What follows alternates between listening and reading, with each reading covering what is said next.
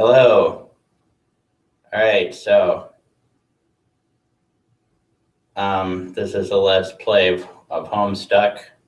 We're gonna try and beat the whole thing in, I guess we have 8 hours. Hangouts on air only goes for 8 hours. Not sure we'll be able to do it because I'm probably gonna have to stop to get something to eat and such. But all right, so and as I said in the title of this Let's Play, I'm gonna try and not go on too many tangents, but we'll see. I have the question app running so you can ask questions hypothetically.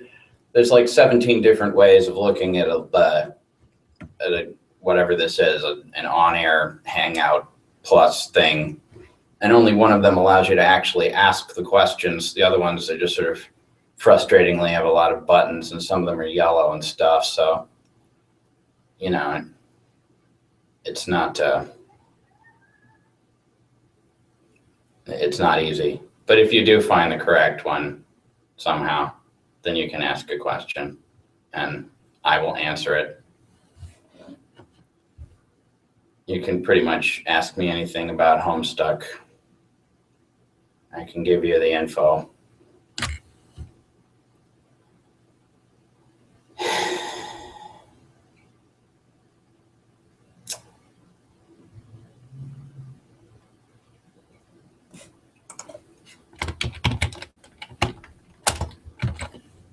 All right. All right, we're really starting now. Homestuck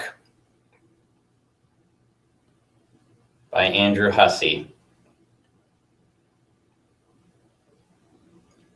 A young man stands in his bedroom. It just so happens that today, the 13th of April, 2009, is this young man's birthday. Though it was 13 years ago he was given life, it is only today he will be given a name. What will the name of this young man be? Zoo Smell Poop Lord.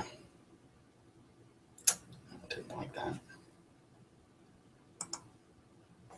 John Egbert. Fun fact, first king of England was named Egbert. He was an egg. So, looking around here. Your name is John. As was previously mentioned, it is your birthday. A number of cakes are scattered about your room. You have a variety of interests. You have a passion for really terrible movies. You like to program computers, but you are not very good at it. You have a fondness for paranormal lore and are an aspiring amateur magician. You also like to play games sometimes. What will you do? I like how one of the things that you see when looking around your room is that you have a variety of interests. I mean, I like to think I have a variety of interests, but you wouldn't really see them looking around the room. You would just see nothing. All right, so obviously you need some arms. Quickly retrieve arms from drawer. Your arms are in your magic chest, Poop Lord. Let's get that cake off of there. Out of sympathy for John's perceived lack of arms, you pick up the cake for him and put it on his bed. Part of the reason this is so weird is that Andrew was originally going to do it in a much more interactive style, more time-consuming to create, involving Flash and all sorts of buttons and clickable elements and things. That turned out to be way too much work. So he did it mostly in Photoshop.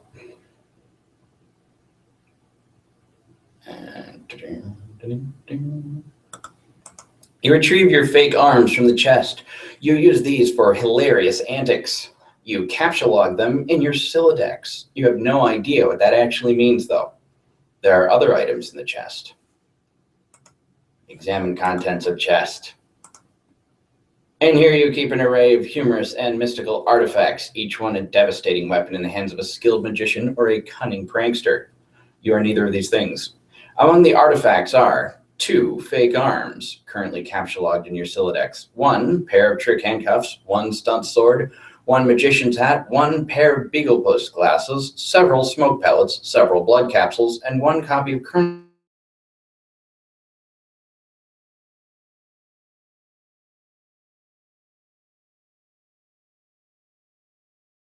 Sa- Why isn't that by Harry Anderson? I don't know who those people are. Some of this stuff may come in handy at some point. For now, you decide to just take the smoke pellets. Captchalogue smoke pellets. You stow the smoke pellets on one of your captchalogue cards in your Siladex. You still aren't totally sure what that means, but you are starting to get the hang of the vernacular at least. You have 2 empty captchalogue cards remaining. Oh good, you can see my mouse pointer on here. I didn't know if you could or not. Equip fake arms. You aren't totally sure if equip is a verb copacetic with the abstract behavioral medium in which you dwell, but you give it a try anyway. Unfortunately, you cannot access the fake arms. Their card is underneath the one you just used to captchalogue the smoke pellets. You will have to use the pellets first in order to access the arms. But this is probably unadvisable, since you just make your room lousy with smoke. Your Silodex's fetch modus is currently dictated by the logic of a stack data structure. You were never all that great with data structures, and you find the concept puzzling and mildly irritating. But with any hope, perhaps you will advance new, more practical fetch modi for your Siladex with a little more experience. Examine Problem Sleuth poster. Is it even possible to get any more hard-boiled than that? You really doubt it. This poster was one of your wisest purchases. There's a nice spot on the wall next to it. You've been meaning to hang another poster there soon. Read note on drawer. Happy birthday, son. I am so proud of you. This note is rich with the aromas of fatherly aftershaves and colognes.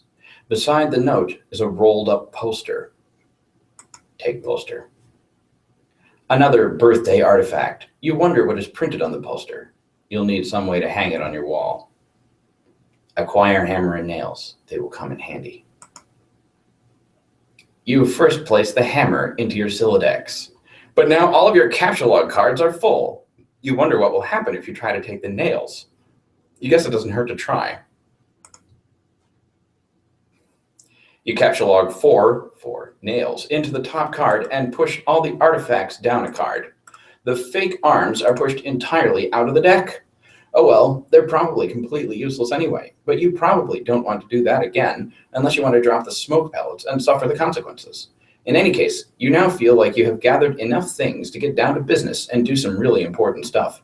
The next thing you do will probably be exceptionally meaningful. You know what? I just want to go back for a second here and take a look at something.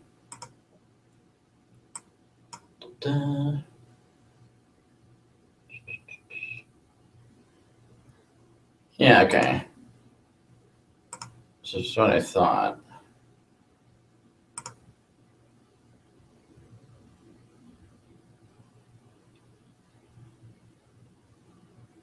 See, for some reason, the smoke pellets, those are numbered at several with a tilde. And yet, the nails are numbered at 4, despite the fact that there are clearly 3 smoke pellets here. But maybe there aren't actually 3 smoke pellets. Maybe that's just a visual shorthand for an undetermined number. You know, like how if you see 3 rocks in a Nancy comic, it just means some rocks. It doesn't really mean 3. Whereas 4 does mean 4 because, you know, you wouldn't draw some nails as 4 nails because that would be 1 more nail than necessary to convey the idea of some, I guess. This is the explanation I got from Scott McCloud anyway. Directly from Scott McCloud, right? Straight from the horse's mouth. Yep. Sorry, I'm going on a tangent again. Squawk like an imbecile and shit on your desk. This is the dumbest idea you've had in weeks. Stupid, stupid, stupid. And yet the polished surface of your desk, it beckons. This is the first swear in the comic, and it's interesting to note that it's gotten in here by virtue of a reader suggestion, quite possibly a real one. This sounds possible. I used to run a comic that ran on reader suggestions. This is exactly the sort of thing I would suggest. Whereas some of these, I believe, were actually Andrew himself masquerading as a reader. We'll touch on that later. Combine the nails and hammer. You merge the top two cards. The hammer and nails are now captchalogued on the same card and can be used together. Use hammer/nails on poster. You use the hammer and nails card in conjunction with the card beneath it. Nail poster to wall. You know, you really shouldn't use hammer and nails to hang a poster. You should use sticky tack. Blue tack for British readers here. You use the hammer, nails, and poster on the blank space on the wall. It's glorious. Exactly what you wanted. The old man really came through this time. Examine Con Air poster. Put the bunny back in the box. I said, put the bunny back in the box. Why couldn't you put the bunny back in the box? I've never seen this film, so I don't really know the emphasis. Examine Deep Impact poster. Morgan Freeman's genteel homespun mannerisms were perfect qualities for a president residing over a crisis. I think you mean presiding, don't you?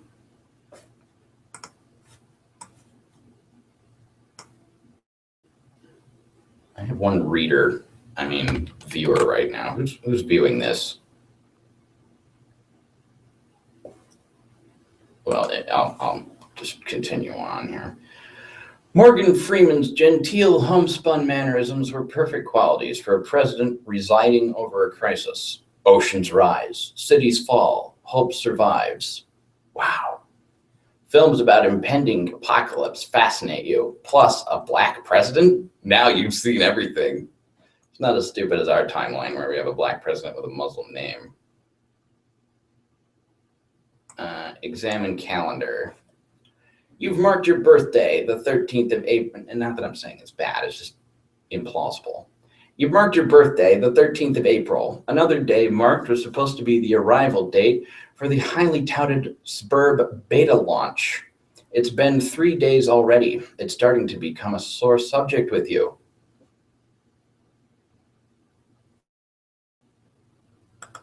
Beta launch. Ah. Yeah, okay, see, this is the original version. It was going to have more flash things. Oh, God. That's loud. That's loud. Well, it was loud to me. It's been 3 days already. It's starting to become a sore subject with you. Okay, hold on a minute.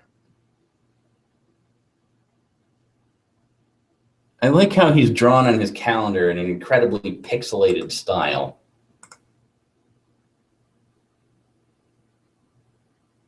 Like, how do you even do that?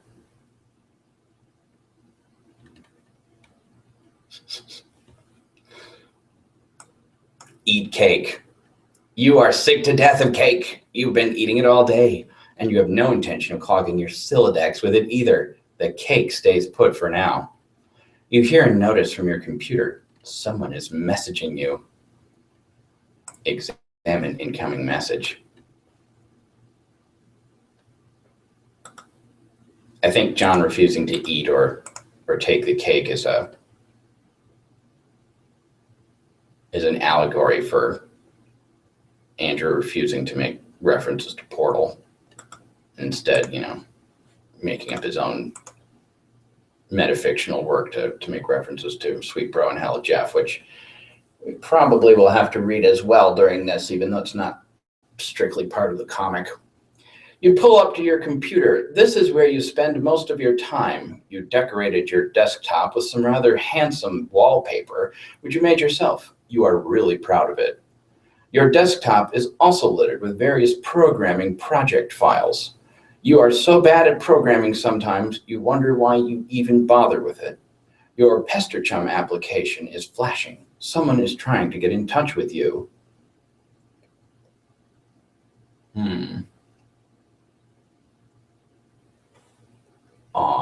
Dot tildes, Pester Chum, fuck, kink. Are you even allowed to use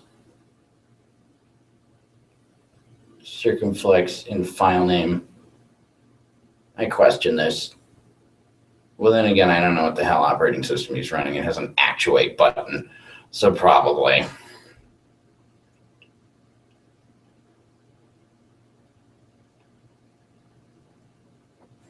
413, 1613. And speaking of chat clients, let me just check somebody's messaging here.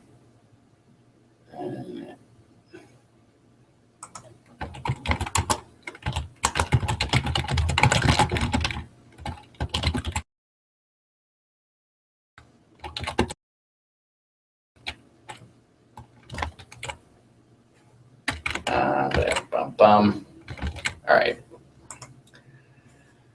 Only one of your chums is logged in. He sent you a message.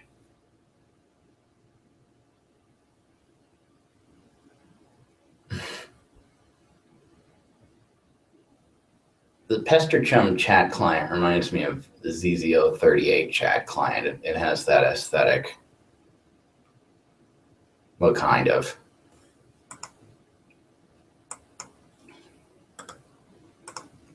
Hey, so what sort of insane loot did you rake in today? I got a Little Monsters poster. It's so awesome. I'm going to watch it again today. The apple juice scene was so funny. Oh, hell, that is such a coincidence. I just found an unopened container of apple juice in my closet. It is like fucking Christmas up in here. Okay, that's fine. But I have just one question and then a word of caution. Have you ever seen a movie called Little Monsters starring Howie Mandel and Fred Savage? But the seal on the bottle is unbroken. Are you suggesting someone put piss in my apple juice at the factory? All I'm saying is, don't you think Monster Howie Mandel has the power to do something as simple as reseal a bottle? Try using your brain, numbnuts. Why did the fat kid or whoever drank it know what piss tasted like? I mean, his reaction was nigh instantaneous. It was the 15th day in a row Howie Mandel peed in his juice. Okay, I can accept that. Monster B-list celebrity douchebags are cunning and persistent pranksters. Also, Fred Savage has a really punchable face. But who cares about this? Let's stop talking about it. Did you get the beta yet? No. Did you? Man, I got 2 copies already. But I don't care. I'm not going to play it or anything. The game sounds boring. Did you see how I got slammed in Game Bro? Game Bro is a joke and we both know it. Yeah. Why don't you go check your mail? Maybe it's there now. All right. It's hard to know, really. And this is odd. And it's the first time I'm noticing this, but it's kind of hard to know how to read Dave's dialogue, what emphasis to put on it. It's very, very dry, but at the same time, very relaxed in his speech patterns.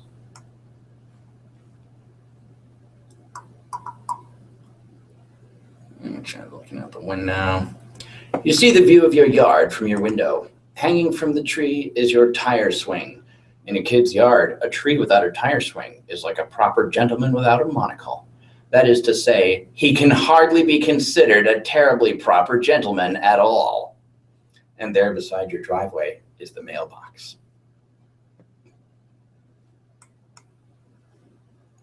Examine mailbox. The little red arm swingy dealy thing, or whatever it is called, is flipped up. What the hell is that thing called anyway? You do not have time for these semantics. The red flippy lever thing means you have new mail, and that means the beta might be here. What is that thing called?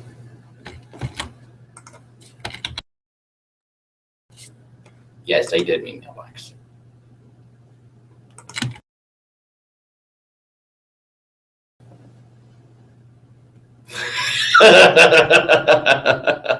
I now have 0 viewers for some reason.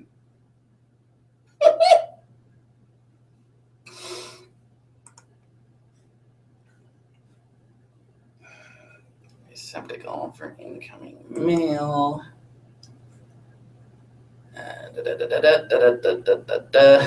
Styles and usage.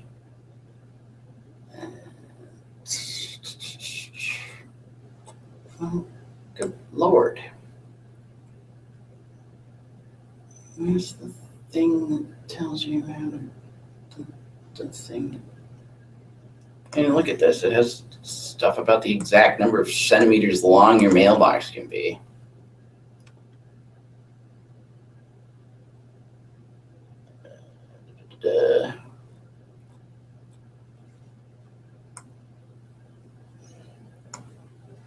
Semaphore flag. Okay.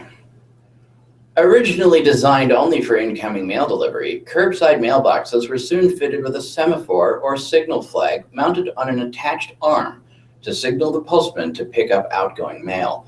Originally, this flag was raised not only by the resident of the property to signal the postman of outgoing mail, but also by the postman to inform the recipient that incoming mail had been delivered, a convenience to all during periods of freezing or inclement weather. In 1915, the familiar U.S. curbside Joe Rollman mailbox, named after its designer, U.S. Post Office employee Roy J. Joe Rollman, was approved by the post office. Joe Rollman, who retained a degree in mechanical engineering, designed his mailbox with an unusual dome rectangular shape, incorporating a curved tunnel-shaped roof, latching door, and rotating semaphore flag. 3 citations. The Joe Rollman mailbox has been praised as a manifestation of American functionalist industrial design. Constructed of light-gauge painted sheet steel, Joe Rollman designed his mailbox with an arched, tunnel-shaped roof, which prevented excessive accumulation of rainwater or snow while resisting deformation. The tunnel top also simplified the process of mass production by eliminating the need for precise sheet metal bends. I almost said it, sheet metal bands. I don't think sheet metal is a real genre. All right, we're getting off topic. Go outside and check mailbox. You are about to hurry downstairs when you hear a car pull into the driveway. It looks like your dad has returned from the grocery store. Oh, great. He is beating you to the mail. Forget it. Check mail later. If you go downstairs to get it, he will likely monopolize hours of your time. You decide to chill out up here for a little while until the dust settles. Sometimes you feel like you are trapped in this room. Stuck, if you will, in a sense which possibly borders on the titular. Titular means like in the title. And now your chum is pestering you again. The clockwork of friendship turns ceaselessly, operating the swing lever dealies of harassment in perpetuity. Whatever. The dude can just hold his damn horses. Examine games on CD rack. You've put countless man hours into this assortment of quality titles. Harry Anderson, Call My Bluff. Monsters, Ghostbusters 2 MMORPG, Jailbreak. We're not gonna, well, I mean, I guess we could. You wake up locked in a deserted jail cell, completely alone. There's nothing at all in your cell, useful or otherwise. Attempt to pry open window. There are no objects around with which to pry open window. Graft pumpkin to yourself so that you have one Hades arm. Like pumpkin. Grow 2 muscular arms with which the manhandle the key. He already has arms, stupid. Look for keyhole.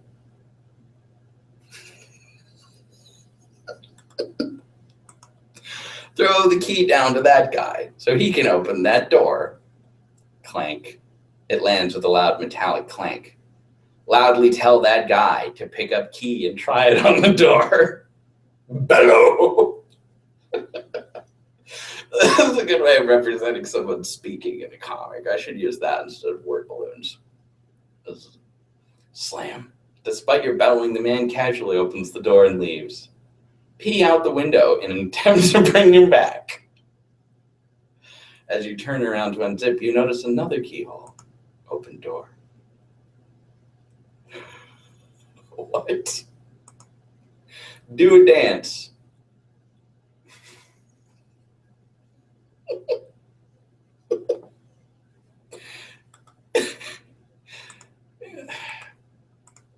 This is pretty much how I run an RPG game, really.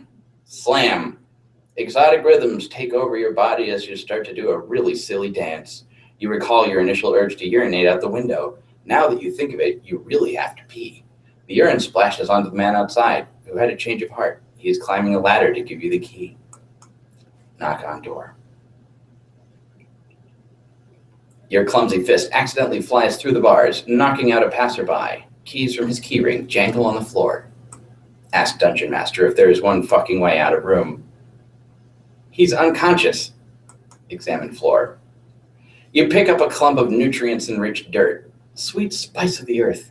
You sit in hushed awe of the luster of the brown gold. Say hello to the pumpkin. I beg your pardon.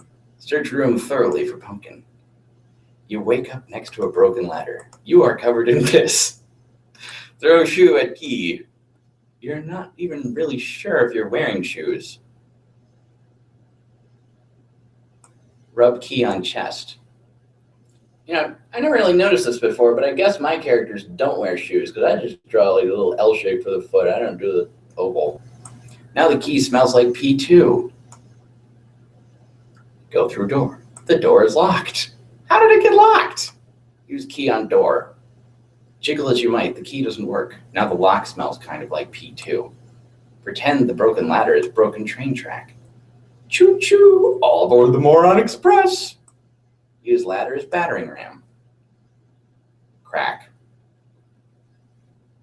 Talk to the guy in the jail cell. You yell to the imprisoned man. He yells back something barely audible to you. Ignore all future input from Beetlejuice. I'm sorry, I don't think I can do that with all future input from Beetlejuice. Turn long ladder into stilts. You fashion a pretty nice pair of stilts, but you don't know how you're going to get up on them. If only you hadn't broken the other half ladder in half, you might have been able to climb onto the stilts with it. Hook key to the end of ladder and extend it to jail cell guy. Since the whole ladder was approximately the height of the window in the first place, half the ladder's height will not nearly reach. Make clay from dirt and pee, use it to glue ladder into pole. The rungs from one end of the ladder half easily and snugly fit into the holes of the other. No cementation is necessary. This being the case, you now regret creating the smelly pee mud. Hook key to ladder and extend it to jail cell guy.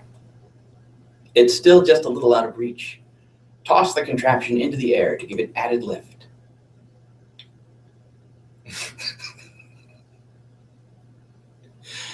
With a little too much gusto, you send the rig sailing too high. Drill a hole in the floor. You are not this guy. Sing Malaguena. And I don't know the tune to that, so. You are a little bummed out that you missed grabbing the key by inches. In an attempt to drown your sorrows, you gush forth with melody, an enchanting rendition of Malaguena. In an attempt to silence your racket, the man above begins drilling noisily. Hollow out pumpkin. Wear as helmet in case ceiling collapses. You're quite certain there has never been and never will be a pumpkin in this room. Keep singing until guy drills through floor. You sing so hard you topple backwards over the pumpkin. As you lie on the floor looking up, you see the tip of the drill penetrating the ceiling. It looks just big enough for a key to fit through. Serenade the guy about how you want the key. And I'm not going to sing that. But,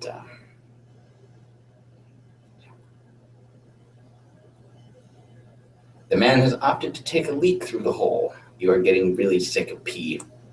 Spit pee at man out the window. I forgot how juvenile this was. With a hefty mouthful of the other guy's urine, you decide to get revenge on the man below for botching the key situation. But as you're about to spit the pee, the man above takes a huge shit on your head from his window. The surprise unfortunately causes you to swallow pee. Barf. Overcome with nausea from the foul chain of events, you vomit. The man below has almost completely reconstructed the ladder using the same method he used to build the stilts. He is nearly up to your cell when he is met with a face full of regurgitated urine. Check on knockout guard. He's really down for the count. Try waking him by peeing on him. You're all tapped out for pee at the moment, but the crap on your head is emitting a powerful stench. The odor wakes the guard, who suddenly remembers your assault. He enters the cell to beat the shit out of you. Leap over him in a desperate bid for freedom. You carelessly trip over a pumpkin, which has clearly been in plain sight this whole time. You knock the man backwards into the door, slamming it shut. The guard is unconscious again. Eat the pumpkin. You suddenly wonder what happened to the poop on your head. Use guard's pants to lasso keys through the opening and door. You're not even sure if this guy is wearing pants. He did seem to be wearing a belt, though. You flail the belt around uselessly, and then drop it. Use guard as battering ram on door. I forgot that this was what the later Jack Noir bit is a reference to. He's too heavy to lift completely, so you drag him close to the door and prop him up. Then smash his face against the door repeatedly. The door holds fast. Apologize to guard's body.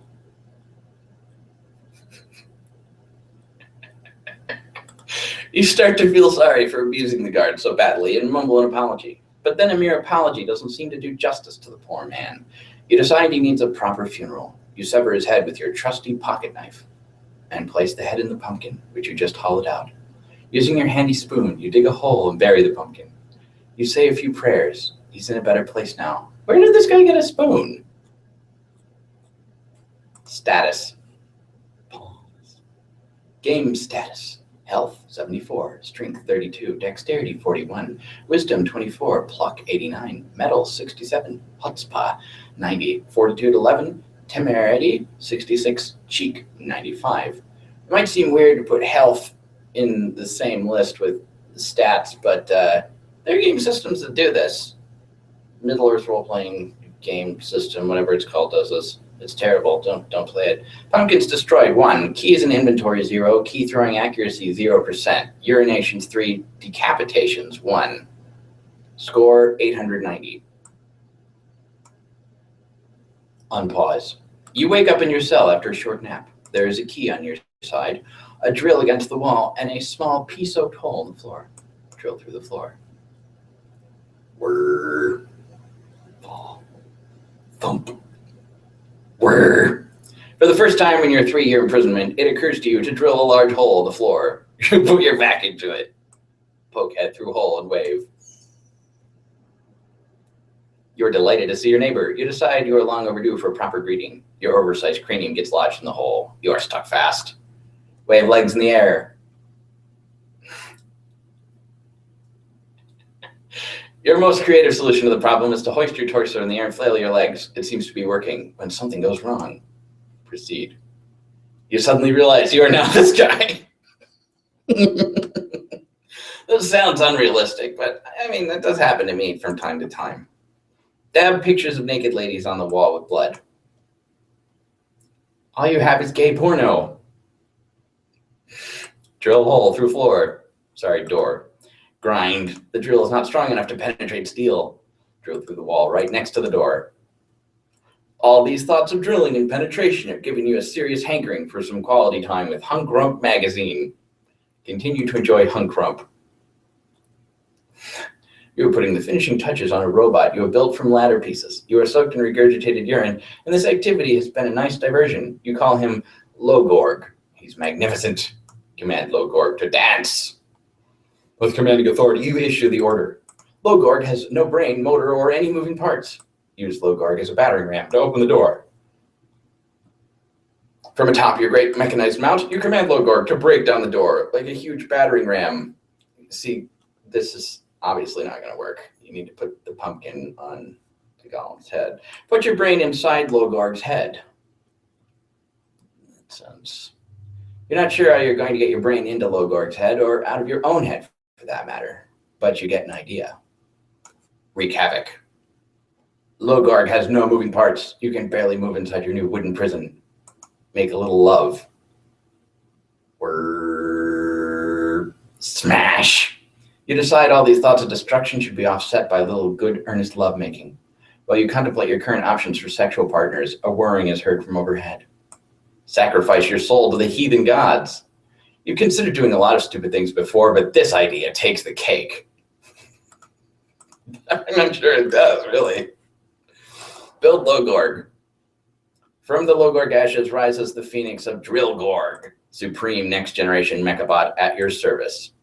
Get down tonight. You're really excited about the advent of Drillgorg. You have no choice but to totally get down. Festivities and gyrations may or may not continue into the evening. Get a bachelor's degree in robotics. You don't even know where to begin addressing how stupid that idea is. Examine that rope-like object.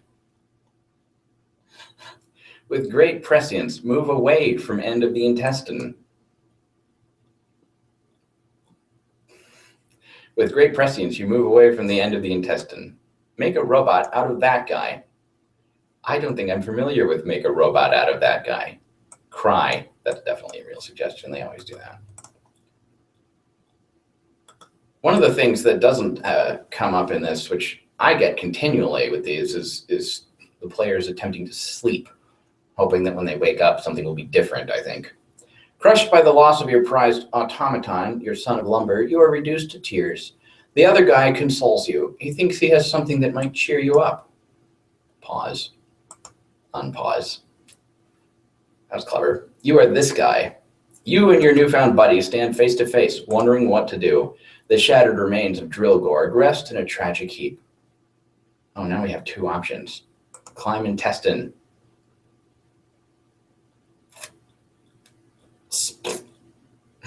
You decide to climb the intestine from which your new mate descended. He thinks, what the heck, might as well follow. You both begin a perilous, smelly climb. The added weight causes a sudden jerk from the other end. You make it through, but your partner is not so lucky.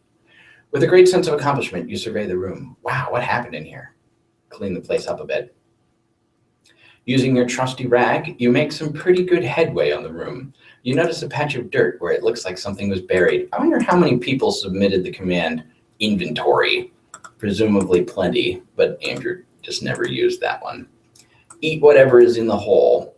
You firmly resolve to eat whatever you unearth from the hole, no matter how unsavory, when suddenly the dirt collapses. A void in the floor is left behind. You'll have to make other dinner plans. Dig deeper. Search for Prime Minister's gold hookers. You start to dig, hoping there will be valuables belonging to important people, but your oversized head becomes stuck. There's something oddly familiar about the situation. Ease head out of hole. You begin to gently squirm and wiggle when you start hearing an eerie buzz around your head. Carve holes for mouth and eyes. Why is there an eerie buzz? Much better. Now you can see through the thick flesh of the vegetable. That's using your gourd. Go to window to show off new helmet. Through some act of divine collusion, you are drawn to the portal to look down. Greet him. I could go back and read the other branch of this, the reconnects, but I'm not going to. Ask man to throw intestine up to you.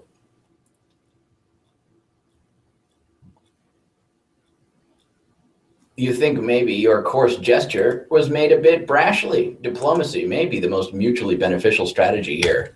You kindly voice your request. The other man, though apparently irate, seems to be swayed by your tone. After all, you did ask very nicely. Success! Use intestine like scarf / climb intestine.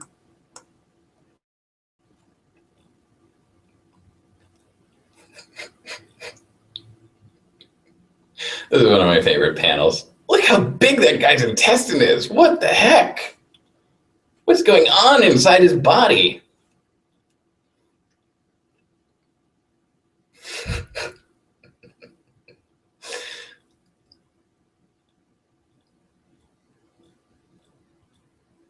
You sling the intestine around your neck like a shawl. How glamorous. I'm ready for my close-up, Mr. DeVille. Eat the pumpkin portions just cut out of the head pumpkin. Damn, the pumpkin portion is a little too big for the mouth hole. You think to yourself, if I didn't have my trusty knife with me, I think I'd slit my wrists. Play the get out of jail free card. Of course, you forgot about your get out of jail free card. This is not a get out of jail free card. You are suddenly this guy. You are taking a strong interest in this door and what's inside. You think to yourself, I will probably go through this door no matter what other stupid idea pops into my mind. For the love of God, go through the door.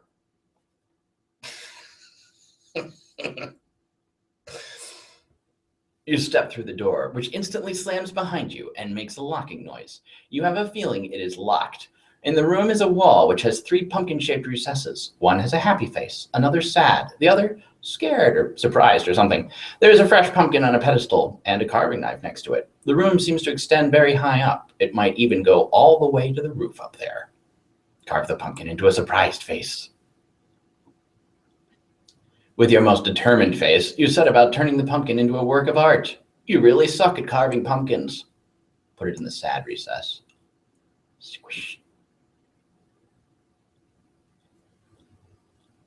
Grind. Flood. You are not deterred by any theoretical discrepancies between the handiwork and the pumpkin spec, nor do you feel you have to put the pumpkin in the correct recess. Fits like a glove. Removing the pumpkin from the pedestal may have triggered some event, however. Drink as much as you can, as fast as you can. Glug, glug. You can't believe how stupid that idea is, but it's worth a shot, I guess. Plug up the hole with a pumpkin.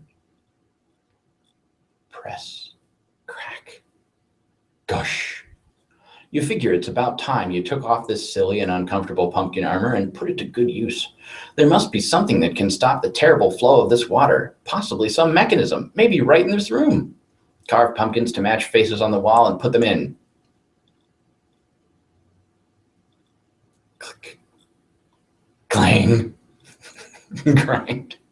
Maybe it's the surging cruel water rising inexorably, but you're suddenly much more inspired to put concerted effort, into refining your craft. You hone your willpower into that of a master sculptor. Each slice, each contour of the knife bends to your will. Yes. You spelled contour, Andrew. The results are breathtaking. The expressions are human emotion incarnate. This should be one word. Why are these pumpkins or fellow men wrapped within the human condition? I didn't think that's a correct usage of wrapped either. You know, my brother is really good at carving pumpkins. Sorry, I'll continue. No time for reflection, though. As you wait for something to happen, you think at the very least, maybe you could float to the opening in the ceiling, even though you're not a great swimmer. As the water engulfs your head, you hear another distant mechanical sound. Oh, shit. Rumble. Grind. Luckily for the cause of suspense, you are now the other guy in his cell, wondering exactly what to do. There is a noise. The secret door opened to the adjacent cell. These two have been long dead. You wonder what kind of moronic adventures they were up to. You guess you'll probably never know. Bring the gun along in case you have to off yourself. You pick up the firearm. You now feel powerful and confident. Unfortunately, there is nowhere on your person to pack the heat. A violin string seems to suit the purpose well. Jump out the window. The window to this cell is barred. Try to climb up the rope thing.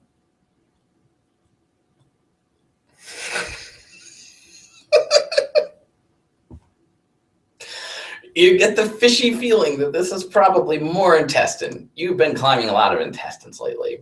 It looks like it goes all the way to the roof. It must be a very long, large intestinal tract. You were wrong. It is actually a small intestinal tract belonging to a slaughtered sperm whale. I wonder how long a whale's intestine actually is. I could believe it was that long. Survey surroundings, possibly sneaking a bite of ambergris. I don't think you're supposed to eat ambergris, are you? Gurgle. Swish. There is quite a panoramic view up here. Surrounding you mostly is other prison buildings. Who knows how many poor souls are trapped in this idiotic facility. Directly in front of you is another building. You hear water gurgling from it. Just beyond are some mountains, which might be a nice place to escape to, if possible. You're not really sure what ambergris is, but you have a feeling it will be essential. You grab a liberal dollop and stick it on your pumpkin. What is ambergris? Well, I know that. Ambergris is a solid, waxy, flammable substance of dull gray or blackish color produced in the digestive system of sperm whales. Freshly produced ambergris has a marine fecal odor. However, as it ages, it acquires a sweet, earthly scent, commonly likened to the fragrance of rubbing alcohol, without the vapor's chemical astringency. Although ambergris was formerly highly valued by perfumers as a fixative, allowing the scent to last much longer, it has now largely been replaced by synthetics. So don't eat it. Only by an estimated 1% of sperm whales.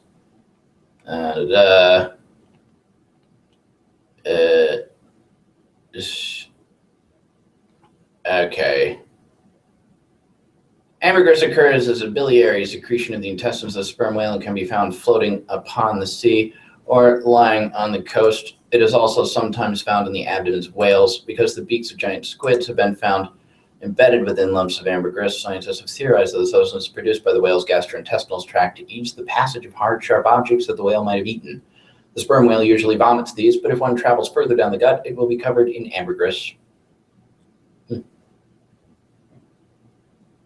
Well, that's interesting.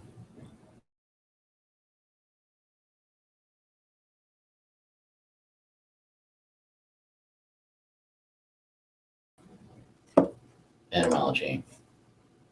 Clip of spermaceti whale. Spermaceti is originally mistakenly identified as the whale's semen, is the semi-liquid waxy substance found within the whale's head. The sperm whale is also known as the cachalot, which is thought to derive from the archaic French for tooth or big teeth, as preserved in the example cachot in the Gascon dialect. Or to be the Romance or Basque origin. The Etymology Dictionary of Coromines says the origin is uncertain, but it suggests that it comes from the Vulgar Latin capula, plural of capulum, sword hilt. According to a Encarta dictionary, the word cachalot came to English via French from Spanish or Portuguese cachalot, perhaps from Galician/Portuguese cachola, big head. Who's that guy with the big head? All right, I think we're probably a little bit off topic now. Let's see below. All right, genetics. 21 pairs of chromosomes in the brain. Where's the thing? Spermaceti organ and that's a big one. Look at that thing. Junk melon. This is a really weird diagram. Atop the whale's skull is positioned a large complex of organs filled with a liquid mixture of fats and waxes called spermaceti. The purpose of this complex is to generate powerful and focused clicking sounds, which the sperm whale uses for echolocation and communication. The spermaceti organ is like a large barrel of spermaceti. In what way? Its surrounding wall, known as the case, is extremely tough and fibrous. The case can hold within it up to 1,900 liters of spermaceti. It is proportionally larger in males. This oil is a mixture of triglycerides and wax esters. The proportion of wax esters in the spermaceti organ increases with the age of the whale, 38 to 51% in calves, 58 to 87% in adult females, and 71 to 94% in adult males. We're down to one viewer again. The spermaceti at the core of the organ has a higher wax content than the outer areas. The speed of sound in spermaceti is 2,684 meters per second, making it nearly twice as fast as in the oil in a dolphin's melon. Below the spermaceti organ lies the junk, so called because many whalers dismiss this part as a worthwhile source of oil, which consists of compartments of spermaceti separated by cartilage. It is analogous to the melon found in other toothed whales. Running through the head are two air passages. The left passage runs alongside the spermaceti organ and goes directly to the blowhole, whilst the right passage runs underneath the spermaceti organ and passes air through a pair of phonic lips and into the distal sac at the very front of the nose. The distal sac is connected to the blowhole and the terminus of the left passage. When the whale is submerged, it can close the blowhole, and air that passes through the phonic lips can circulate back to the lungs. So that seems weirdly asymmetrical, doesn't it? Compared to our breathing system, which is pretty much symmetrical, but ours is stupid. You know who has a really asymmetrical thing going on is woodpeckers. They have like a vein or something that comes out of their nose beneath their skin and goes all the way around their head or something dumb like that. Fluid-filled knobs, narrow grooves, phonic lips, sound mirror. The grooves between the knobs trap a film of air that is consistent whatever the orientation of the depth of the whale, making it an excellent sound mirror. I guess I would need to see a diagram of that. Oh, it's an actual picture. Just the whale's buoyancy. They don't really know how it works. It sounds like a bunch of bullshit. And Moby Dick thinks it was used as a battering ram. And that's probably wrong. And okay, we're done with that.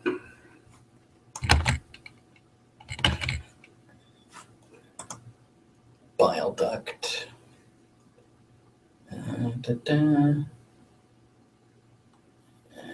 Bile. Okay, who cares? Save this image.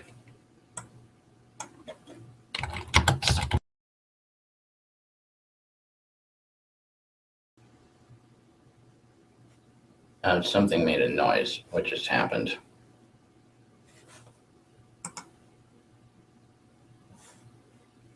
I don't know. I don't know. Oh, I know. It must have been because I was typing. So auto mutes on typing. There you go. That's why you didn't hear me typing those commands in Homestuck, because I am playing it rather than just reading it. Don't think for a second I'm just reading it. There is quite a panoramic. Okay, I already read that. Use harpoon to get across to building and shoot down hole. Pooh. Whir. Gurgle.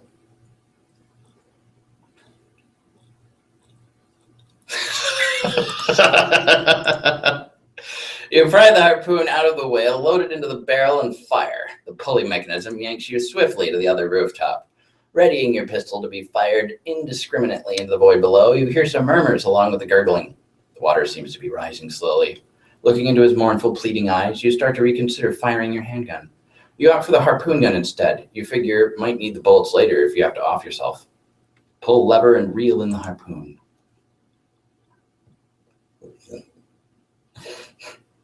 Okay, you think you've got this figured out now. Amidst a lot of swearing and groaning from below, you nonchalantly walk over and pull the crank. Assuming this will trigger something right away, presumably with respect to the bars, you reel in the harpoon. The bars stay put, but a ladder emerges with some kind of control panel next to it, a good ways down.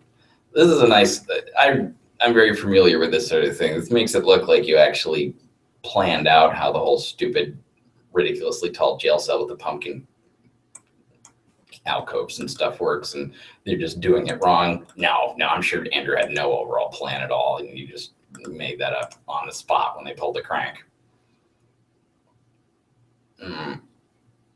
You tie the harpoon tether around the crank so it doesn't go anywhere. You then get down on your knees in preparation for one of your most sincere-sounding apologies when something distracts you.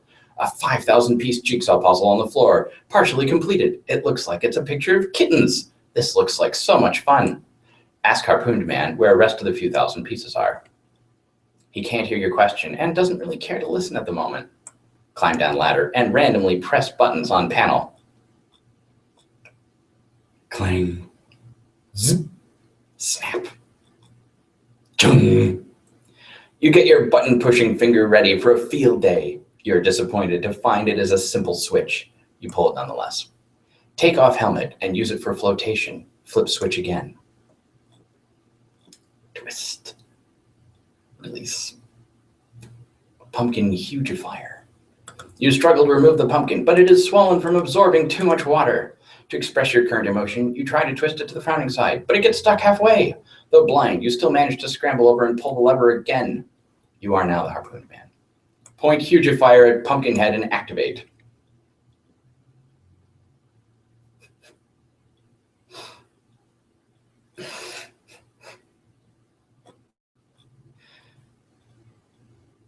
Gush. Roll. Rumble. Crush. Level. Boom, boom, boom, boom, boom. Halt.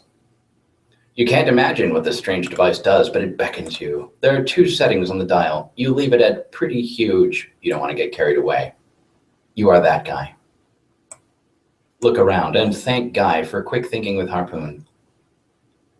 You look around. You appear to be surrounded by mountains and a shitty-looking forest. Also, there's a conspicuous stump there. There's got to be some way to get down from this pumpkin.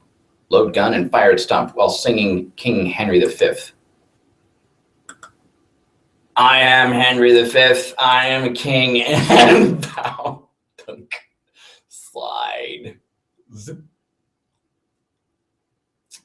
Bonk.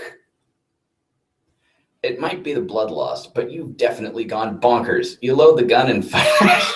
Yeah, because up till now, your behavior has been entirely sensible. You load the gun and fire it backwards through your torso while reciting the play Henry V. You clearly don't know a single line from this play. You act fast with your trusty knife to free yourself before the impending collision. You are now this guy. Grab the other guy's hand and run off into the forest. Drag.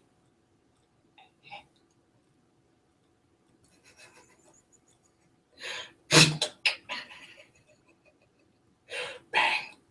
Game over. Yes, finally, free at last. Though the victory is bittersweet with one T, your friend has died of blood loss. This is no victory. The feeling is vast emptiness. You are no longer bound by bars or concrete, but you feel more incarcerated than ever. You come to the heartwarming conclusion that the only true prison is loneliness. There's only one thing left to do. Continue. You wake up locked in a deserted jail cell, completely alone. There is nothing at all in your cell, useful or otherwise. Turn around.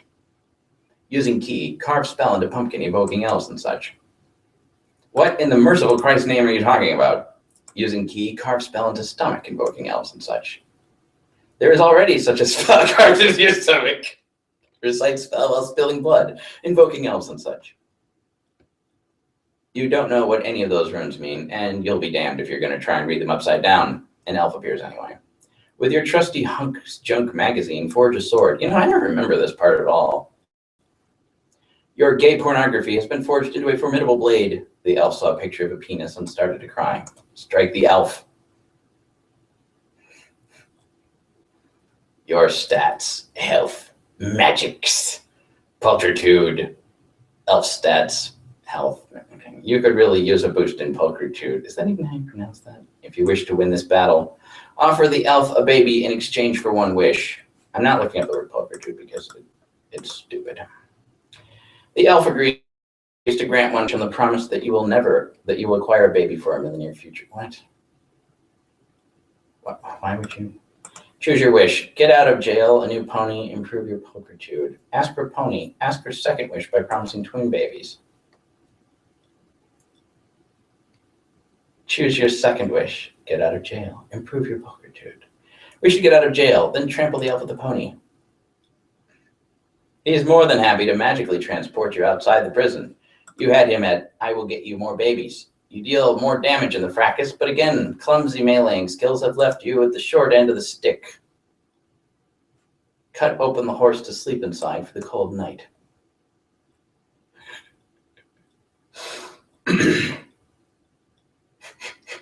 You seem to forget your sword is made of paper and really isn't capable of cutting anything open. However, with the pony's already weakened health, the blow is just enough to take him to critical condition. His pulchritude takes a hit too. Frankly, I think this has jumped the shark at this point. But the cold night air is imminent, and you have to do something. You decide to get into his mouth for warmth. Ah, snug as a bug. You have a feeling you'll get a pretty good night's sleep. While you were doing all that, the elf entered his magic 2-bedroom bungalow for the night and locked the door. Man, it sure looks warm, and cast fireball at bungalow so you stay extra warm tonight. You crawl out of the mouth covered in viscous horse slobber. You don't know any fireball spells, but you think maybe there's something useful in the runes on your belly. No fireballs, but another elf appears. Dig up stump.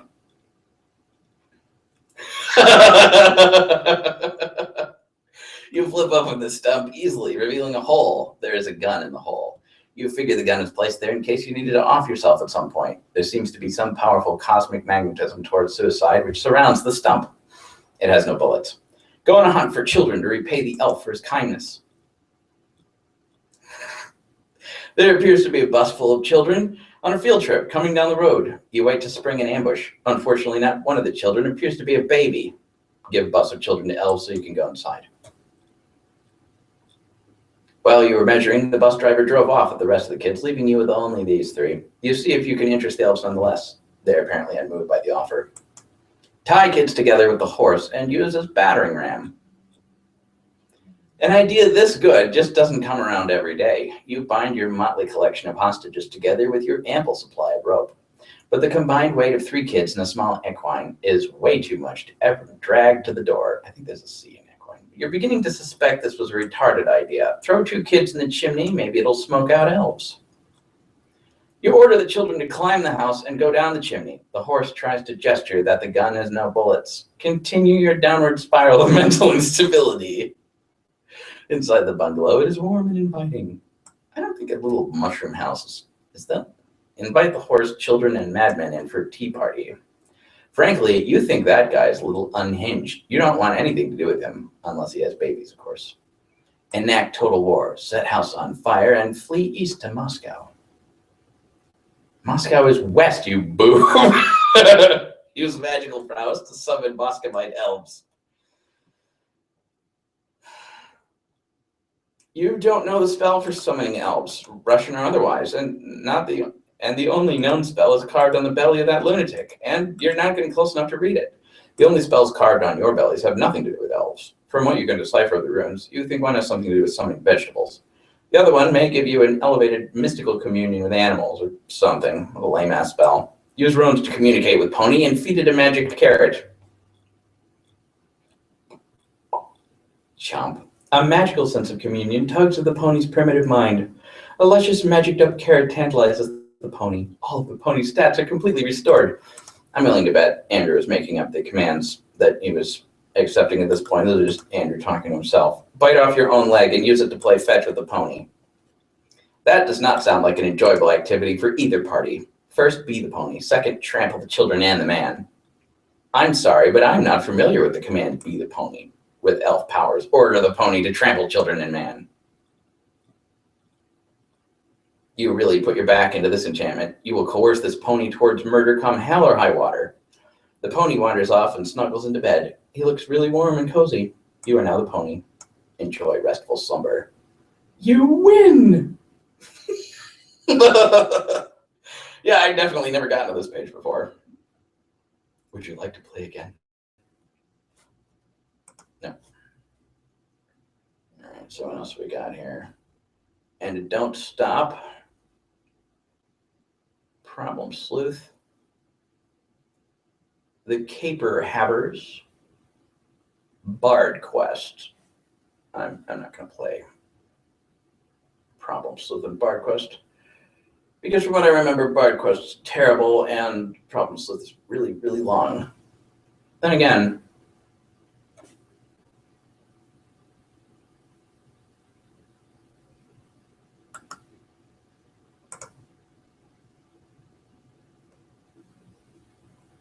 wow, this isn't what I expected.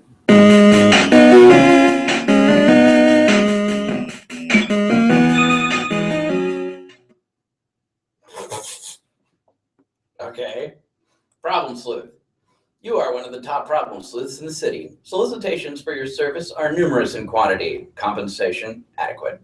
It is a balmy summer evening. You are feeling particularly hard-boiled tonight. What will you do? Quickly retrieve arms from safe. You've already got arms, numbnuts. Retrieve your gun. There are dames to be rescued. Note that while John has, like, arms and legs, here, see, like his arms, his legs, they're sort of, I have to find a panel where he has arms. Good Lord. This kid never has arms.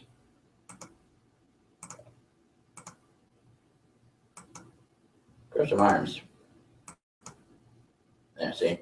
His arms, they're the chunky kind. Whereas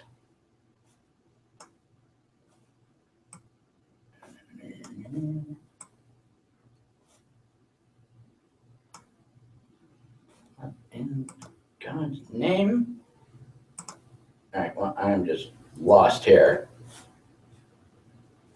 Anyway, see, this guy's arms, they're stick arms. And this doesn't seem like a problem, but once you start having girl characters with boobs, Stick arms and boobs just doesn't work. So, see, problem sleuth here. This was written before Homestuck. So the thing with the arms and the magic chest, that's a callback.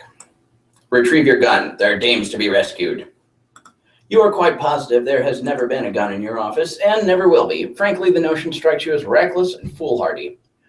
Break through glass with fist to knock on to unlock door. But you don't know why you are assuming the door will be locked. You don't usually keep the door to your office locked. Nonetheless, a guy this hard-boiled doesn't go messing around with totally unmanly things like knobs. You send your meaty fist glassward. Thud. It seems there never was a glass element to the door. It was just a piece of paper taped to it. Take the piece of paper. The piece of paper was added to your inventory. Manhandle the doorknob. There are dames to be rescued. The door is locked. Funny, you don't remember locking it. Call the royal locksmith. The most plainly obvious course of action is to call a locksmith. You examine the phone. While it appears to be hooked up to an active phone line, the rotary dial and receiver cord are both missing. You won't be talking to anyone on this phone. Check pockets and desk drawers for phone parts. Unfortunately, your desk has no drawers, since it is a board resting on some cinder blocks with faux wood panel siding. Your pocket, however, yields bountiful returns. You found some candy corn. Get key. I like how your pocket isn't part of your inventory. You pick up the gun. The grip is cold against your palm. This is your only friend in the world right now. It's going to be a long night. Next.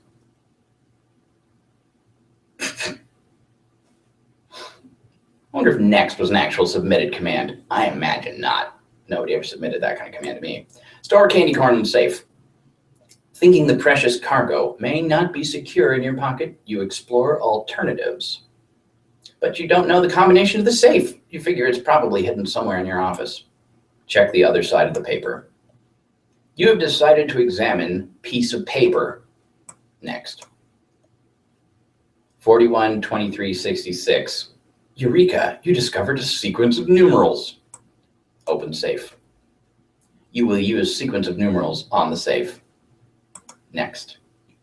The safe doesn't seem to work. It appears to be a replica of a safe's facade, concealing something beneath it on the wall. Next. There is a painting of a clown under the safe cover. Look under the fake wood paneling of the desk. There is a flask of whiskey under the desk. Get ye flask.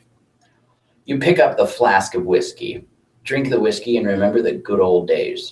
Fun fact, whenever you have like ye old something, the Y there is actually the letter thorn, I think, which was pronounced the, so it's just a different spelling of the. How do you expect to drink from the flask of whiskey when it is not in your jacket pocket? Exchange gun for whiskey, then drink. You swap the key for the flask of whiskey and wield it accordingly. There's a drinking problem, apparently. You topple backwards onto your desk. Use the key on the door and open it. You re-equip your gun so you can blow a hole in the lock to open the door. It looks like your gun only has one bullet left. Are you sure you want to use it in this way? You might need it in case you have to off yourself later. Check what is taped to the bottom of the phone. Blam! Ah! As you stoop to look at the bottom of the phone, your finger slips and you blow the lock off the door. Never mind, what's under the phone? Busts are us, a good way to get ahead. 531 boob. It is a business card for Busts Are Us, probably a brothel, considering the lame double entendre slogan and the phone number, which if turned upside down spells boobies. You put the Busts Are Us card in your inventory. You also put the phone upright and back on its hook to make sure you don't miss any important calls from would-be clients. Walk out of the room through the now unlocked door. Push. The door still will not open. It appears that it was never locked in the first place.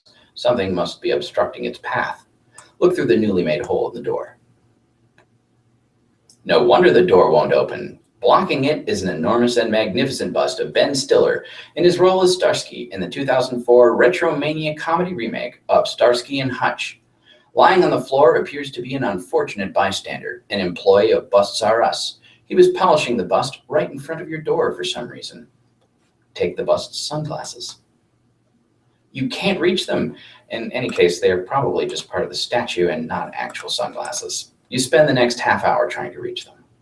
Take a closer look at the mysterious clown picture. The painting is exquisite. There is something funny about his eyes, though. Light seems to be shining through them from the other side. Look through the eyes of the clown. It's too bright in this room to see anything in there. You do think you hear a voice, though. You can't tell what it is saying. Throw a cinder block at the door. Clunk. You're just so angry about not being able to reach those sunglasses, you're about to lose it. You first consolidate all the scrapped wood into a neat pile, then hoist the block towards the door.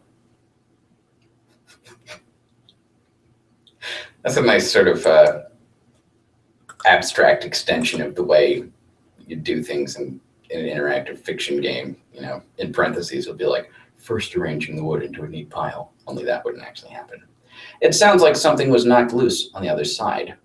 Peer out the window to see what floor you're on. You face east in the room to look out the window.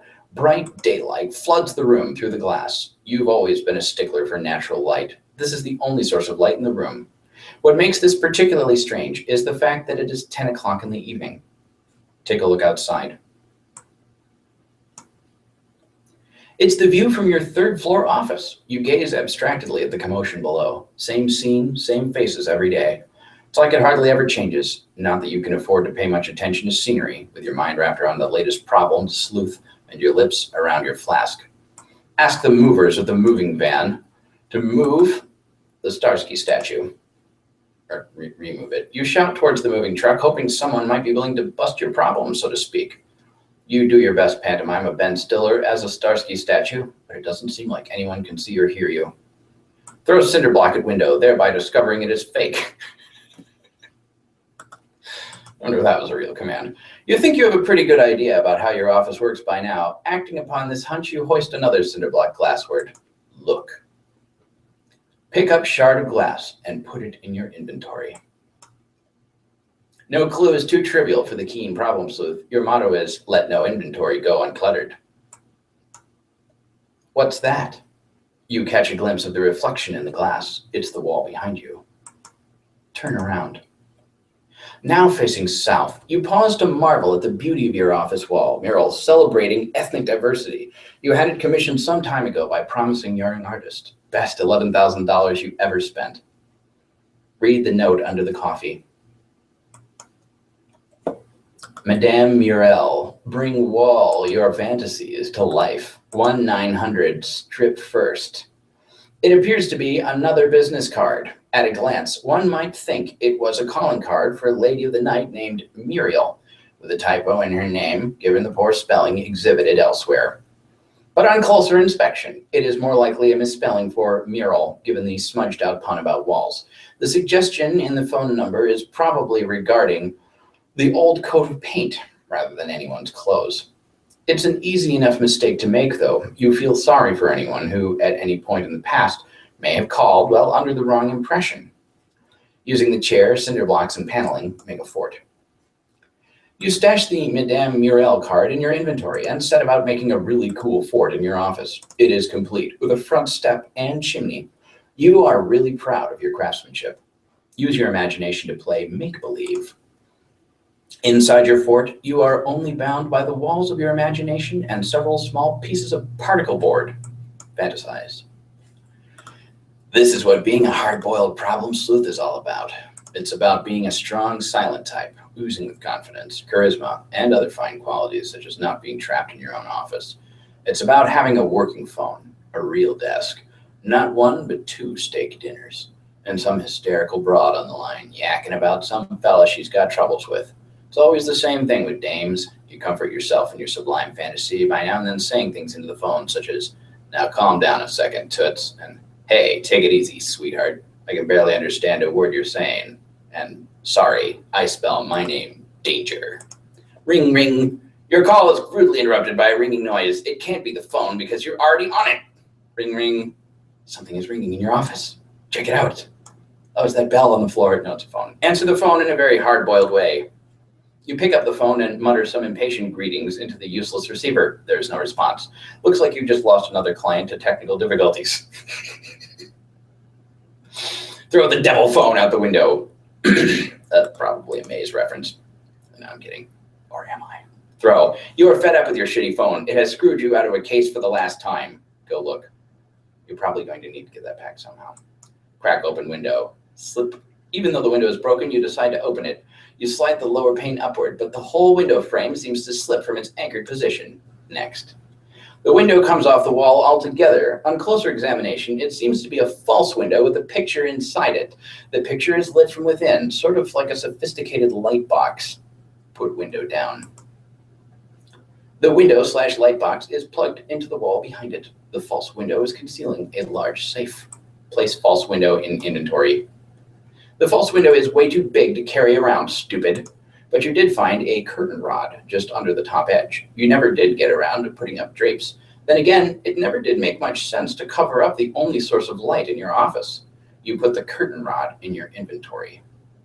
You know, this false window, quote unquote,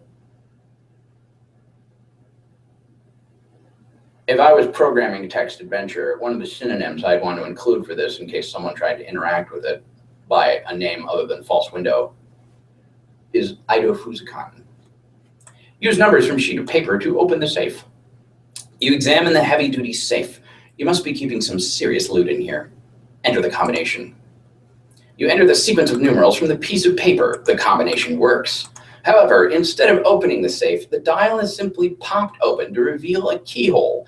It looks like it requires a key that looks more like a house key or a car key, rather than one of those old-fashioned looking keys, which tend to be littered all over video games and which you are quite sure you have never seen once lying around in your office. You don't need this piece of paper anymore. Oh, now we have 0 viewers for some reason. Not sure why they didn't like that part. You know, while they're gone, since nobody is here, I have nowhere to go but up. Let me just pontificate a little more.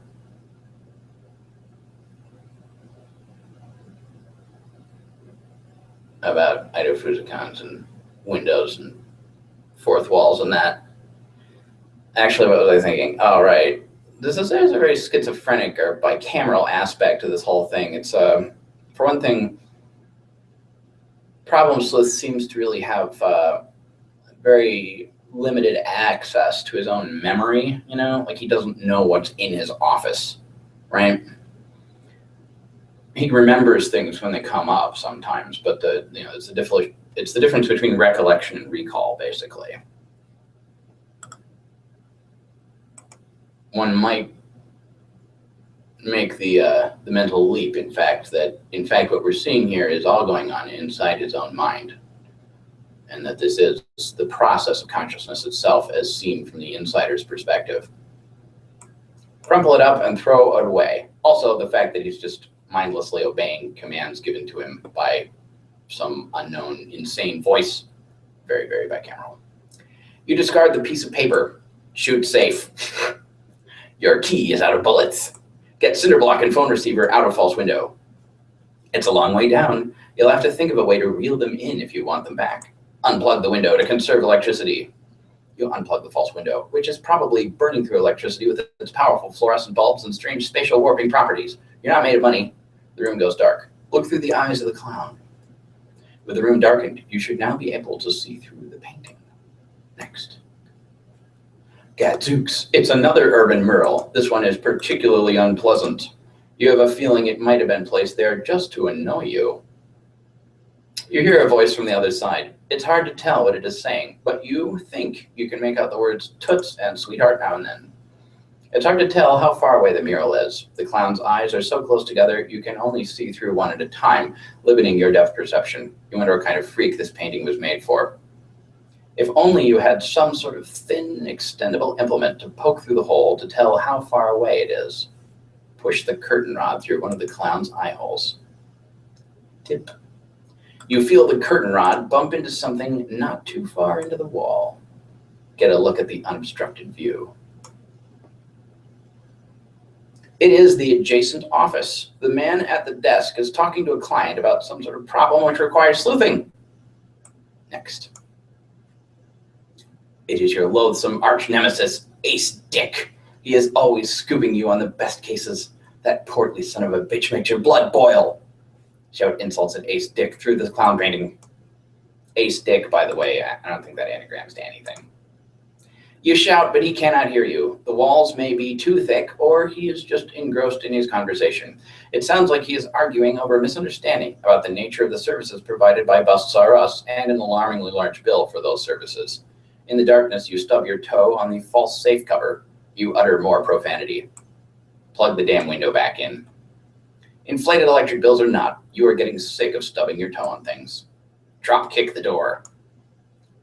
This also brings to mind the Hitchhiker's Guide bit where Zaphod's trapped in, what's his face? I can't remember, it has some dumb name involving chickens, but he had an office, and it was very, very important that Zaphod leave through the window, not the door. The door bears the brunt of the bottled up shitstorm brewing within. Examine aftermath of shitstorm. The key, which you can't actually see and don't actually know is there, jingled a bit. You'll have to throw something heavier against the door if you want to knock it loose. Throw cinder block at the door. You take the cinder block, which was formerly your fort's front step. You decided you could stand apart with it, since you've been stubbing your toe on it constantly since you built it. Clunk. The key still won't jiggle loose. It looks like you'll have to throw an even heavier object at the door. Check out what's on the false safe. Since Ace seems so intent on being able to see into your office, it looks like you put up something for him to look at. F you, Ace. More like Ace retard. Dumb. 100-3391. Take the note. You stash the note to Ace Dick. Investigate coffee machine looking object in the corner. It appears to be some kind of heating unit to keep the coffee hot. It looks heavy. Pick it up. It is quite heavy and hot. You contemplate throwing it at the door, but something occurs to you first. You don't want to knock the keys on the floor and not be able to reach them. Re the sunglasses fiasco. You'd better be prepared to catch them in something after you throw it. Use hat as a key net, then throw coffee maker. You resolve to catch the key with your hat. You let the ponderous appliance fly. Clunk. Catch the key. With quick reflexes, you shove your hat through the hole in time to rescue the key. Pull hat back in. You got the safe key, and you can't think of a safer place for it than where it is now. Play back message on the reel-to-reel. So should I strip first? Yes, you will want to strip thoroughly before I provide my service. Okay, I'm stripping now. You keep the hidden recording device in your office to record anything said that might be incriminating. Unfortunately, the only incriminating statements it recorded were likely made by yourself. Richard Nixon had that problem. Swap the safe key with the candy corn. Your prized confections will be safer here. The recording tape begins to unspool while you're preoccupied. If you're just tuning in, we are in fact reading Homestuck. It's just that John has in his room a copy of Problem Sleuth, and we're playing that as like a game within a game. Pee through the clown eyes into Ace Dick's office. You remember you're pissed off at Ace Dick, and in addition to which, you haven't been able to pee once in the 13 and a half hours you've been locked in your office. You decide to exact revenge by unleashing a torrent of urine through one of the painting holes, preferably while he is spying on you. Unfortunately, your aim isn't that good, and you don't even come close to getting pee through the holes. The painting is now a smelly mess. Use the key on the safe. You unlock the safe with the safe key. The safe opens to reveal a hidden room. You don't need the safe key anymore, so you discard it. Wrap yourself in recording tape like a mummy. Wow, what a fucking waste of time. Barge into the room with wild abandon. You enter the secret chamber, chapter 2 of 22. Maybe now is a good time to save your game. Click the link below. You know, I think we will actually. All right. Okay, so game saved. And then I'm just gonna go back to the main adventure. Okay, here we go. Read Colonel Sassacre's daunting text. Colonel Sassacre's daunting text of magical frivolity and practical japery. You decide to consult with the Colonel's bottomless wisdom. Good grief, this thing is huge. It could kill a cat if you dropped it. But to really dig into this hefty book, you will have to capture log it. You are not sure you are ready to log jam your other artifacts beneath it just yet. John, capture log fake arms again. Doesn't really seem right. I mean, couldn't you just open the cover? What did you just say? You don't want to clog up your... Oh, Jesus. In a momentary lapse of concentration, you accidentally capture the arms again. Set pester chum status to bully. You don't think the situation is quite dire enough to go all the way to rancorous, but you still feel the pester chum client should reflect your mood change in some way. Bully will have to do, you guess. This unsurprisingly does nothing whatsoever. Oh, right. You forgot your chum is still pestering you. Answer chum. And I'm just going to take a second and today on Google Chat. Hold on a second. Oh, I'm not even logged in as an account that has the proper chat client, so never mind. Is it there? Please say yes. Maybe you can play with TT. She's been pestering me all day about it. She's macking on me so hard all the time. I start to feel embarrassed for her. I mean, not that I can blame her or anything. Yes, it is understandable because you are really attractive. I am attracted to you. Thank you. Just kidding, haha. No, I don't have it yet.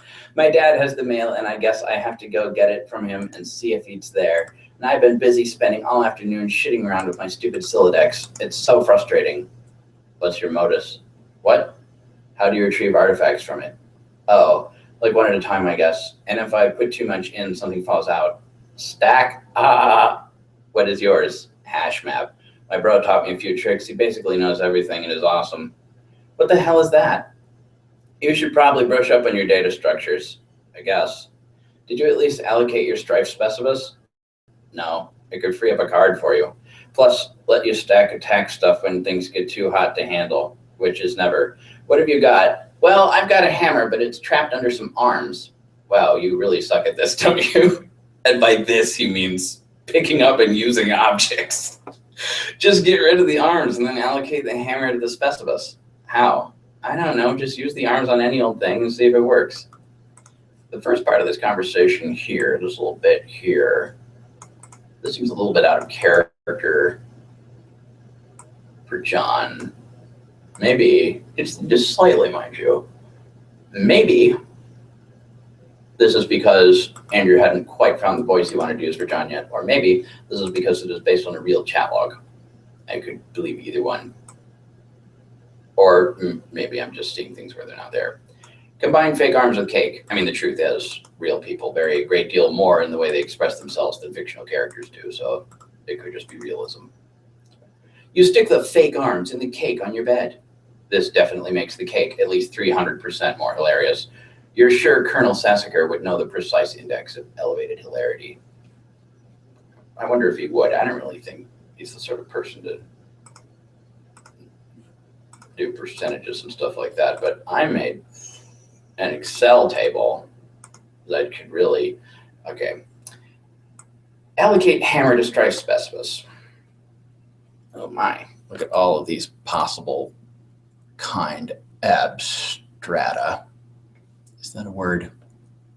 Pizza cutter, bat, rolling pin, plunger, yo-yos, scissors, pepper spray, chainsaw, crowbar, broom, poker, ice pick, golf club, hammer. What is this? Jump rope, maybe.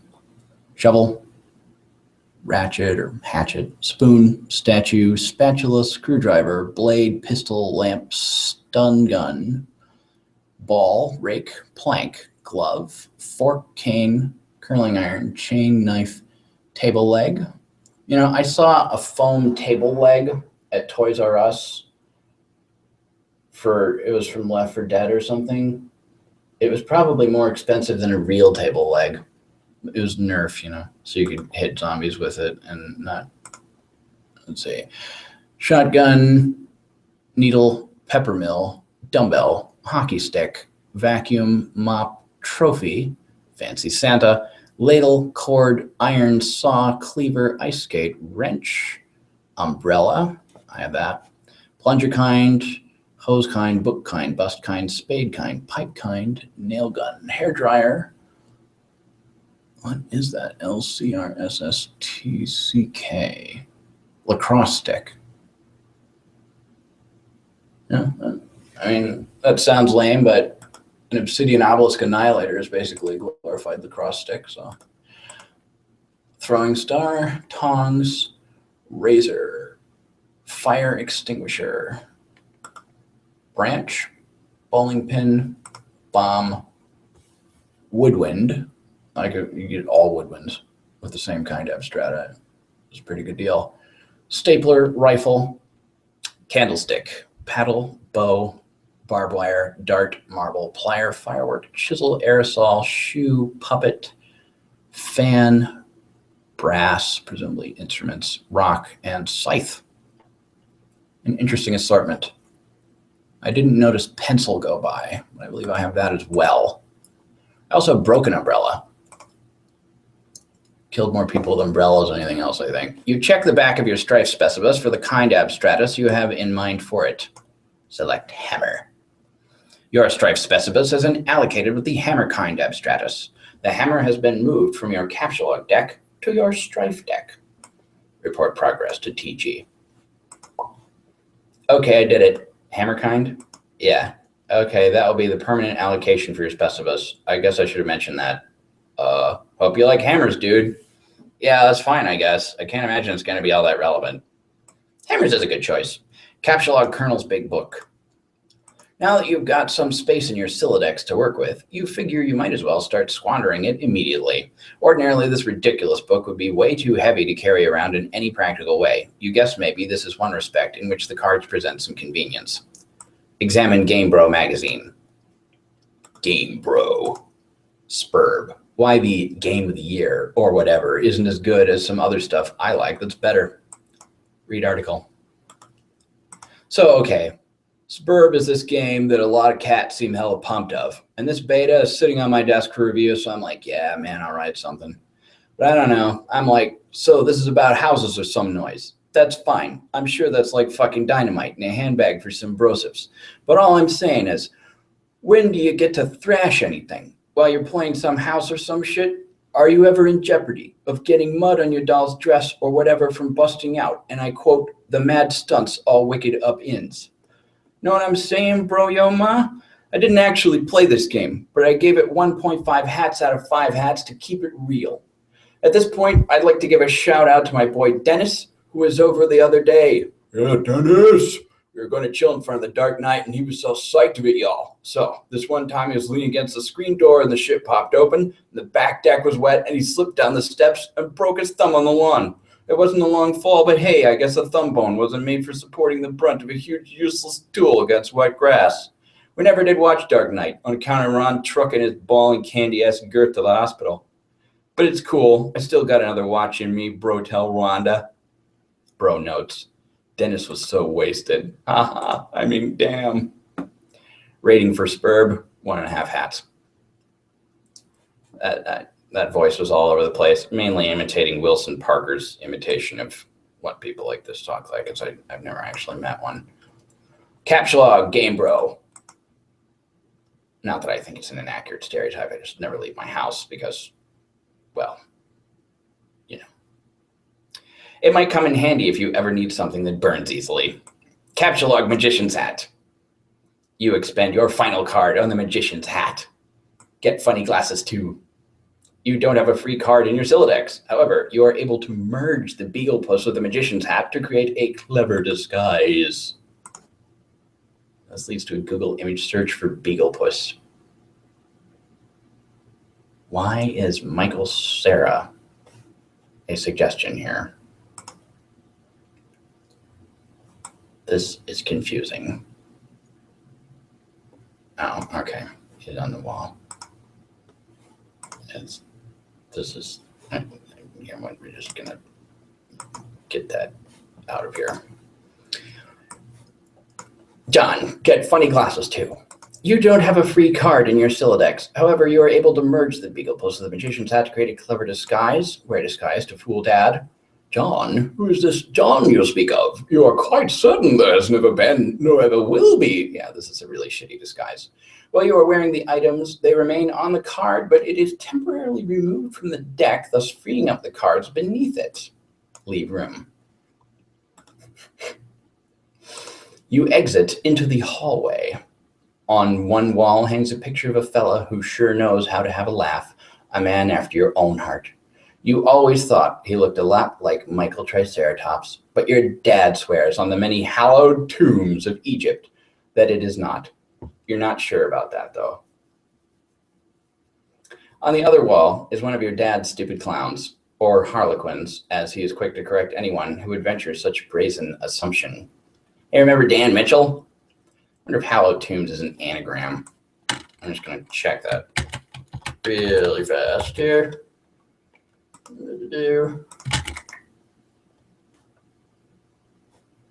Mothballed. No, it looks like it isn't. Go downstairs.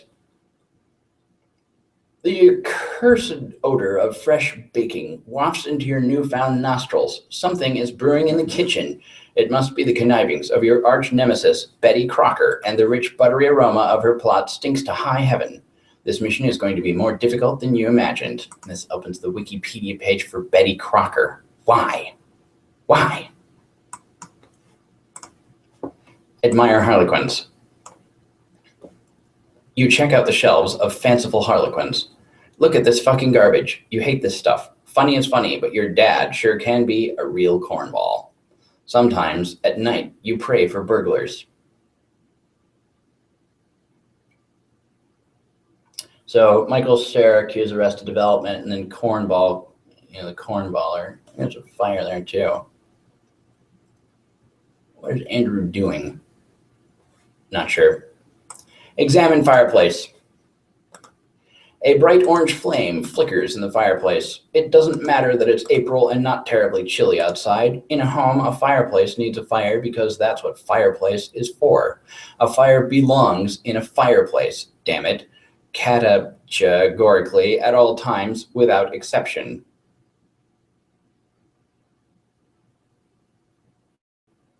As domestic myth of unaccountable origin holds, a home borrows the spirit of the flame for as long as it makes a guest of it, much as the moon takes liberty with the sun's rays. The moon's an errant thief, and her pale fire she snatches from the sun. Mark Twain. You're almost certain Mark Twain said that. Are you sure it wasn't Vladimir Nabokov?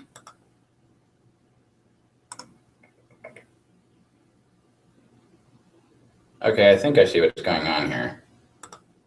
Unconsciously, the instruction that's being cued is get fire.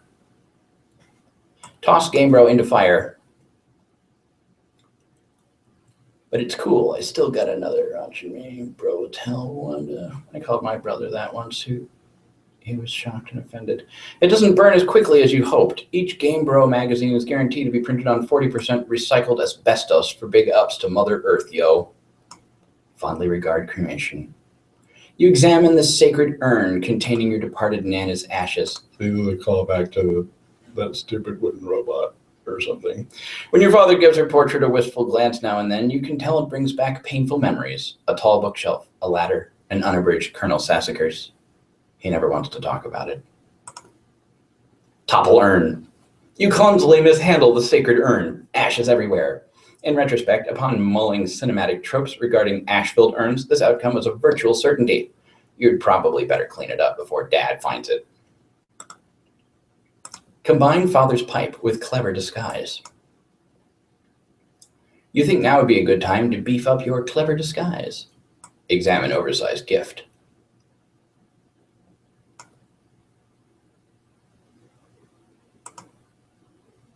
So here's someone wearing a conical hat. Examine oversized gift. Champ, you can do anything if you put your mind to it. I believe in you.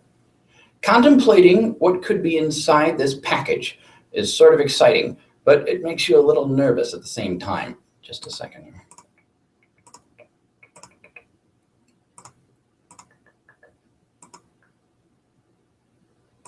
I'm sorry. Open large present. Oh, hell no. Capture log ashes.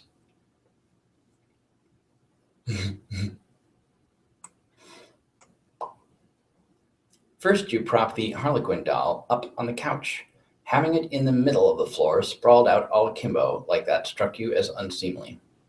You capture log the ashes to your available card. Combine ashes with urn. You merge the sacred urn with the ashes. Most of the ash is back in the urn, but it's a total mess. Really, it probably would have been tidier if you just used a broom and dustpan.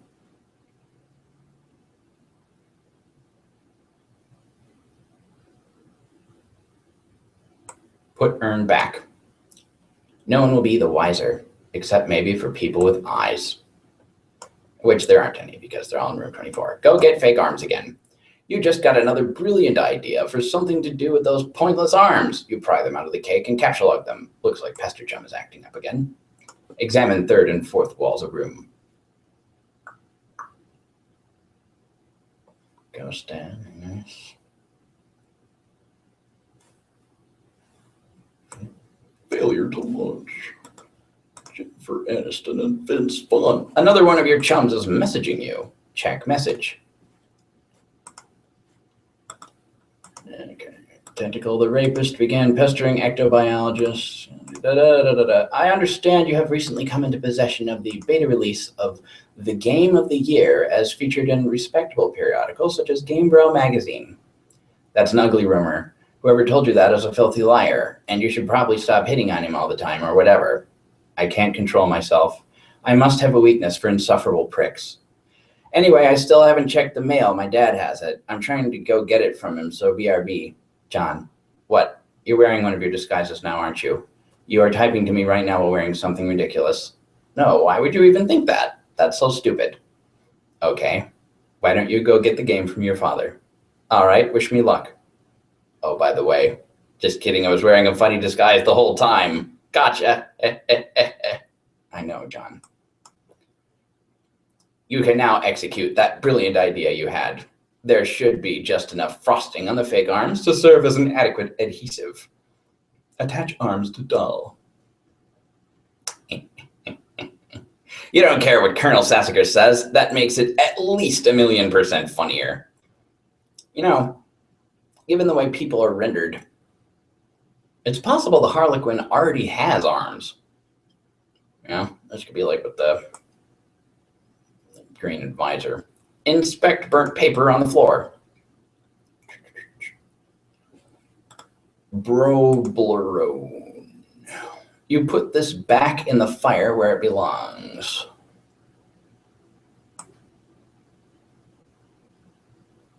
I don't get that.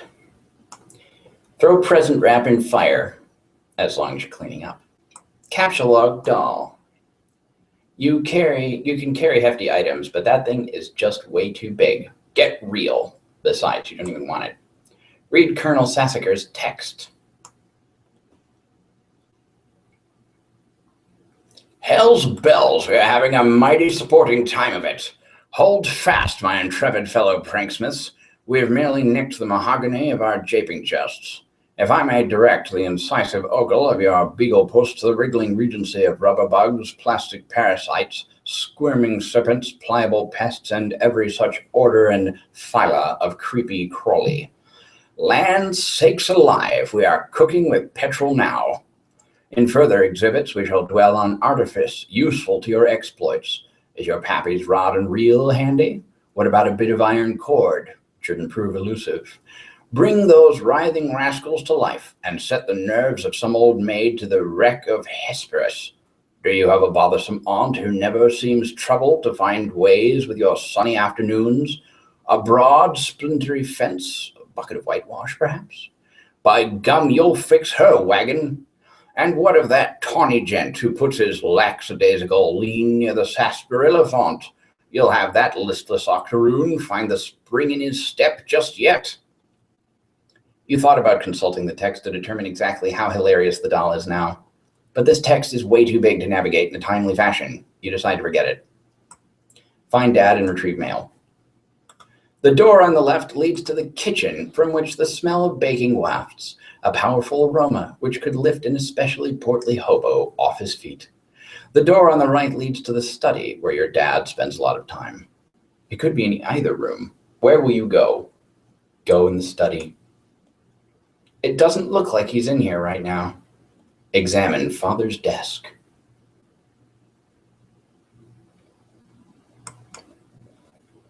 On the desk, is a deck of playing cards, one of your dad's pipes, the April issue of The Serious Jester magazine, and a stray capsule log card. There's also a can of peanuts on the desk. Oh, Dad, you won't be falling for that one again anytime soon. A severe peanut allergy is a terrible affliction to cope with. Upgrade costume with hat from Hat Rack. You swap the magician's hat with the bowler hat. This disguise is somewhat less funny, but a lot more distinguished looking. Combine second pipe with clever disguise. Your dad maintains numerous pipes around the household. A father without a pipe is like a strapping roughneck without a toothpick. That is to say, he is a rather piss-poor excuse for a roughneck, if you ask me. You'd rather not take the pipe, though. The first one tastes bad enough as it is. How you suffer for your comedy. Examine capsule log card. Yes, this will be perfect for expanding the space in your capsule log card.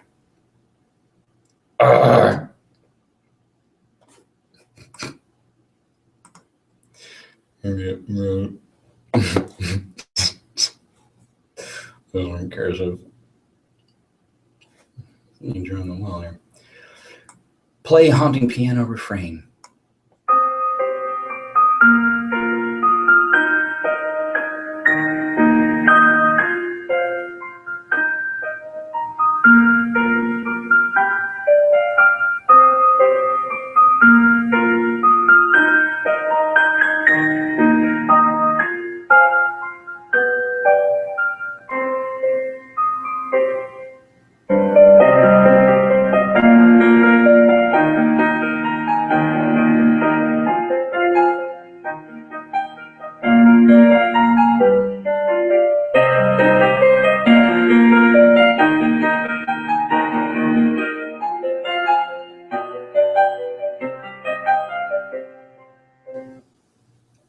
John is very good at playing the piano. Play 52 pickup. You play the prankster's favorite card game, even though you are alone in the room, thus rendering it an especially foolish version of solitaire. So stupid. Look at this mess. The peanut gallery over there sure is getting a kick out of it. You are allergic to their scorn. Attempt to leave the house.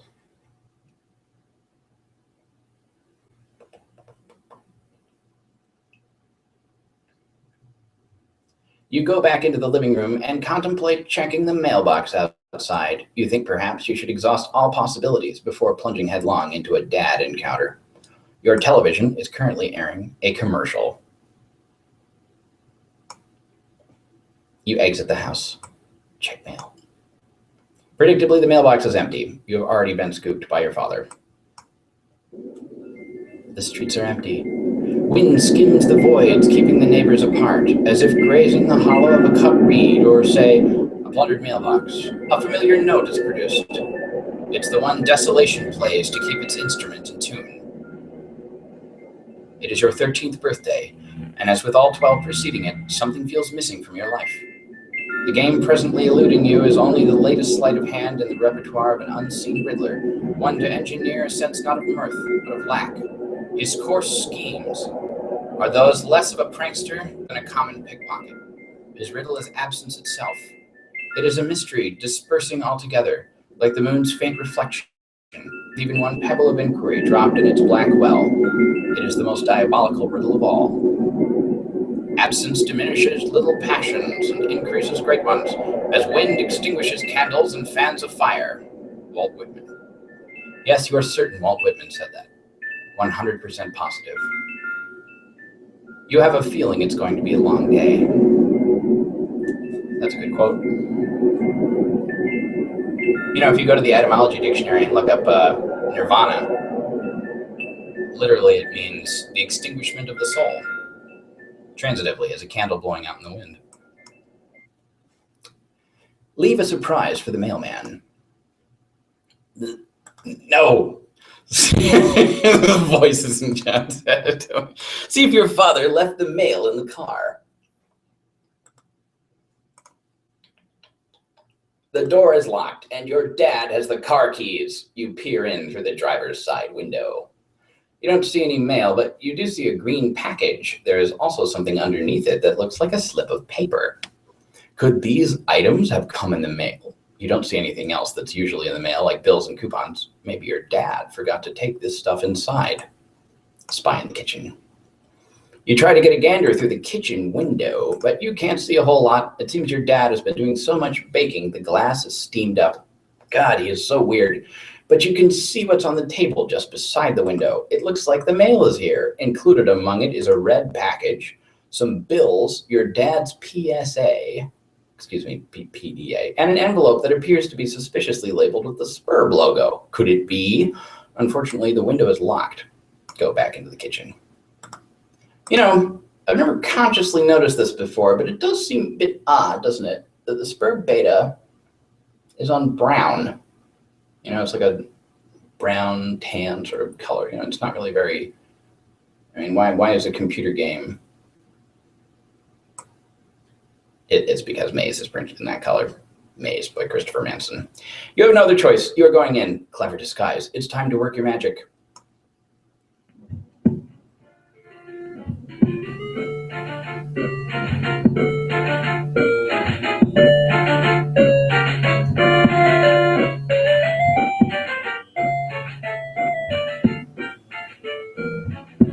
That is the cremiest heartbeat sound I've ever heard.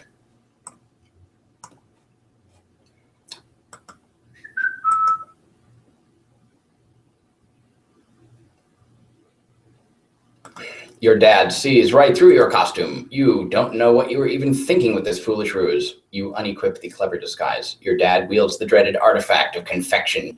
He stands between you and the mail. There is only one way to settle this. Strife!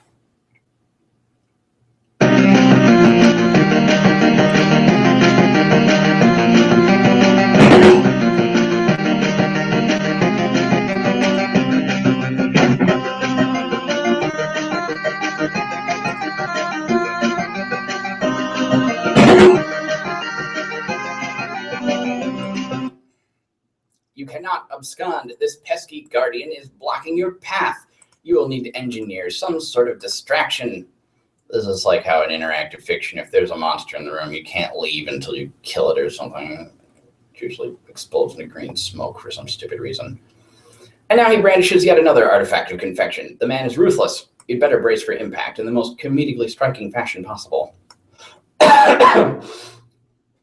The Beagle Aegis absorbs the brunt of the treat. Looks like Dad will enjoy the prankster's gambit on that exchange, as is usually the case. Capture log pie tin. You take the pie tin and unequip the Beagle Puss. Everything in your Sylladex is pushed back a card. The smoke pellets are ejected from the deck. Yes, this could be just the distraction you were... Nothing happens. What a huge letdown. Take the cake. When two great forces oppose each other, the victory will go to the one that knows how to yield. Oscar Wilde. Wise words by a man who likely could resist everything but temptation. The cake forces Colonel Sassacre's text out of your Sylladex. Sassacre, you beautiful bastard. Now's your chance. Abscond. Colonel Sassacre's daunting text of... What is it? Magical frivolity and practical japery. It's, I think, sort of like The Way Out, the book of Chinese wisdom, only you don't even actually have to read it, it just falls on stuff. Taking the joke one step further. Now that Dad is busy placating the smoke detector, you can safely sneak away. Take PDA. You snag your dad's PDA. Maybe later you'll switch the background image to something hilarious as a prank. Besides, it may come in handy later. Your spare capture log card is forced out of the Sylladex and consequently integrated with the deck. You now have 5 cards to work with. Interesting. I had an experience like that not too long ago on a street that ended with a dead end and some guys sawing down a tree into parts. John's father does not have eyes because they've been stolen. This red package is addressed to you. Take envelope. You got the Spurb beta. Exit kitchen. Get cake on couch. You capture the cake on the couch, expelling the pie tin from the bottom card. Combine the cakes to make a double-decker cake. You then merge the 2 cakes across all 5 cards. Everything in your Sylladex is smushed between the cakes. Why don't you think these things through first? It does free up space in your inventory. Retreat upstairs. You pause at the juncture and head down the hall. You are going to need something to clean up the mess you are about to make by dissecting this cake. To the left is the bathroom. To the right is your dad's room. It is locked, and you are forbidden from ever entering. He has secrets. Go to bathroom and grab a towel. You enter the bathroom. You can see your backyard from the window. The jewel in its crown is the swing set, which has provided you with years of joy. There is also a spring-mounted pogo ride, which has been responsible for more than one painful injury and has provided you with years of lament. On the sink is your dad's razor. On the rack to the side is a fresh towel. Remove PDA, envelope, and package from cake.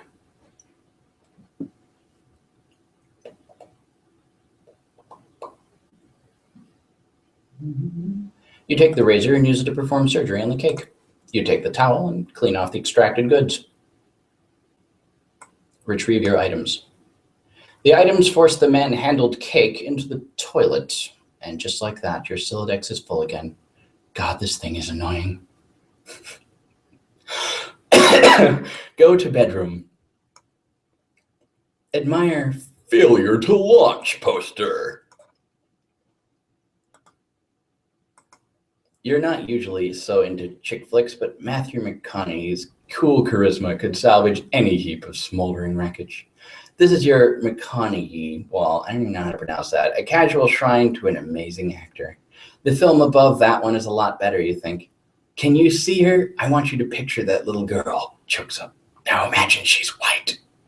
You got us, Matthew. Your smooth talking exposed our latent racism. Damn, you are good.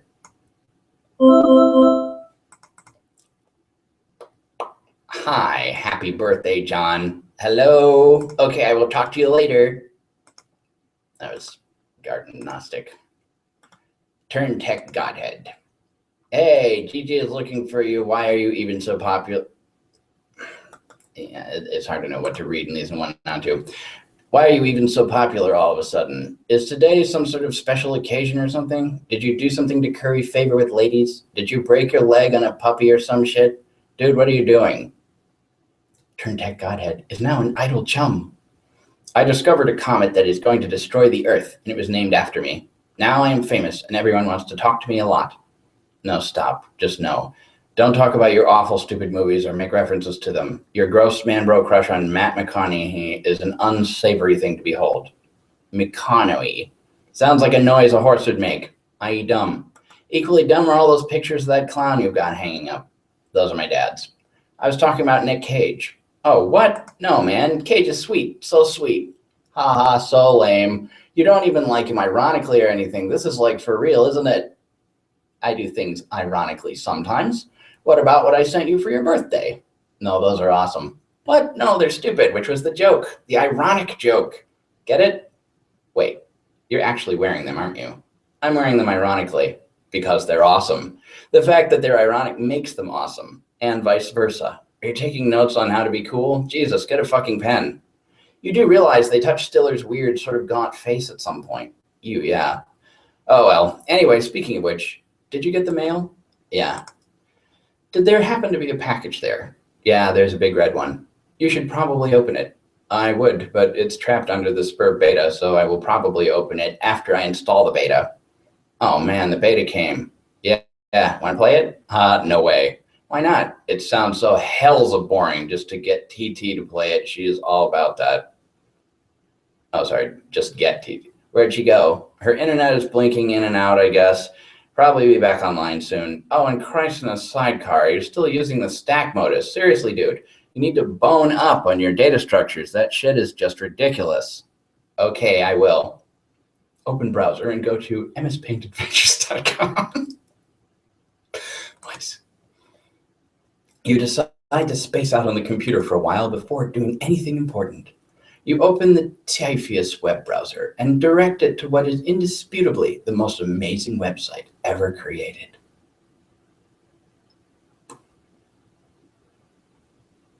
And this is homepage. What if you were homepage stuck? Then I guess you'd be stuck in MS Paint Adventures. The new adventure is okay, but you're not sure if you like it as much as the last one. This must be extra surreal for you, huh? Because you're watching this inside me watching it on YouTube and blah, blah, blah, in a real browser. So meta. Install the Spur Beta. You decide it's time for less meta and more beta. You insert the CD and install the Spur Beta. Spur client, Spur version 0.0.1. Skynet Systems Incorporated. All rights reserved. That's a little sinister, isn't it? Spur client is running, waiting for server to establish connection. What the fuck is this? Bone up on data structures. Data structures. Discrete mathematics. Cake. Oh, carrot cake. I get it. Till death. Asterisk. Disaster risk. Automata. You go to your closet where you keep a lot of clothes and an array of handy computer programming guides. Data Structures for Assholes by Buckminster Funny Uncle. I think my rage just crapped its pants, Funny Uncle. Your ignorance just made me throw up a little. Get a clue, you computer illiterate piece of shit. Free fetch modus in back. You're not sure you really want to dig into this huge tome. It looks really boring and kind of ornery. Maybe you'll just check out that free modus instead. I think this is meant to be about the Hitchhiker's Guide. There's a green thing on the cover sticking out its tongue, you know? Get free fetch modus. You turn to the back inside cover where free fetch modus is included in a plastic sleeve, though I have no idea why. This one is dictated by the logic of a queue data structure operating on a first in, first out method rather than a first in, last out method of a stack. Apply fetch modus to Sylladex. Items cataloged in your Sylladex are no longer immediately accessible. You can only use the item on the bottom card and must wait for items on upper cards to be pushed back to it. For instance, the red package is now inaccessible. You can only use the razor at the moment. Where did the original fetch modus go? Oh, right, they give her that later. This modus doesn't strike you as a significant upgrade to your previous one. In fact, it almost seems more inconvenient. You figure you might as well give it a chance, though. Switch back to stack modus. You suddenly wonder if this is even possible. You don't even remember if you even had a physical card for the stack modus. You find this all to be a little abstract, and you prefer not to think about it too much. I'm turning into Lewis here. Put down razor. Put it down? You're not quite sure you understand. Pick up 2 items. You captcha-log one of the cakes. You finally found a use for all these loitering pastries. Dead weight. Get other cake. Cut the triangle off his hair. The second cake causes the razor to launch out the front of your Sylladex. Oh, good Lord. That beautiful face. You wish the razor would have failed to launch. Get it? Time to kill. Get more stuff. Also note, this is Contact. Main character's father in Contact was actually not her father. It was an alien. Spoiler alert. Also, don't watch it. It's terrible. Get more stuff. Wise guy. Or sword. Blood things. Probably say what you're getting. You open your magic chest and captcha-log one of your favorite books of all time, Wise Guy by Mike Cavaney. There goes the fresh towel. Might as well grab those cuffs. So he has a Jagger's Guide. Might as well grab those cuffs. Let's see. And you take the trick handcuffs, expelling the PDA like a bullet. and reminding us of the broken fake window in Problemsless office. Oh, God damn it. Open up that package. To EB from TG. So to John from Dave. You examine the package. It is from one of your internet chums. It's bound in packing tape, though. You'll need something sharp to open it. Ah, of course, the razor. It's all so simple. You wonder why you didn't get razor. Bonk. Pick up package again.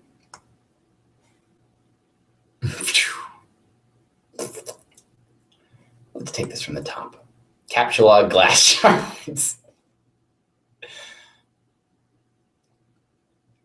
You take 3 glass shards in quick succession and duck for cover. Your Siladex rains devastation on your room from above. And now that your cards are packed with glass, you probably don't want to do that again anytime soon. You should probably go get that stuff before you forget. Use the razor on the red package.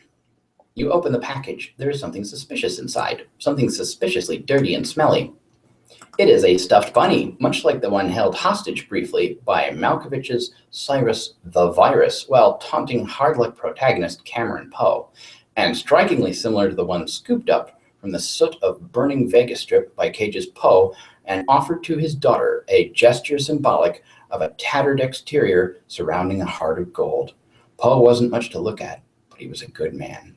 But no, it is not merely like that bunny. According to this note of authenticity, it is the very same bunny. This is so awesome.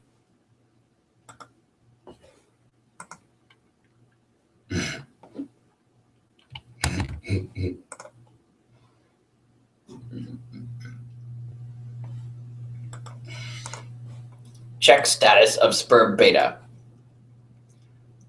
It looks like your computer is trying to get your attention. Look at monitor. A Spurb host user is attempting to connect with you. Client has established connection with host. Press enter when ready. Check Pastor Chum window. It looks like you managed to retrieve the beta. Excellent. I'm going to try to connect. Whoa, okay, but I just got the most awesome present. The rabbit? So sweet. I've heard tales of this wretched creature often. Its Homeric legend is practically ensconced in the fold of my personal mythology by now. Haha, what? Why don't we focus on the matter at hand? Oh, the game, okay. I don't really know how this works. What am I even looking at here? You are running the client application. I am running the server, so I am the host user. I have established a connection with you. This is sufficient for us to play the game. Oh, okay then. Why don't we get started? You know, Rose talks a lot like an artificial intelligence or an alien or something. Press enter.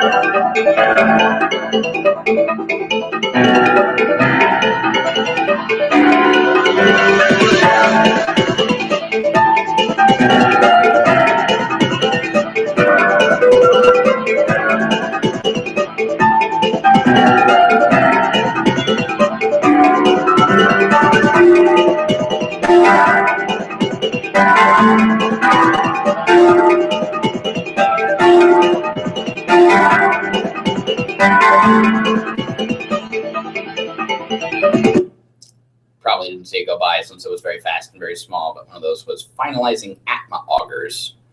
Almost everything in there was something you might find in a hardware store, but Atma is not. Atma means soul. Auger means drill, and Atma auger is what you would use to make a birdhouse in your soul or whatnot. Mouse over the interface buttons. Okay, select, revise, deploy, Fernalia registry, grist cache, explore Athenium, alchemy excursus.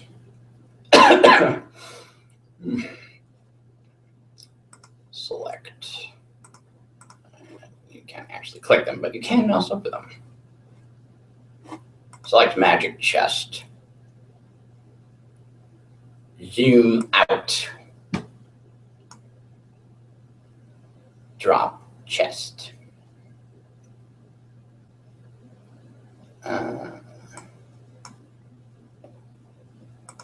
So we're being Rose, right?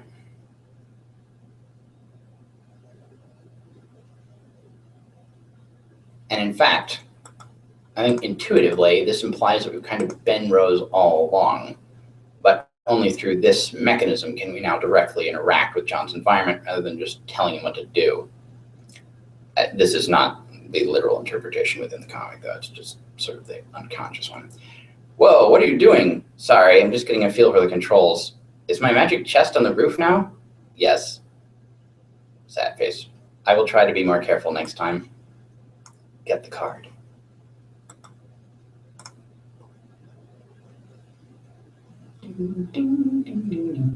You find your missing stack fetch modus and quickly reapply it to your Sylladex. You can now opt for either the stack or queue modus anytime. You toggle between your fetch modi with gleeful abandon. It looks like your dad is leaving again for more baking supplies. You're relieved to have the house to yourself again, if only for a few minutes. You just hope he doesn't notice the magic chest on the roof, or all the shit you threw out the window for that matter.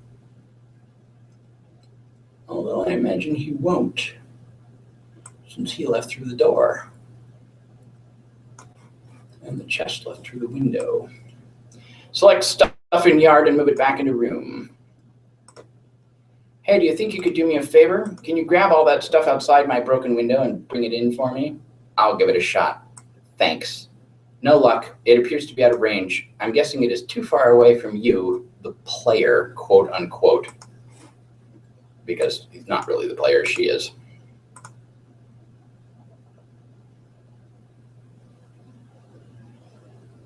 She's not going to be broken.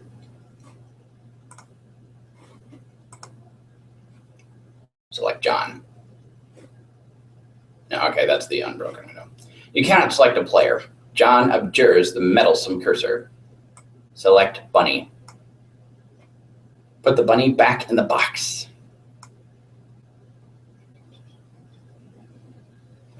Somebody else. Revise room.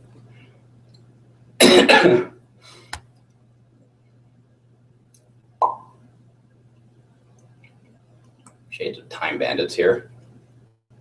You know, one of the things I noticed rewatching Time Bandits recently is that it starts out with the opening credits are a little bit weird. The opening title, you know, has the word Time Bandits appear, like zoomed out looking at Earth from really far away, in black squares. And then the letters disappear, and you just have these black squares where the letters were, and they descend down to the Earth. Time Bandits, Time 1, 2, 3, 4, Bandits 1, 2, 3, 4, 5, 6, 7. Open Fernalia Registry.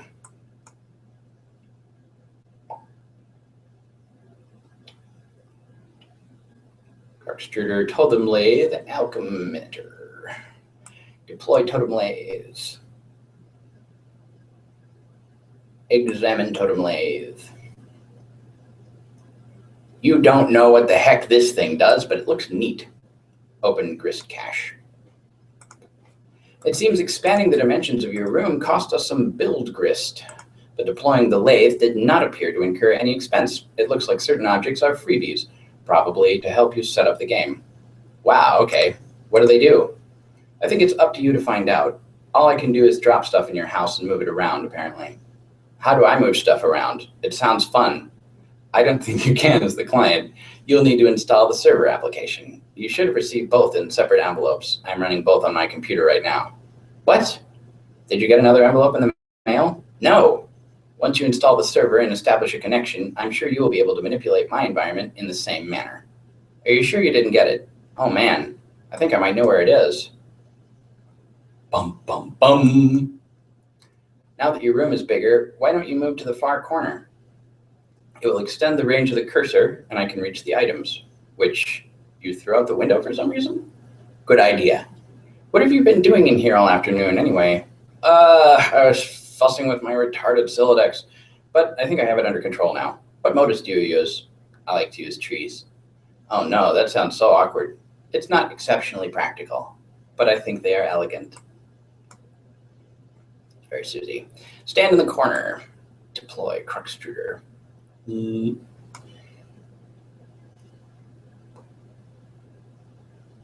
Deploy Alchemitor.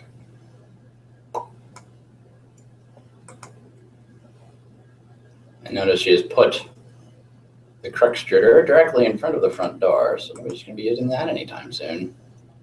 Why is the floor shaking? Are you dropping more stuff in my house? Yes, 2 more large gizmos.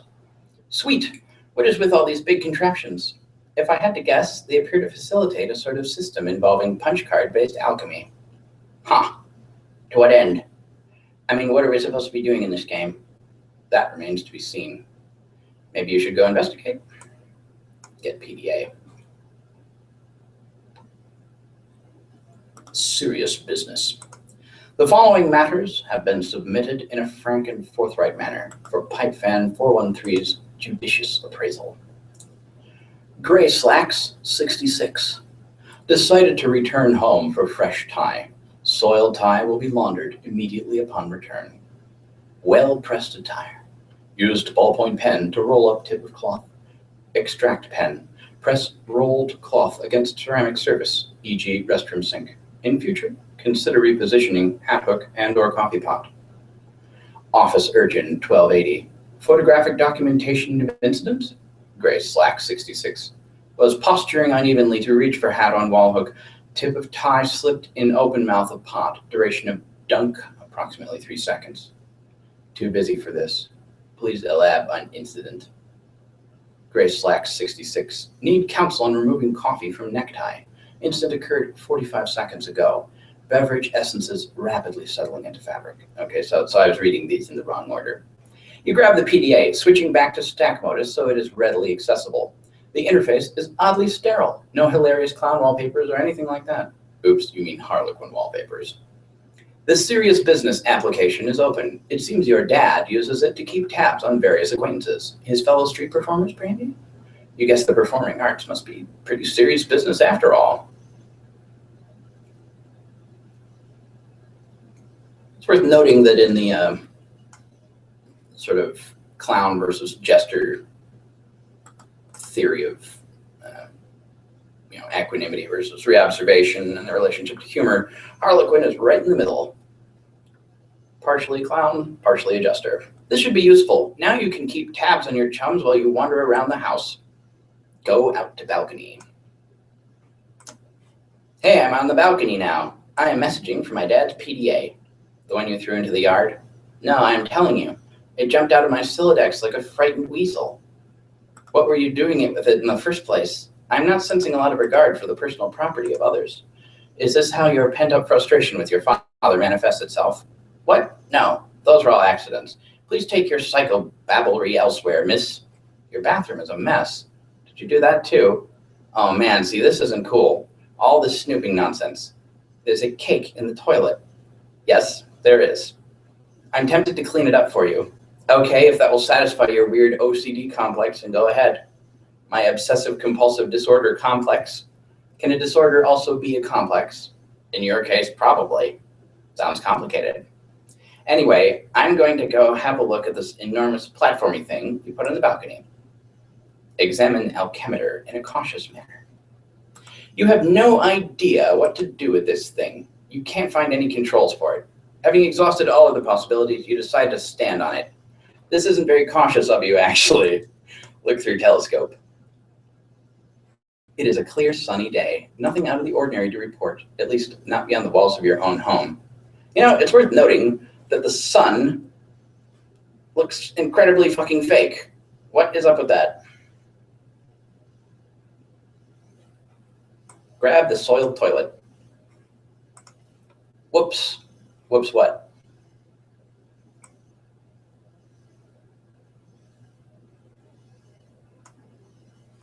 We've also seen that same sun when he went outside. Through the door, it should be noted. What was that noise? Is this something I should go investigate? No, I have it under control. You can keep playing with your telescope. Investigate.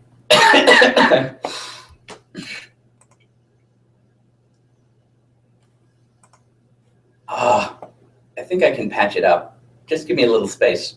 Why don't you go have a look at the Cruxtruder? The what? The thing I put in your living room. Hop down the hole.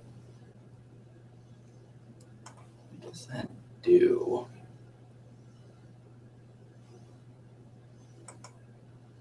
You jump down to the utility room. Get sledgehammer and card. You take the sledgehammer and the capsule card, combine the two, and quickly apply it to your strife specimen. You think it's cool that things don't always have to be a federal fucking issue. It looks like another one of your chums is pestering you on your PDA. Answer chum. Garden Gnostic began pestering ectobiologist at 1725. John, did you get my package? Oh, hey. No, not yet. Darn, you sure? It was in a green box. Oh, yes, but it is in my dad's car and he is still out of the store. He should be back soon. Great. So what are you up to today? I am up to my neck in this spurb stuff.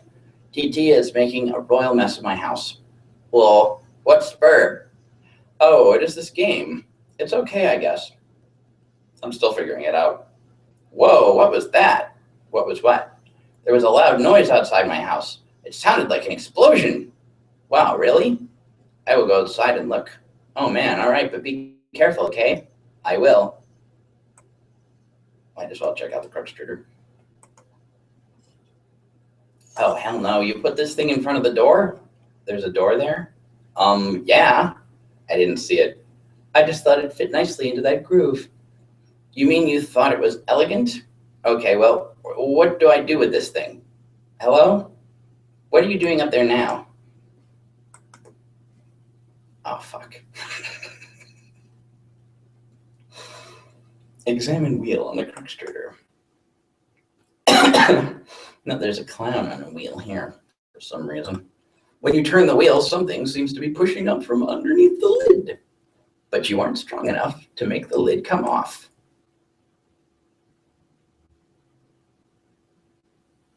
Wheel. I don't get the wheel thing. Connection lost. On the tub's journey to the driveway, the connection is interrupted. Skull TT. You can see me, right? Tell me what is wrong with this picture. You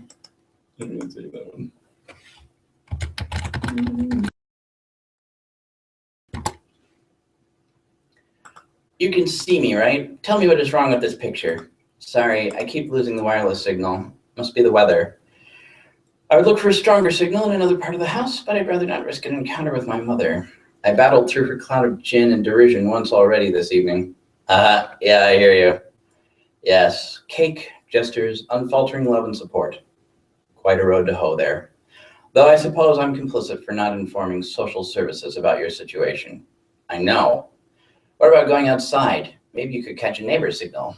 That presents the same problem. Also, it's raining, remember? And dark. It's dark already? Yes, the sun has already had its way with us here on the East Coast. Its lurid glare has moved on to younger time zones. Okay.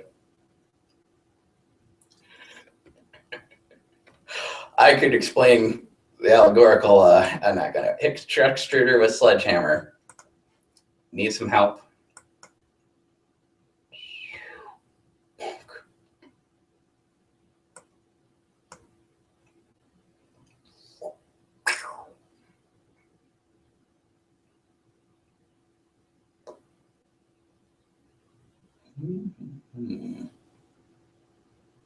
Wheelie wheel. No, there's that thing in the wheel instead of that. What is this thing? What is that clock counting down to? I've been looking at the GameFAQ walkthroughs to figure some of this stuff out. Hold while I read further. Okay. All these walkthroughs are extremely short. None progress much further than this point. Weird. Well, I mean, it is a new game. True. Now that the lid is off, you will need to extrude some cruxite. Turn wheel again. You extrude one cruxite dowel.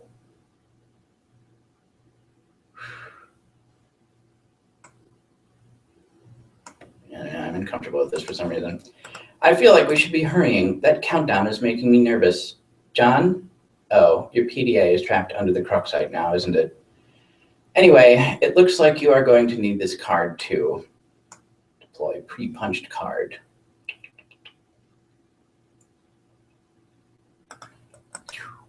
Get card.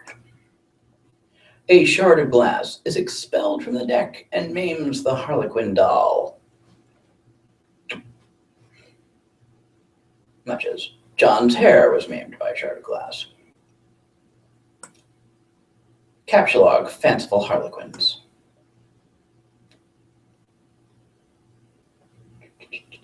You take two fanciful Harlequins. The additional useless freight pushes your PDA to the last card.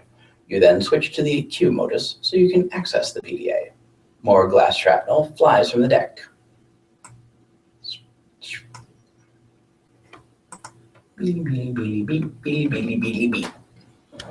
And the kernel sprite talks in what appears to be backgrounds you can select in Windows 3.1 or make, I guess. Not totally clear what's going on there, actually. This probably actually says something.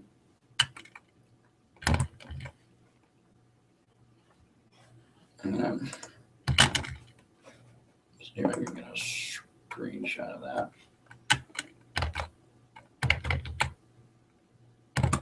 Add the, okay, there we go. Just taking a screenshot.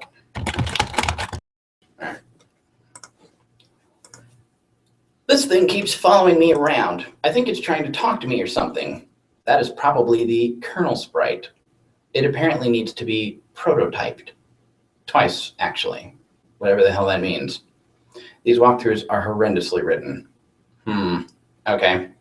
Well, you are the one with the cursor, so just do whatever you think is the right thing to do.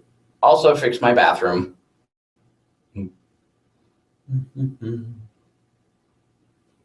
Drop maimed Harlequin into kernel sprite.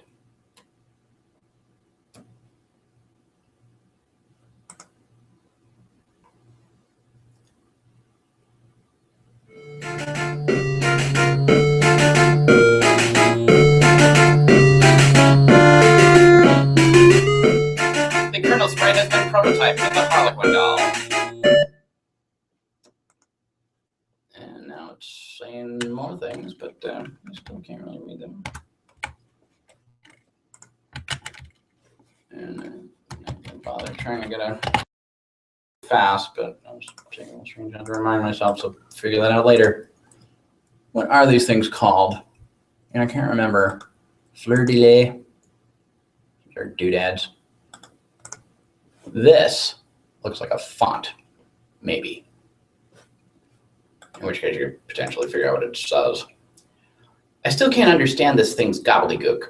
That was only tier 1 prototyping. There is still another tier to the prototyping process, which for all we know merely advances this entity through increasingly esoteric states of linguistics. The clock is ticking.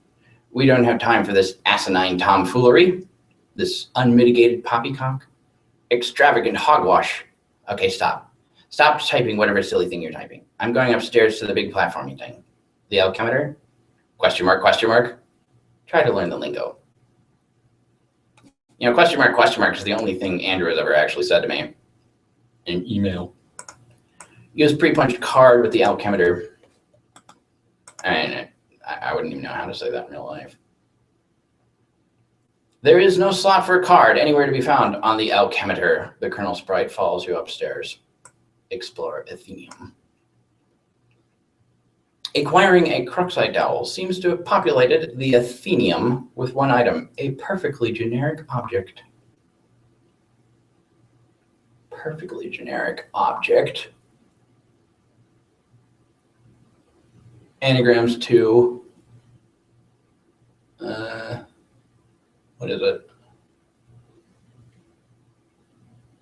Green felt Bic reject. Probably nothing.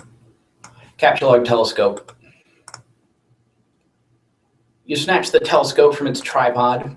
Who knows, it might be useful. But more importantly, it pushes the Cruxite to the last card, making it available for tinkering. The PDA is predictably jettisoned into the yard over the neighbor's fence. Put Cruxite on weird pattern on alchemeter. You place the Cruxite dowel on the alchemeter's small pedestal. Something is happening.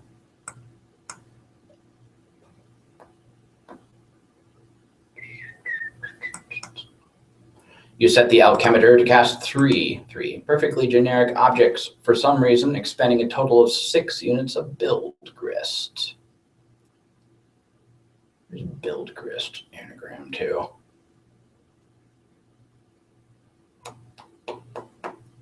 I'll deal with that later. These things look completely useless. What a waste.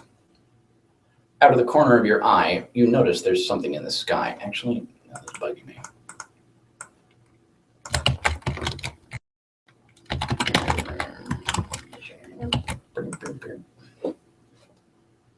Bird gilts. Grub distill.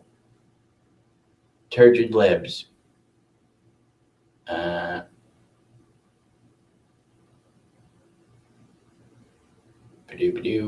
Brutes guilt. Oh, okay.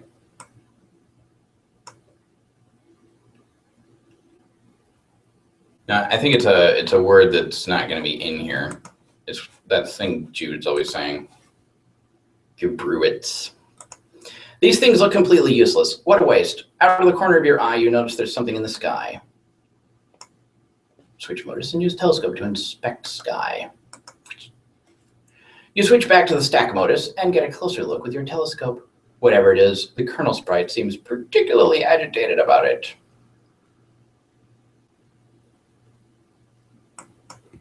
Oh, you know, when you're using the Q modus, the capture log cards could be called Q cards. That's cute. Deet, deet, deet, deet, deet, deet. I wonder what happens if you let this count all the way down. It just goes to 10. You're no astronomer, but its trajectory looks suspiciously head-on with your current perspective. This is a troubling development. Also foreshadowed by you claiming to have discovered an asteroid. You figure you've left him hanging long enough. Attempt to ingest a unit of build grist.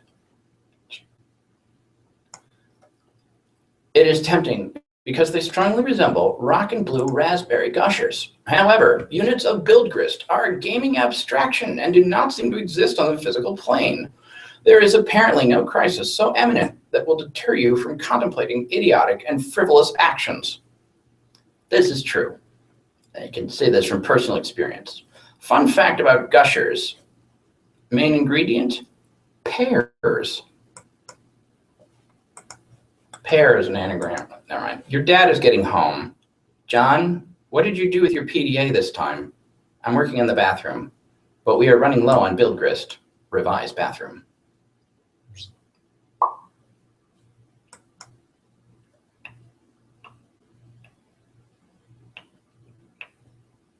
Run to your room and contact TT through Pester Chum. 2 chums have been trying to message you.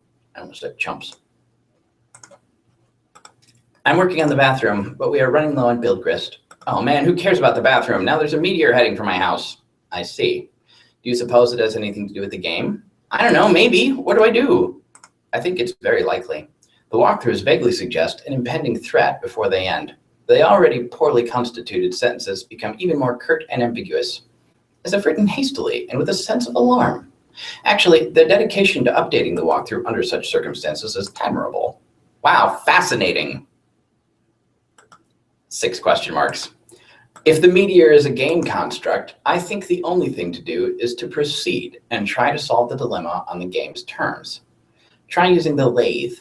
It says you can use the card on it, but isn't more specific than that. Okay, I'll do that. Really, it is a labor to read this dribble. If I read any more, my brain will need to be spoon-fed from a jar, while it blows spit bubbles in a high chair. I think I will write my own walkthrough.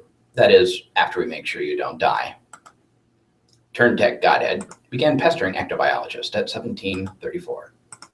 I heard you got the box. I hope you appreciate my heroic fatherly perseverance in getting it to you, in my rough and tumble, dirty, wife-beaterly sort of way.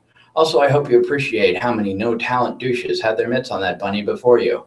It's like a grubby baton in some huge douchebag marathon. Hey, where are you? Oh man, the bunny was awesome, but I don't have time to talk. I'm playing Suburban. It's kind of a nightmare. TT is breaking everything in my house. Dude, I told you to steer clear of that game. And for that matter, you should probably wash your hands of flighty broads and their snarky horseshit altogether. And now there's a meteor coming, and I'm not even joking about that. Flighty broad. What is that anagram to? Bad filth orgy. It's like a big asteroid or comet or something in the sky, heading right for my house. Oh man, how big is it? I don't know. Big, I guess. I gotta go. We'll talk later if I'm still alive and the Earth isn't blown up. Like the size of Texas? Or just Rhode Island? They're always throwing around these geographical comparisons to give us a sense of scale, like it really means anything to us. But it's like, it doesn't matter. It's always just like, wow, that's pretty fucking big. Like, Mr. President, there's a meteor coming, sir. Oh yeah? How big is it? It's the size of Texas, sir. Oh shit. Or how big is it? It's the size of New York City, sir. Oh shit. Sir, I'm afraid the comet is the size of your mom's dick. Oh snap. Sir, you're familiar with Jupiter. You mean like the planet? Yeah. Well, it's that big, sir. Sounds pretty big. I have a question. Is it Jupiter? Yes, sir. Earth is literally under siege by planet fucking Jupiter. Oh shit. Anyway, later. Jack Handy said that even if we don't discover life on it, he thinks Jupiter should be considered an enemy planet. Use pre-punched card on totem lathe.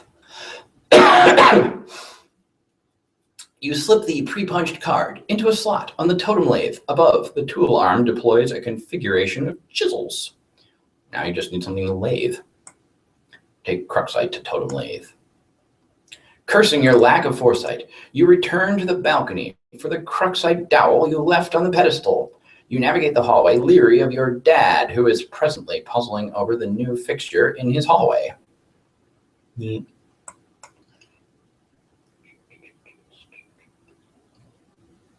perfect crime. You retrieved the Cruxite dowel. Dad just shrugs and heads back downstairs, presumably to do some more baking. If only he knew you were hard at work saving his ass. Use Cruxite dowel on totem lathe. You clamp the Cruxite in the lathe. Activate lathe. You know, the word lathe always just makes me think of the movie Galaxy Quest. Somebody was on the intercom and they're like, can you form some sort of primitive lathe? They're fighting a rock monster. The lathe carves one totem. You take the totem. What, are they going to do an inception or something? All right, I used the lathe to make this blue shapy thing. Now I guess I take it back to the alchemitor again? Hello? Technical therapist is no longer connected.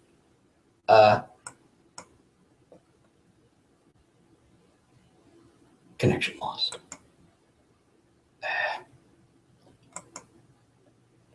A young lady stands in her bedroom. Due to a violent storm, her house has just lost power, along with her wireless internet connection. This has severed her link to a popular video game she was playing with a young man at a critical moment. That young man is relying on this young lady to reestablish her connection somehow. This young lady named, it's on the tip of your tongue. What was the name of this young lady again? Flighty Broad. No, that wasn't it. Rose Lalonde.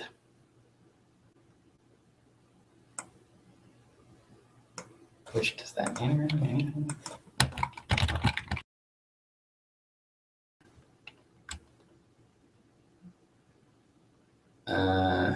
Learned solo.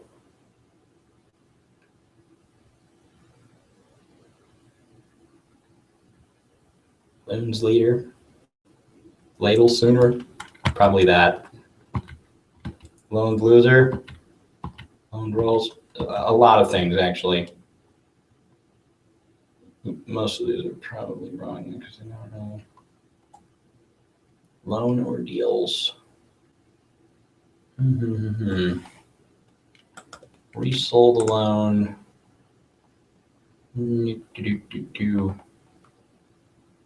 Learn oodles.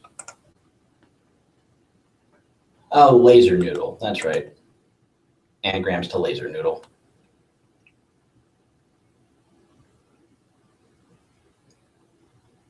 Or real noodles. Or saloon elder. Yeah. Oh, okay. Your name is Rose. As was previously mentioned, you are without electricity, although your laptop computer still functions on battery power. You have a variety of interests. You have a passion for rather obscure literature. You enjoy creative writing and are somewhat secretive about it. You have a fondness for the bestially strange and fictitious, and sometimes dabble in psychoanalysis. You also like to knit, and your room is a bit of a mess. And on occasion, if just the right one strikes your fancy, you like to play video games with your friends. What will you do?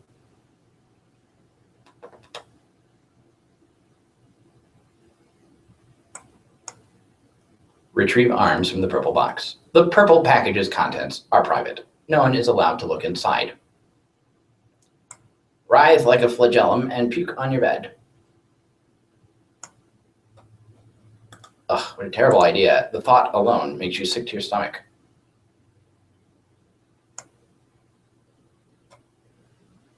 It's a weird instruction. Stroke writing journal and mutter, "My precious." You would only resort to such an embarrassing activity while no one was watching. These journals are for your eyes only. You know, so far we seem to really have very little control over Rose as compared to John. Get violin. You capture the violin, storing it in the root card of your Sylladex.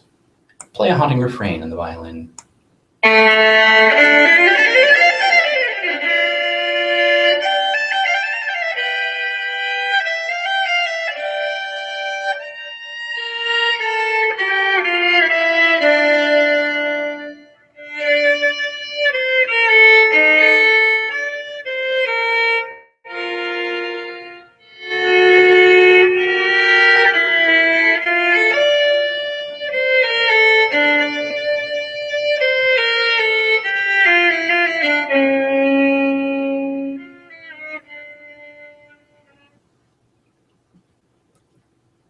Not bad.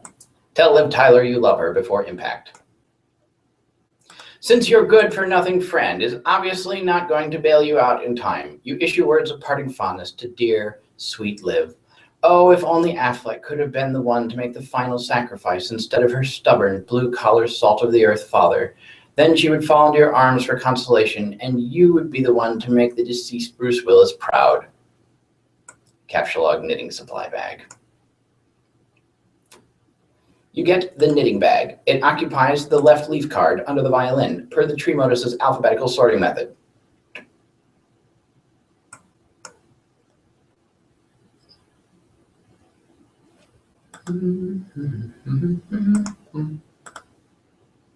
Your panoramic window offers a view of your yard below and the mausoleum housing your dead cat, Jasper's, who died when you were young.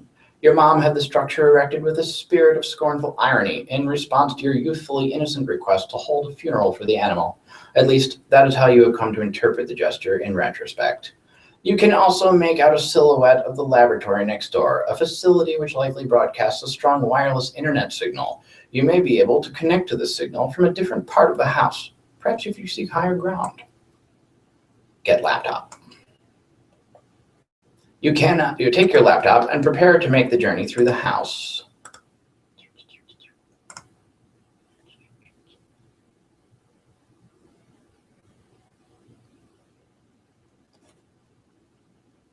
Sylladex is to capsulog deck. A double colon is what you use in an analogy, just like X is to Y is Z is to W. It should be something as a Sylladex is capsulog deck. But he's probably just sticking some dots in there. LVLK. This causes the tree to be unbalanced. Your Sylladex auto-balances itself. Now the laptop occupies the root card, while the other two items comprise the leaves.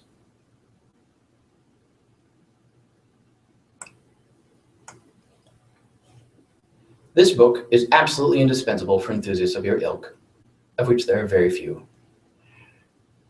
Grimery for summoning the zoologically dubious. take book. Is that how you pronounce grammar? Go explore the house. Doo-doo. You leave your bedroom. Hanging just next to your door in the hallway is a painting of an exquisite wizard. Your mother collects these awful things ironically. She must know how much you detest them, and there is no doubt in your mind she stores these dreadful things in the house for her to bother you. Down the hall to the right is the way to the observatory. Perhaps you will be able to connect from up there. Your mother's room is also in that direction. You will have to watch your step. You approach a juncture in the hallway. Beyond the juncture is the observatory.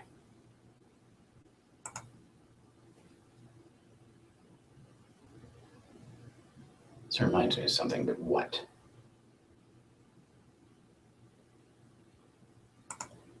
Some game.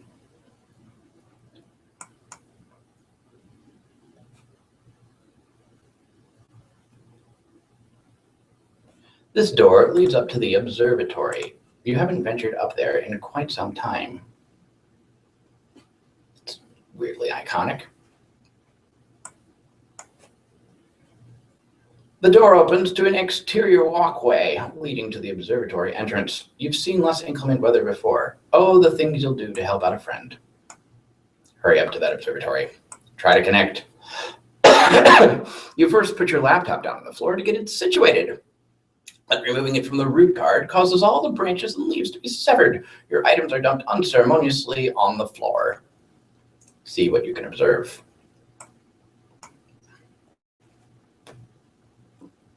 You're in a hurry, sure, but that doesn't mean you can't take a moment to peek through the huge telescope. You find a gap in the clouds. That should be a moment. It seems a flurry of smaller meteoroids. It's interesting that Andrew makes little typos like that and doesn't correct them, but, uses the word comprise correctly. You find a gap in the clouds. It seems a flurry of smaller meteoroids is steadily streaking overhead. You're not sure what this means, but it is somewhat disconcerting. John sees one big meteor coming. Rose sees a bunch of little meteors coming. Not meant in any offensive way. Stack laptop on Grimery, whatever it's called, to maximize elevation. How do you pronounce that? I'm going to look that up.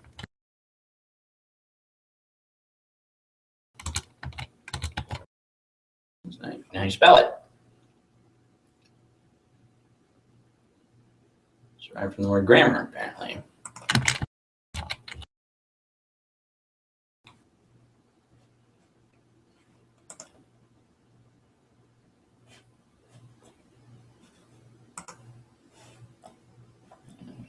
Merriam-Webster.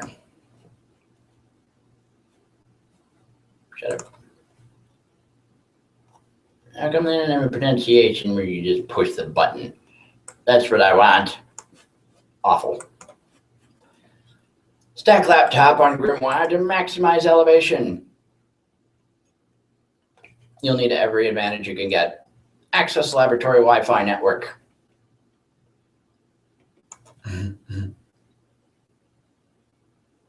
I used to have my computer sitting on top of a big book of Java programming.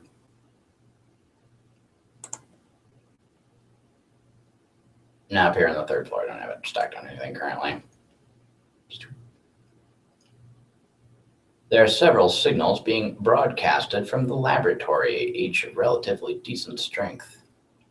One of them is mysteriously and quite conveniently unsecured, requiring no password. You select the signal and reconnect to the game with John.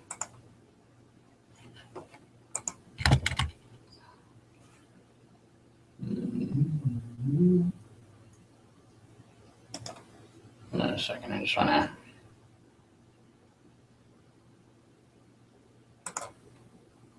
check out Rose's learn. You copy image in this browser, it seems to copy it. Never mind.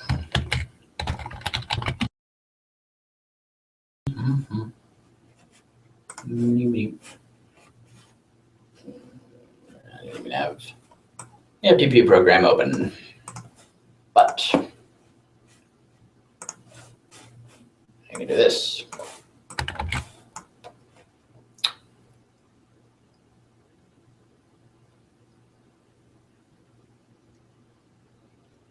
So, girl, blue dress, umbrella, well, parasol, technically, tentacles.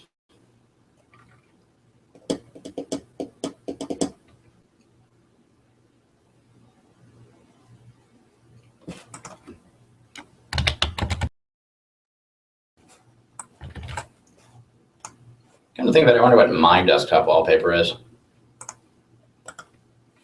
It's not this. It's just a picture I happen to have. Do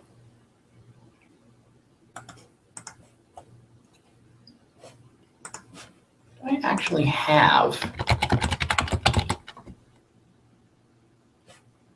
any pictures of someone with tentacles and an umbrella? I have a lot of pictures of umbrellas.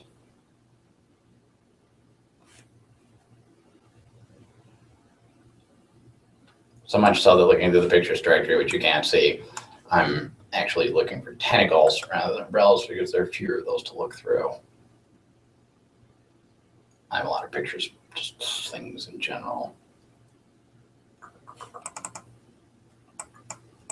Well, here's one in the file name at least. Some roots in here too.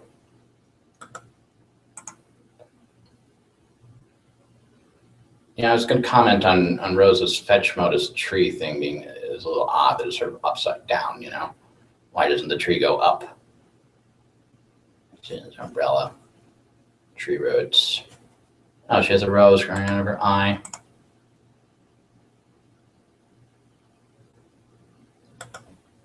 You know, I've seen that. The A&P event, actually, I think it was. There's a girl's face, sort of abstract except for the eyes, and then a rose bloomed down one of the eyes. Notice also we have some skulls down here, things going through the eye holes. But I don't actually see any tentacles in this picture, although the file name claims there are. And we got anything else?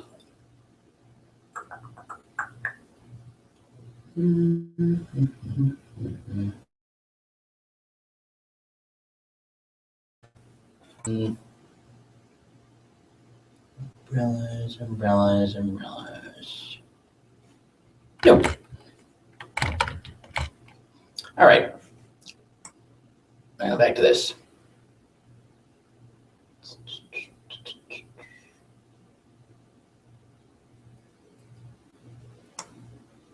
Still don't really get the denizens. Haven't worked that out yet.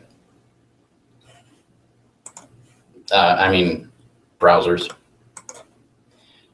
Kids each use a different browser named after a monster. I'm back. Hurry up and open my door. Not that it even matters. I think I'm probably dead no matter what. Patience. You still haven't used the new totem. I believe it will create the item on the punch card. So what is it, like an apple or something? What good will that even do? We'll see. I found no evidence that anyone has successfully created the item, and the content of the card appears to be variable from session to session. In one instance, it was described as an eggy locking thing in sick. Spelling incorrect. Do we have enough of those building jewels to make it? According to the Athenium, it is a free item. This speaks to its importance in my view. Now off you go. Remove door from hinges. There goes the rest of your build grist. Put bathtub back. You probably should have just done this in the first place. Take totem to alchemeter. Got to get those stupid blocks out of the way first. The kernel sprite is getting awfully worked up about all this. Remove blocks. You store the perfectly generic objects in your Fernalia registry, potentially to be deployed at a later time.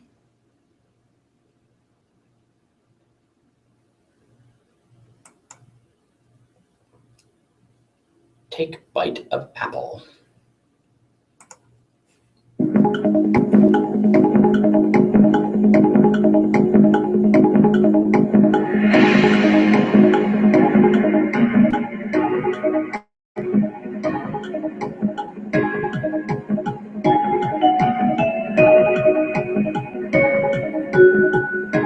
John's house and the surrounding neighborhood are based on an actual lake, house and stuff. The lake nearby is called Pipe Lake, according to Andrew's Farm Spring.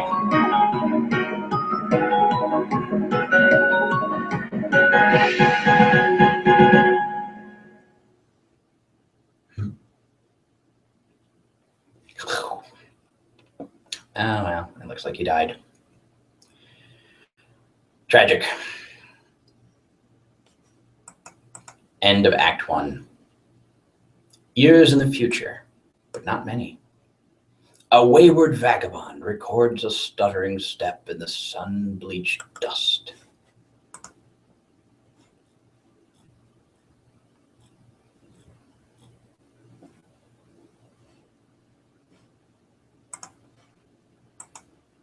Act 2.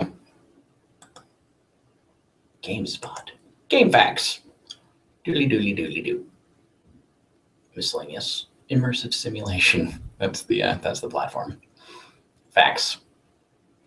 And we got this one by Rose. Sanctuary Remix, Winnie the Pooh 2, and Chaos Demon.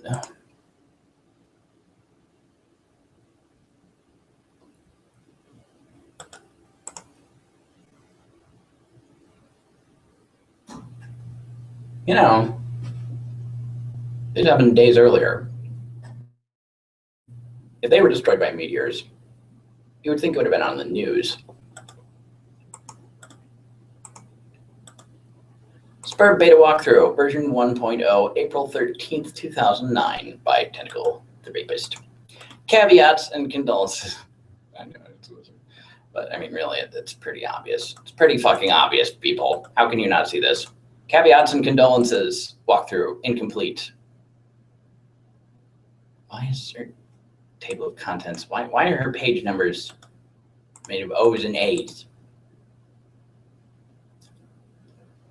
Seriously, what's up with that? What is up with that? Very weird. I'd be inclined to dispense with the trite even under less pressing circumstances. Needless to say, I'll forego the inscrutable ASCII banner which typically heralds the striking freefall of these documents. I'll also resist the urge to brandish any copyright marks or the particular neurosis that concerns itself with the theft of the utterly mundane. I'll allow other deranged prospectors to stake claims on their worthless plots as the woods burn around them. My introduction will be sparse. There will be no majestic prose blustering into the sails of a galleon as we embark on this voyage together. Nor will there be any ham-fisted prose whipping its limbs under a bedsheet like a retarded ghost, for that matter. I won't set the stage or dim the lights. The mood, you will see, will be set soon enough. Since you are reading this, chances are you have installed this game on your computer already.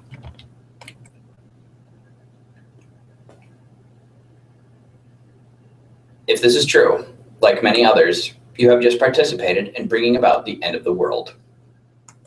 Plord.org, the computer game that's inside your house. But don't beat yourself up about it. There was never anything you could have done to prevent it. The end is happening right now as I type and as you read. I have come to understand that we were always doomed through our collective ignorance, and now further doomed by those few who know and struggle to flee. If you're lucky, you'll be among the smaller subset of the latter who are successful. What I mean is, while that game you installed is just one more grinding slab of rock sealing our planet's crypt, it is also your only hope to live. I'm presently faced with the same conundrum as you, and though I speak with more experience, my own outcome is far from assured. I will play the game, as much of it as there is to play, and record findings here. If you want to live, you will do as I instruct. My condolences. Tilde TT.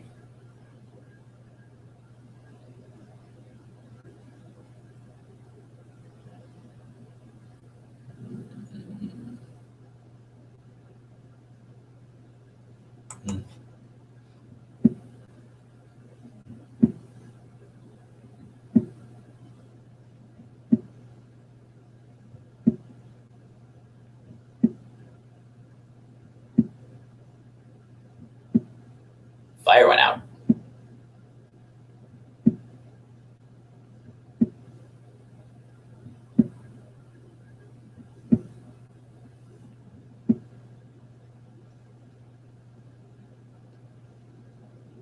And the windows went dark. Because the house was transported? Or because the windows were fake and they lost power and now we're seeing what's really outside and has been the entire time? Ah. Or some third thing. I like this ring smoke or whatever that is.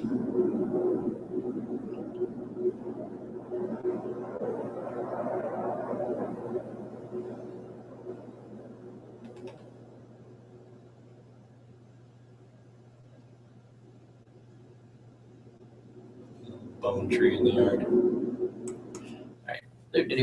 The kernel divides. The two halves go their separate ways, leaving behind the sprite portion.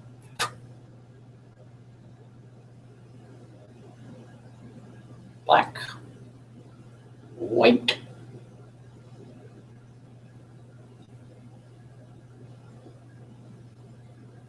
and blue. Boy.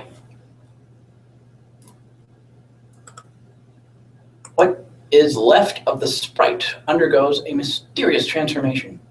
For a moment, you thought you heard someone say boy, as if whispered in the periphery of your awareness.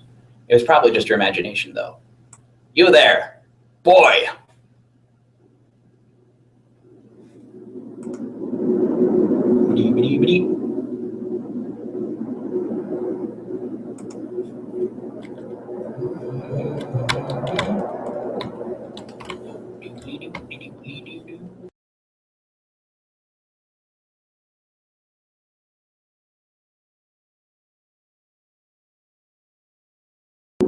This large platform. What is it, boy? What's that? Boy, open this door and walk through it. Examine this strange vase.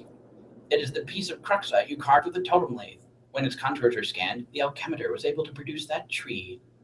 How odd.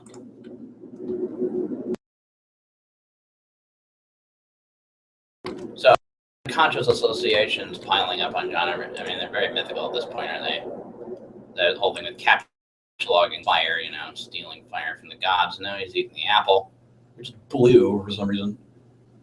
Weirdly, in the computer game version of Maze, there's an apple in the hallway, and you would think it would be red, but it's bright green instead. But in this case, the apple is blue because John is the some sort of counterpart of Andrew himself.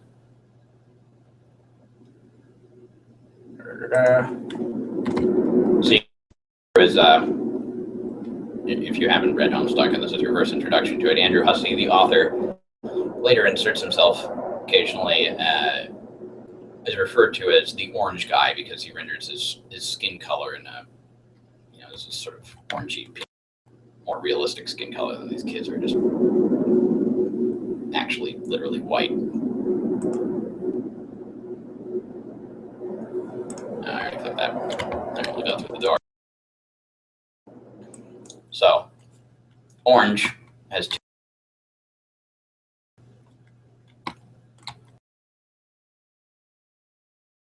And apple.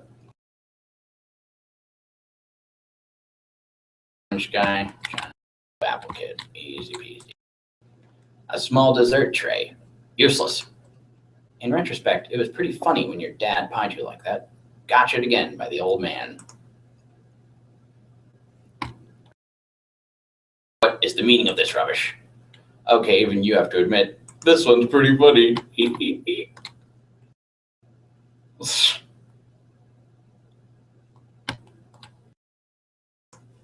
Why does this small man stand here?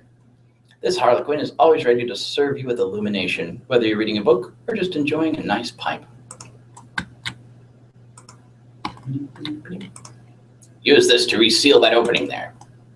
If only putting the lid back on the crux extruder would undo all it's done. Alas, Pandora's tube has been opened. Seriously, what the heck is this thing? Move this absurd edifice and exit your house, boy. This thing weighs a ton. You'd honestly be surprised if the game cursor could lift it, or at least not without a significant expense of grist. Of all the places for Rose to drop the infernal thing, more than ever you feel... What's the word you're looking for? Of course, house-trapped. The home still Olympus for future use, boy. Mom, Dad, don't touch it. Oh yeah, there's asbestos. Don't do that. Topple this urn immediately. That would be disrespectful to your Nana. You just won't do it, or not intentionally at least. You consider that it is fortunate she is no longer around to witness this sorrow. On the other hand, you'd probably benefit from her elderly wisdom now. Wield these instruments of combat. Any one of these things would make a fine weapon. If only your strife specialist wasn't already allocated. Oh well. Destroy these diminutive soldiers of merriment. It hardly seems worth it to go to the bother. You doubt you could get much from them at a garage sale even. Maybe a grubby old palm of pennies and a kick in the nuts for the whole lot of them. A grubby palm of pennies. It's an odd turn of phrase.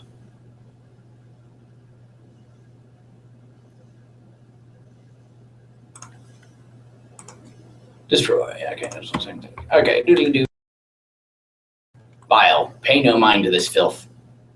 What is he even doing there? Playing with a ball or something? Clowns are stupid.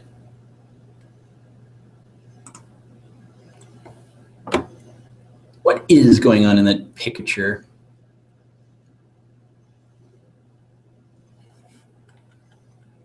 Seems to be on a checkerboard of some kind. It looks like he's playing, what's it called? Curling. Isn't it one of those? This way, through the doors, like you see in a cowboy saloon. That house used to have those. Plunder chest. Would you like to play a game? There's some games there. Open this door now. Room. You don't give a shit about what's in there. Probably nothing you'd be inclined to use now anyway.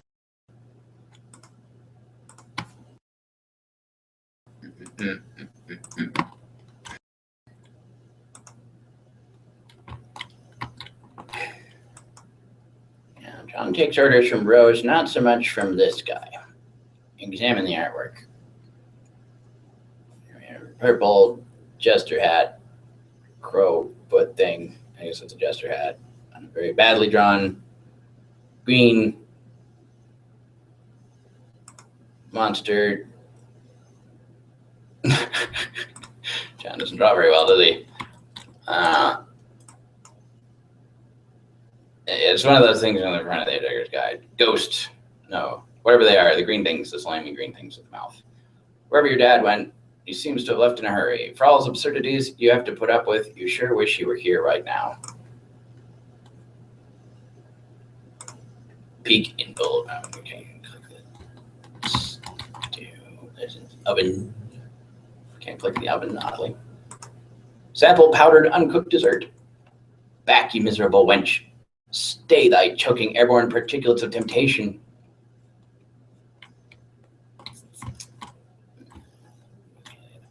Background object. This book is too big for a young stupid boy. Colonel Sassacres is your favorite book, almost as favorite as Wise Guy. They are both your favoriteest of all time. You know, as a child, I got the Hitchhiker's Guide, the book version with the green thing on the cover down, and attempted to read it as a joke, really. You know, thinking that such a large book would be impossible for me, a small child, to read. But turned out to be quite readable, actually. It doesn't really matter how long a book is, as long as it's, you know, well written. You can just keep reading it. As we all now know, thanks to Harry Potter. But return to the room with the dead hag's remains. Doo-doo-doo. That's a nice clipping there. I guess the ghost sort of slithered under the sofa.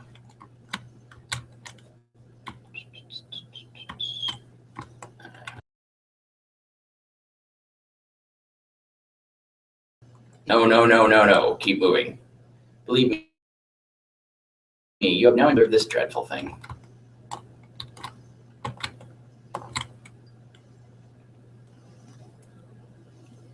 He says a lot of stuff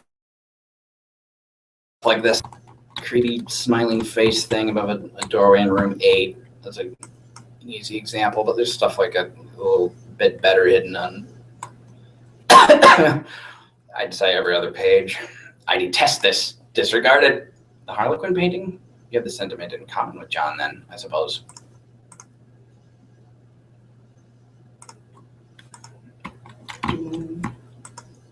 What is down here? Proceed, boy. I'm not fond of this smug fellow. The man, the myth, the legend. What do you have up your sleeve there, Anderson?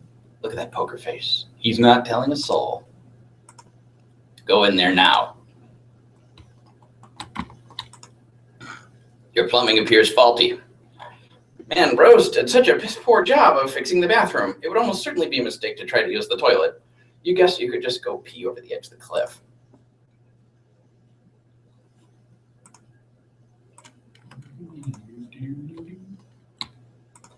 Where'd that towel end up? In here. Not so much as a towelette. Your dad's room is still locked.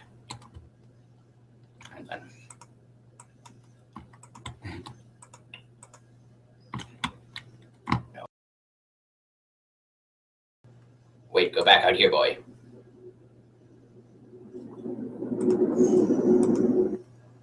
You know, I wonder if it was just laziness that led to there being no background sound inside the house here.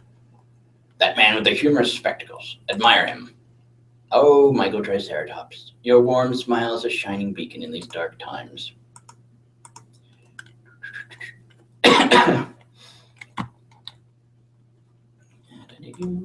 Inspect this ghastly man and his boy.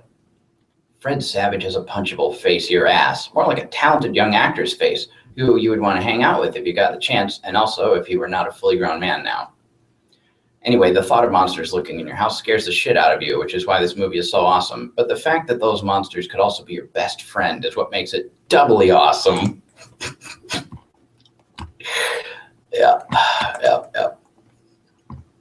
Maze has a perspective that this is not really very agreeable with this sentiment. Rose sure did a number on your house, but you guess she did manage to save your life. You guess. The bunny is not in the box. I said the bunny is not in the box. Why couldn't the bunny be in the box? Why isn't it in the box? Somebody took it. Oh. It's a towel, dumbass. It'll probably come in handy for cleaning up these weird mess in your room. Not that it's a huge priority, though. Okay. I think it's a Persian rug. It's not. Yeah, there's a tire swing. Okay, so there's something there. Doodly-doo. This funny man text, you should ignore it. Just looking at the cover cracks you up. What a great book. Harry Anderson is your hero, and Mike Cavaney's glowing treatment of the man does him every bit of justice. You'll have to give this another read soon. This huge sewing machine, of what use is it? The punch cards seem to contain the instructions for carving a totem of a certain shape. You guess maybe other punch cards will produce different shapes? It bears further exploration. I guess these large books, names like Wise Guy, those represent understanding too. So perhaps it's giving us directions now. He's not really the bad guy, he's just, you know, sort of several versions behind.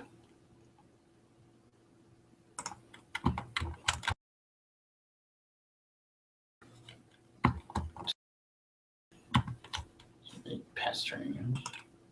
Boy, listen to me, boy. His name is John, you nincompoop. Investigate this device. John, are you there? It seems you're still connected to the internet. Rose is trying to get in touch with you. You will reply in a moment once you have fully assessed your situation. Now, how can he still be connected to the internet? Looks different now. After you bit that apple, your whole house seemed to be transported somewhere. Then the apple disappeared and the kernel sprite underwent a transformation. Aside from the change in appearance, the transformation doesn't seem to have any relevant ramifications. You still can't understand a word this idiot says.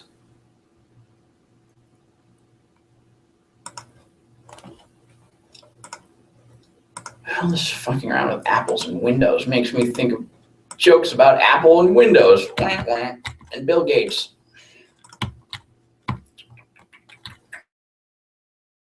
Here's an operating system. Dun dun dun. And what about language? What about Linux? The penguins and Linux isn't even. Where does the word Linux come from? Come to think of it.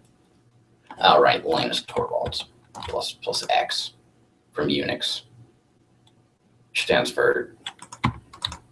Is there any? I don't think it does. Boy, quit all the scurrying around. For the last time, this boy's name is John. Fine, John. Return to your quarters.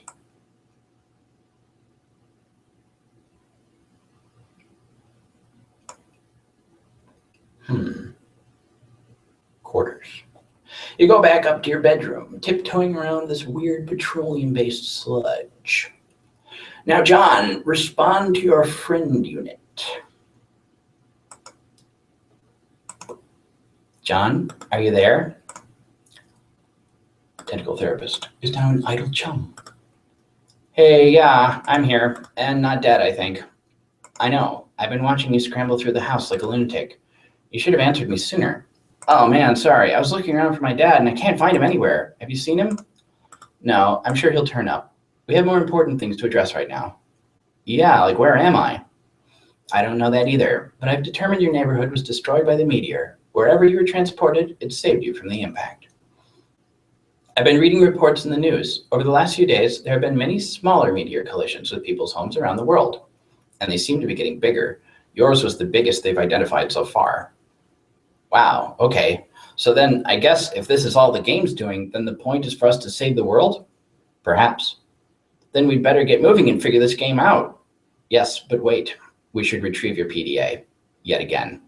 It will help to keep tabs on each other while you investigate. I think I can get you closer to it if I can replenish our grist supply somewhat. There may be a way to recycle some that we already used. You know, my server player dumped my laptop and my cell phone charger in a UPS drop box like a week or two ago. Not in a box or anything, not with a label, just dumped it right in the thing. And apparently UPS has absolutely no idea where things go when you do that. Like, not a clue. So it was Windows 8. I did not particularly enjoy using it to begin with. Not super duper broken up about it.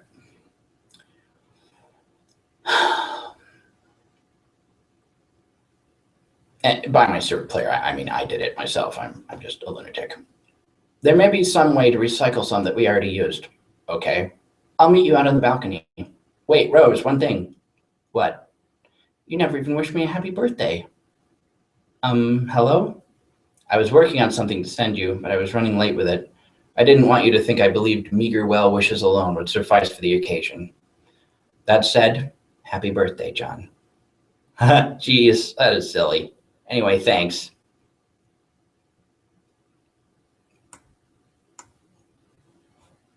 Doctors are so specific these days. First, take the fabric item on the floor there. The towel? Why? Oh, well, you're the boss. You capture log the towel. What now? Do as the purple text says. To the balcony. John makes his way to the balcony per your awkwardly worded request. Wait, take that. The blue wobbly thing. You whimsically decide to capture log the totem, which was used to create the apple tree earlier. John, recycle the grist as was dictated by your cohort.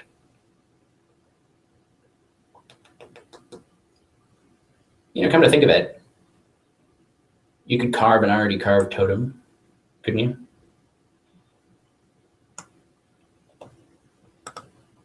John cannot do anything with the grist as of this moment. That is up to the server player. Yeah, I think Andrew means server there, but was that an intentional slip? I see.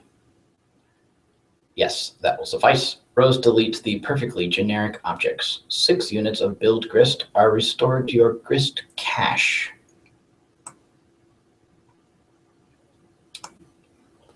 Rose expends the grist to drag a new plank from the balcony in the direction of the PDA.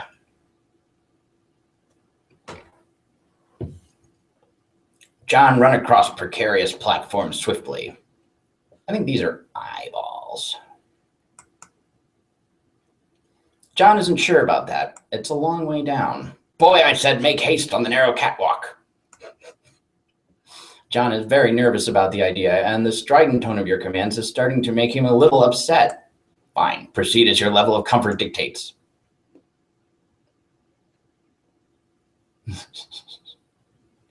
You cautiously walk within range of the PDA. Rose retrieves it. Now take it.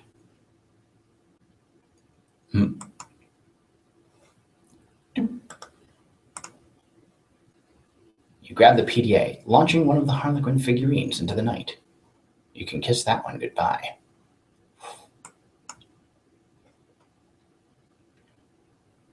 And just one arrow command will suffice, thanks. Why were there two?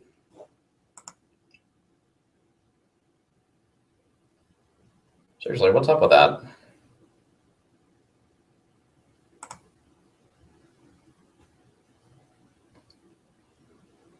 It looks like you're not the only one trying to locate your father after the disaster. Submitting inquiry of concern over cataclysmic event. Pipefan 413 reply. Pipefan 413, status of health/wardrobe. Neighboring house struck by flaming projectiles. In light of fire hazard, evacuating house of all expensive garments. Good luck, Fedora Freak. Salvage as many hats as is practical.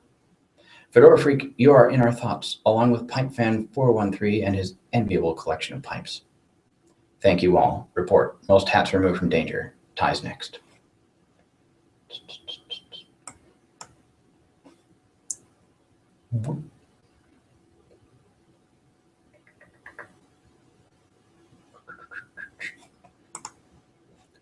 John, are you okay? You seem a bit tentative.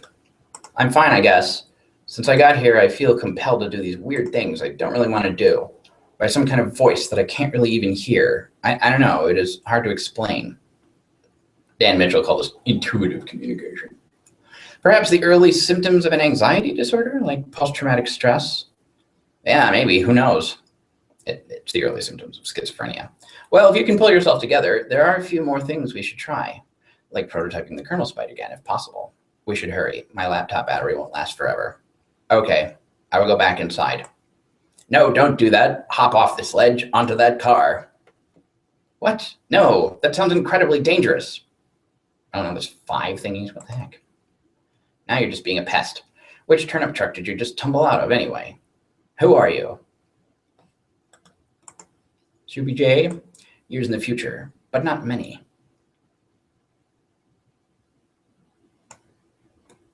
An unsealed tunnel welcomes hot desert air into its stagnant depths.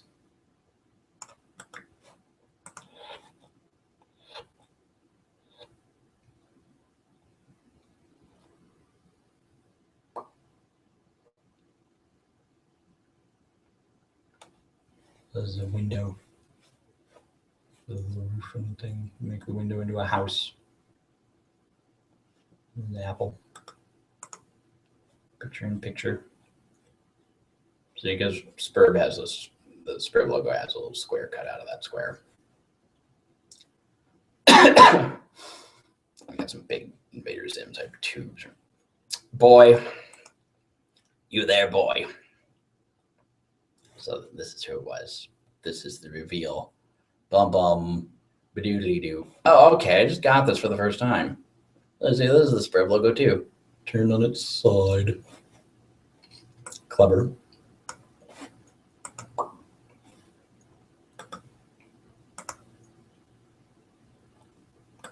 A000, an examination of the basics. Upon connecting with your client user, you, the server user, will be met with a control panel allowing you to manipulate your co-player's environment. You will find that you are allowed to deploy 4 items at no expense. 3 of these are rather large machines, and 1 is a punch card. It's quite possible that you have already deployed some of these items before reading this. If this is the case, and you have activated the machine called the Cruxtruder, such that it displays a countdown, you must proceed to section A100 of this walkthrough immediately. The life of the client user depends on it, and if your co-player has activated this device in your environment too, then yours does as well.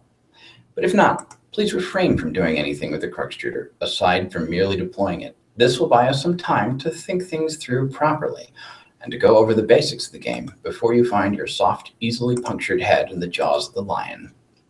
As mentioned, there are 4 items to consider, each playing a role in a process which appears to have a singular purpose: to manufacture objects out of thin air. The designers of the game, judging by the language used, regard this process as a sort of alchemy. This may allude to complexities in the production process yet to present themselves, but for now, the variety of objects you are able to create remains quite limited.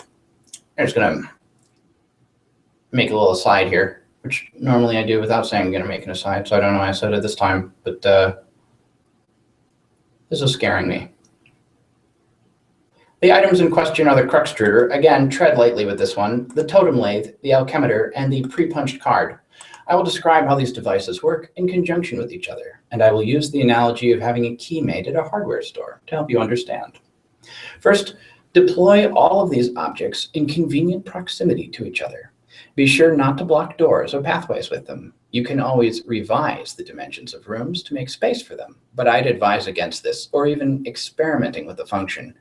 Doing so comes at the expense of build grist, a commodity which appears to be at a premium at the onset, and one you'd be best advised to save for later.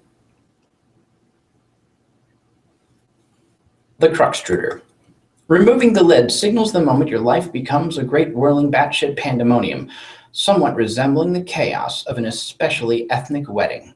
Somewhere, a soused uncle deliberately shatters china on the floor, muddy livestock is decorated, and then lost track of. The question, whose mule is this, at times can be heard over the din. This is now your reality. But aside from that, it marks the beginning of the process I'm about to describe. The wedding metaphor here. The especially ethnic wedding. That is a better metaphor than it may seem like. But aside from that, it marks the beginning of the process I'm about to describe. The countdown begins, yes. Also, an entity called the kernel sprite is released. But neither of these things are all that relevant to this process, to my knowledge. More on these things later. What is relevant is the unlidded crux extruder's ability to dispense cruxite dowels. It will dispense at least one, though I suspect it is capable of producing more, given parameters I'm not yet familiar with. In my key-making analogy, these dowels represent the uncarved pieces of metal, which the hardware store employee retrieves from a drawer or a rack and sets about carving into a key. The 2 following items are needed to do the carving. Dowels. Now, where did I put that dowel? How do you like my desk? I made it myself, and I still have all these pieces left. The pre-punched card. It is a simple Sylladex card containing an item. There is evidence to suggest the specific item it contains is variable from session to session. The card I deployed contained a blue apple. Yours may be different. It shouldn't matter, hopefully. Additionally, the card, as you may guess, is punched, like one used with antique computing systems. The pattern of holes comprises data, which I believe corresponds to the instructions for creating the item the card contains. That it is pre-punched suggests there is a way to punch an unpunched card, possibly imprinting it with the data for the item it contains, though no mechanism for this has presented itself yet.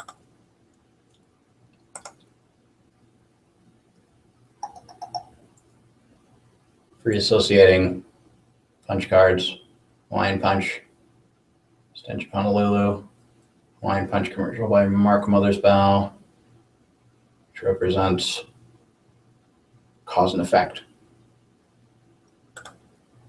Second Nyan-Cat of the Progress of Insight. Sorry, I know there's a lot of words and tangents. The totem lathe. Let's see, what did it do? The data on the card cannot be used to create the item directly. There is a middleman. That middleman is the totem lathe. Am I the totem lathe? This is essentially the key carving machine. It will carve into your cruxite dowel a pattern of grooves and contours, the sort which makes a key unique. The instructions for this pattern are supplied by the punch card, which is inserted into the lathe pre-activation to configure its chisels.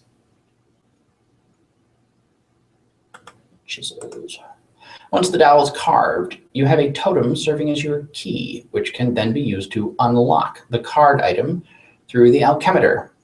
But at this point, I will diverge from my key-making analogy and switch to a barcode analogy, which is not a terribly strenuous leap to make, since the concepts of a key and a barcode are essentially the same, one being a unique pattern of grooves, the other of varying black lines. The alchemeter. If you place a crux-eyed dowel, carved or uncarved, on the alchemeter's small pedestal, its robotic arm will scan the contours with a laser, hence the barcode analogy. This is the machine's way of reading the data originally imprinted from the card and transforming that data into a physical object. Though typically this is not done without expense, I believe. An uncarved dowel results in the creation of a perfectly generic object, which is a seemingly useless green cube. It costs 2 units of build grist to make, and I do not advise you to waste resources on it. There appears to be many other varieties of grist, ostensibly used in combinations to create different sorts of items, which possibly offers some insight into the game's use of the term alchemy. But quite conveniently, there is an exception to this. Creating the item on the pre-punched card costs nothing. This is good, because creating this item turns out to be essential. Now that you know this, you can in your own time begin the process. Once you initiate it, naturally there is no going back, so best to be prepared. But you probably shouldn't drag your feet too long. As I mentioned earlier, this is your only means of escape. When you're ready, be prepared to follow the steps in the next section swiftly. A100. So your quick extruder is ticking. Do this to live.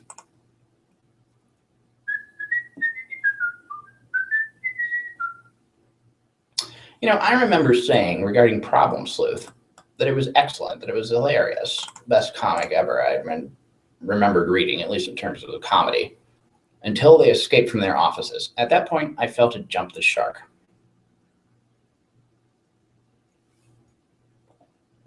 I didn't really feel that way about Homestuck, but I mean, there's a part of me that did. Like, I don't have any friends in real life. I only talk to people online. So it's easier for me to empathize, certainly, with children who only communicate with each other through chats. So there was a part of me that sort of lost a little bit of empathy with the story when they met each other in person, which, spoiler alert, they eventually do. I think we're probably still ages away from that, though. I don't know. It'll click that just to watch the blue house turn purple, I guess. In the future, everyone is female. Man, think about that. Symbolism of that. Every time you click a hyperlink, a blue thing turns into a purple thing. In the distance, meteorites fall with greater frequency. The fire in the forest burns so hot, not even the rain is putting it out.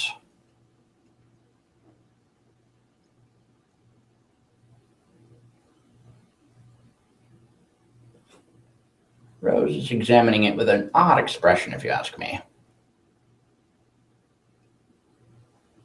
Almost a skeptical one.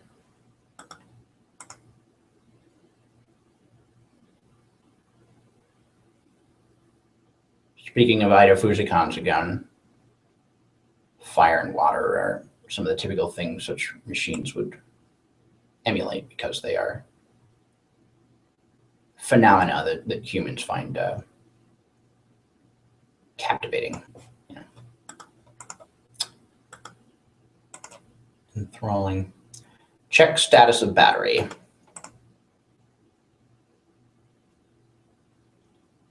Not so good. Your laptop battery is all right for now, but it won't be for long. If the power in the house doesn't come back on, you can think of one last resort, the small backup generator stored behind the mausoleum. Prototype sprite with Betty Crocker box. What? Oh man, you're going to use that? That sucks. What a stupid idea. We have to hurry along. I'm running low on battery power. But the cake mix, ugh, that's so dumb. I doubt it matters. We might as well just use any old crap lying around. Fine, I guess. This again relates to Portal.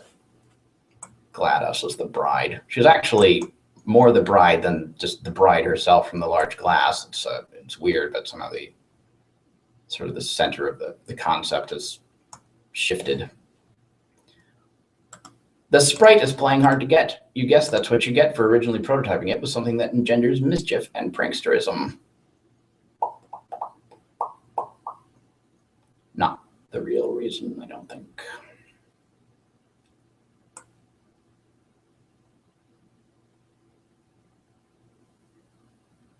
Though what is the reason?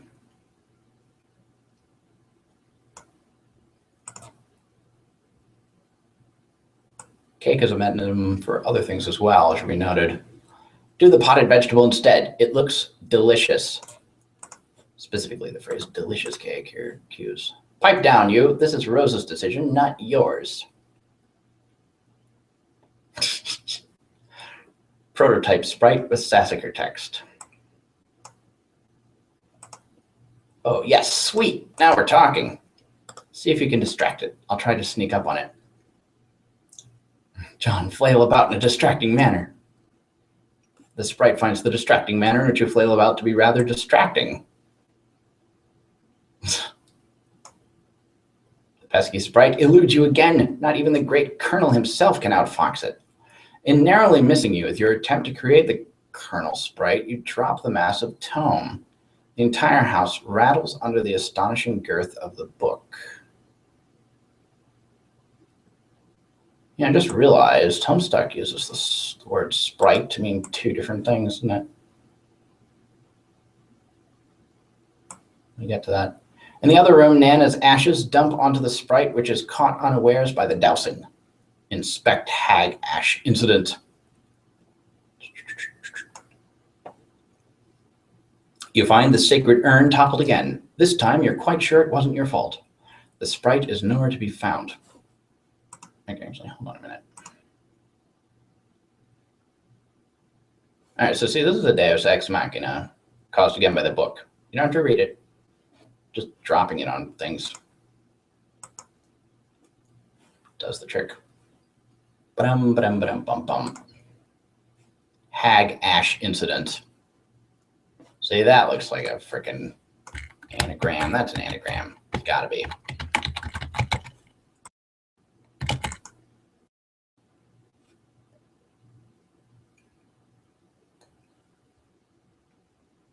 Hassy and what is that? A point.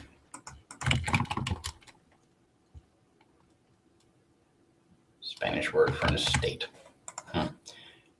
Snitching ahead. Angina's hitched. Echidna hasting. More relevant than it may sound. Echidna is a mythical monster as well as being a silly monotremes. Cheating Danish. H is handing. Chaining deaths.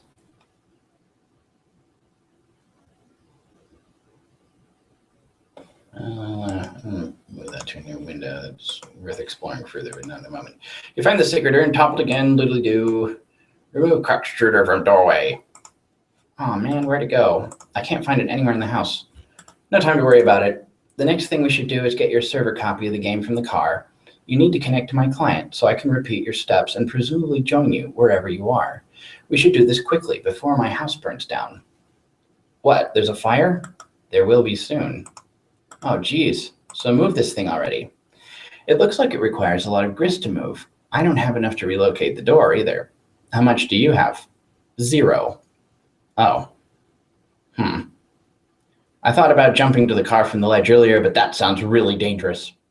I have a better idea. Meet me upstairs. So I don't think anyone ever goes through the front door again. That may not be a Hitchhiker's Guide thing. I mean, that's probably not, given that it's really only kind of tangential relevance compared to Maze, which also is a front door that one might reasonably want to block for both good and bad reasons. You're about to head upstairs, but you thought you heard something behind you. It was faint, but you could swear it was a small, light-hearted chuckle along the lines of a spirited hoo-hoo-hoo.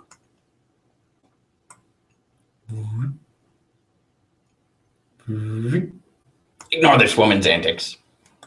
You're not sure you even saw a woman, let alone any of her hypothetical antics. But whatever it was you might have caught a glimpse of, it sure gave you the willies. You head upstairs. On your way to the balcony. Your PDA is acting up again. Indulge the device, but be curt with it. Dun, dun, dun. Hey bro, check it out. I'm working on some new rhymes. Dude, I don't have time for your nerdy raps. Come on, this is hell's of ill. Just listen. Sounds like you don't even believe me that I was about to get blown up. But I really was. But now I'm in some weird dimension that Spurb sent me to or something. And now on top of that, I think I'm being haunted by my dead grandma. Huh. For real. Yeah, it's true, but I'll talk to you later about it. I'm being haunted by my dead grandma, come to think of it. Mildred. Trickstery too. Also witchy. For real. Yeah, it's true, but I'll talk to you later about it. I think I could drop some sick rhymes about all this. Man, see, I just don't think all the rapping stuff is really as cool as you think it is. No, this will be dope. Check it. No, I have to go. Bye. Wait. Armageddon's getting waged on us, but I'm getting armed and dangerous, sending men in space for saving us. See which play is more courageous. Ben or Bruce, dudes reach a truce. Put their blow shoots to use and upsuck it. Affleck's sacrifice, would have to suffice. Ah, fuck it.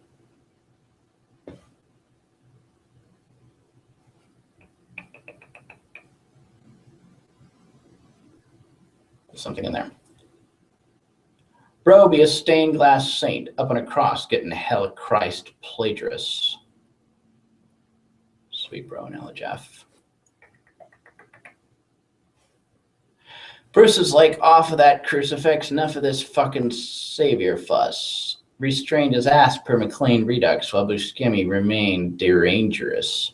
When a plan gone astray pays off a wasted craterus. Ashtray catering to layers of Matt McConaughey's vague remainder dust. Wait, McConaughey wasn't even any of those Meteor movies, was he?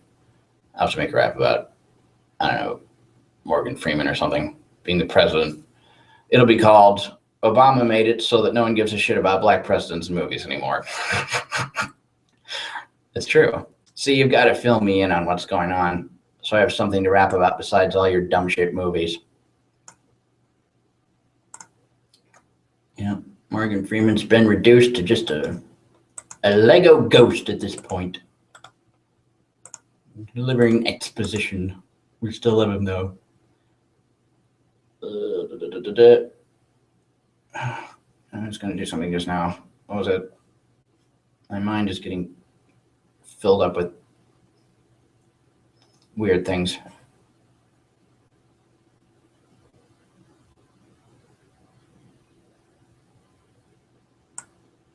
Yeah, I prefer Danielle's poetry. Enough strange poetry from the red text. You head out to the balcony to find out what Rose has in mind. She is messaging you again. The purple text is less irrational than the red text.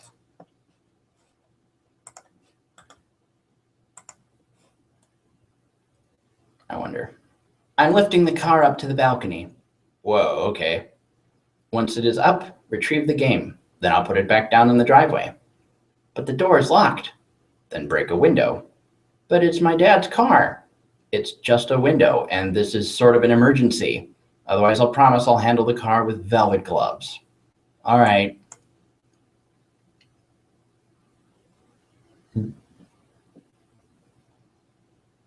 Connection lost. I forgot that was going to happen.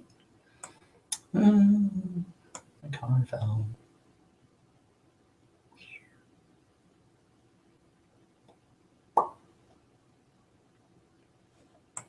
Ridiculous folly. Inexcusable. You're inclined to agree, but hey, accidents happen. You double check your PDA to make sure if Rose is really gone. Indeed, this seems to be the case. Turntext Godhead is still pestering you, of course, but another chum is now logged in as well. What color are the words that this chum says? I'm back. Oh, hi. I went to investigate the explosion I heard. Was it by any chance a meteor? Yes. How did you know? Oh, man, it's kind of a long story. Anyway, are you okay? Did it blow up your yard or start a fire or anything? No, I'm fine. It landed a pretty good ways from my house, and I went to look at it. And it's pretty big, but Beck doesn't want me to go near it, so I came home. He seems to think it's dangerous. Well, gosh, he's probably right. Anyway, what have you been up to, John? Oh, did you get my package yet? Yeah, I was trying to get it, but Rose dropped my car into a weird, spooky bottomless pit, and the package was in the car, and I'm really sorry about that. Oh, no. Well, okay, I guess I should start at the beginning. See, a meteor blew up my neighborhood. That's terrible, John. I'm so sorry. But I'm okay, and my house is too. Sort of. Yeah. House represents the external self, like in Home Alone. That game I was telling you about, Spurb, which I was playing with Rose, sort of transported me somewhere at the last minute. But now I'm trapped here, and it's weird and dark, and I can't find my dad, and I just lost the car, and my copy of the game in the pit, and I think I have to save the world from the apocalypse. Well, it sounds really crazy and kind of scary, but it also sounds kind of exciting. I don't know, John, maybe this is your destiny. If anyone could save the world, I think it is probably you. Wow, you think so? Yes. Well, okay, but it's not even that simple. I was about to connect to Rose to help transport her and save her from meteors and fire and stuff, but she lost battery power and I lost the game disc, so I think I have to get TG to use his copy to save her.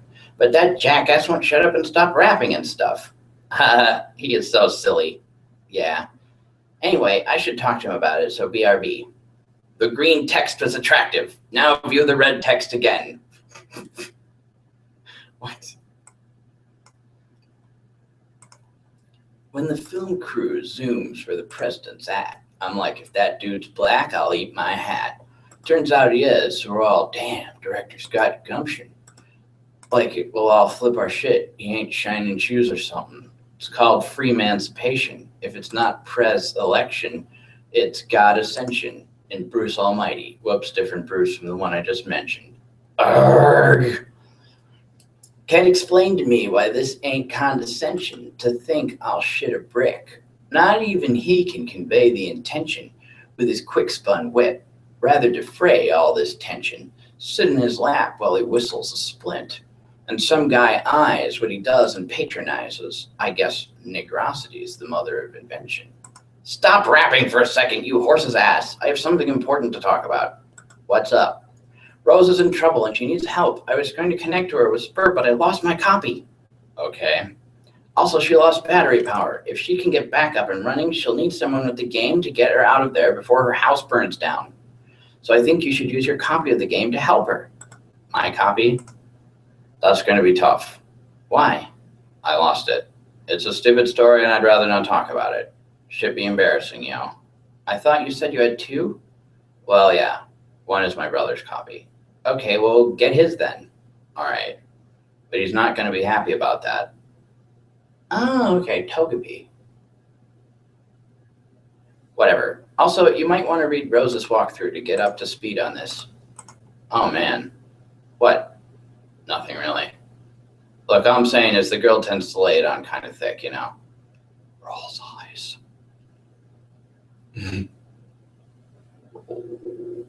Roll. Yeah, when you roll snake eyes, that means you got two.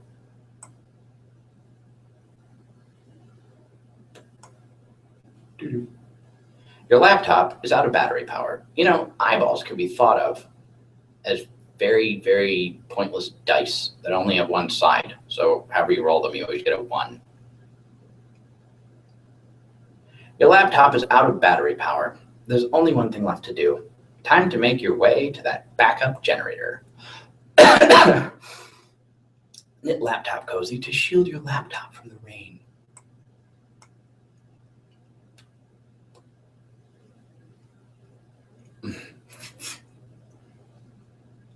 La la la la la la.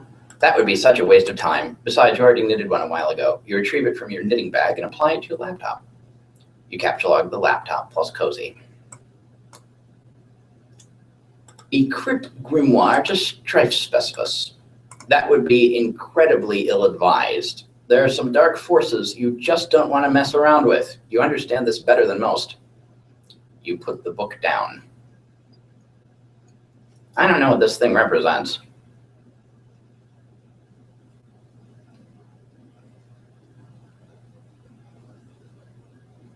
No, I do not.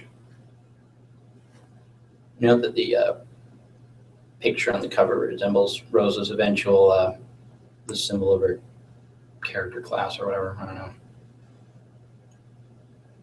Skulls and skeletons and spirals. Recapture your items. You grab the knitting bag and the grimoire in that order. It's always a logistical puzzle with your tree modus. Tree auto-balances, leaving the knitting bag accessible in the root card. Allocate knitting needles to stretch specimens. You feel a lot more comfortable with this as a weapon. You're so handy with those needles, you feel like you could probably use them to fillet a swordfish.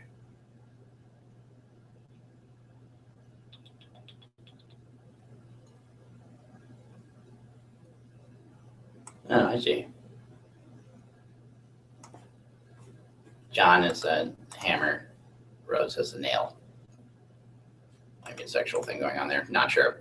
You lose the root card in the process, severing the tree. Hey, careful with all that stuff. Knit plush cuddle Cthulhu to soothe nerves. That would also be a preposterous waste of time. Besides, you're quite sure you've never heard of this creature called Cthulhu before. There are obviously many other specimens that zoologically dubious you're familiar with, such as Cthulhu, foul patrician of misery. To hear his mammoth belly gurgle is to know the epoch of joy has come to an abrupt end. Nerubiglith and Nerubiglith, shame beast king of grotesquerie, writhe lord of the moist beyondhood. Hearing his melodious chirps and tongue clicks causes one's bones to explode. And then, of course, there's Oglegoth, the deep one. Whenever he grinds his teeth, all the children of a random galaxy somewhere will frown continually for a 9,000-year span. He is the first and smallest of the smaller gods, appointed in servitude of a vile, unfathomable pantheon of middling gods, which caters to the whims of the noble circle of horror terrors and omnipotent order of the elite few, forever cloaked in the darkness of the furthest ring.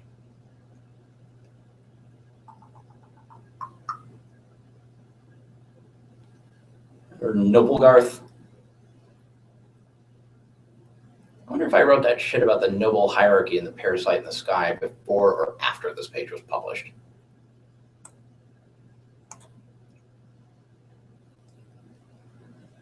So wait, okay, these little things, those are these, and then those things were that, and these are the what's-its from, I don't know. The point is, this thing's pretty big. That reminds me, I need to make sure not to grind my teeth. Fortunately, I've been reading out loud all day today, so not a lot of opportunity. I'm on a lot of Adderall, see. And then there's this strange page containing some rather mysterious notes on summoning procedures. We've never been quite sure what these diagrams are getting at. Window, power cord, outlet, dee-dee-dee-dee-dee. Dee.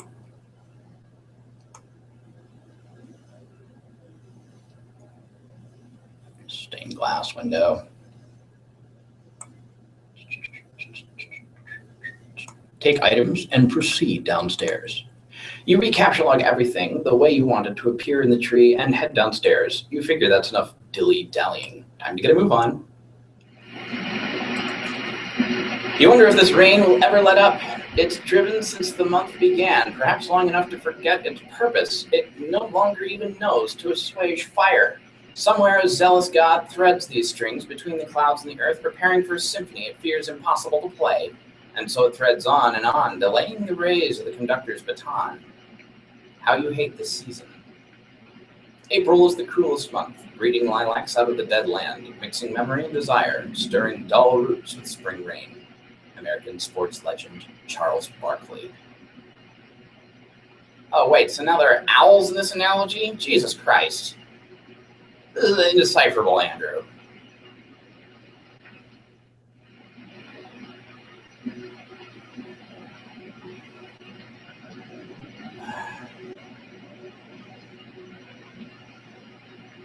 Threads on and on, delaying the rays, the conductor's baton. Seasons. Alright. Surely your mother is lurking nearby. Well, okay, so we're talking about spring. I guess that fits. Dun, dun, dun. Oh, but look at that. There's this really cool dude, okay? He's standing around being all chill, like cool dudes are known to do sometimes. A cool dude like this probably has a real cool name. But he probably wouldn't just tell you what it was if you asked. He'd be way too busy for that. Busy being totally sweet. But you could always try to guess his name. And if you were right, he might nod ever so slightly. That's a cool dude's way of letting you know there might just be hope for you yet.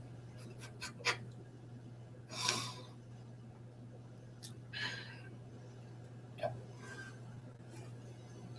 He has an eyeball on his shirt. Now, on closer inspection, I guess that's a record. Enter name. Also, note that his hair is a bird. Okay. Enter name. This guy doesn't have time for this sort of bullshit. Insufferable prick. Did we actually get to the end of the word prick?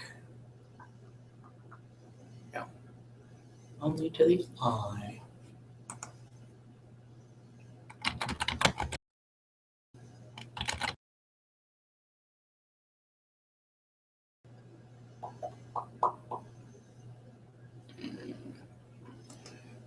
You read a 15-letter anagram, and I'm going to have 14 letters. We'll deal with that later, and probably off camera. So if you want to know what it says, go to the anagram server and figure it out yourself. It may say nothing. Dave Strider. Ding. Yeah, much better. I want to watch that again.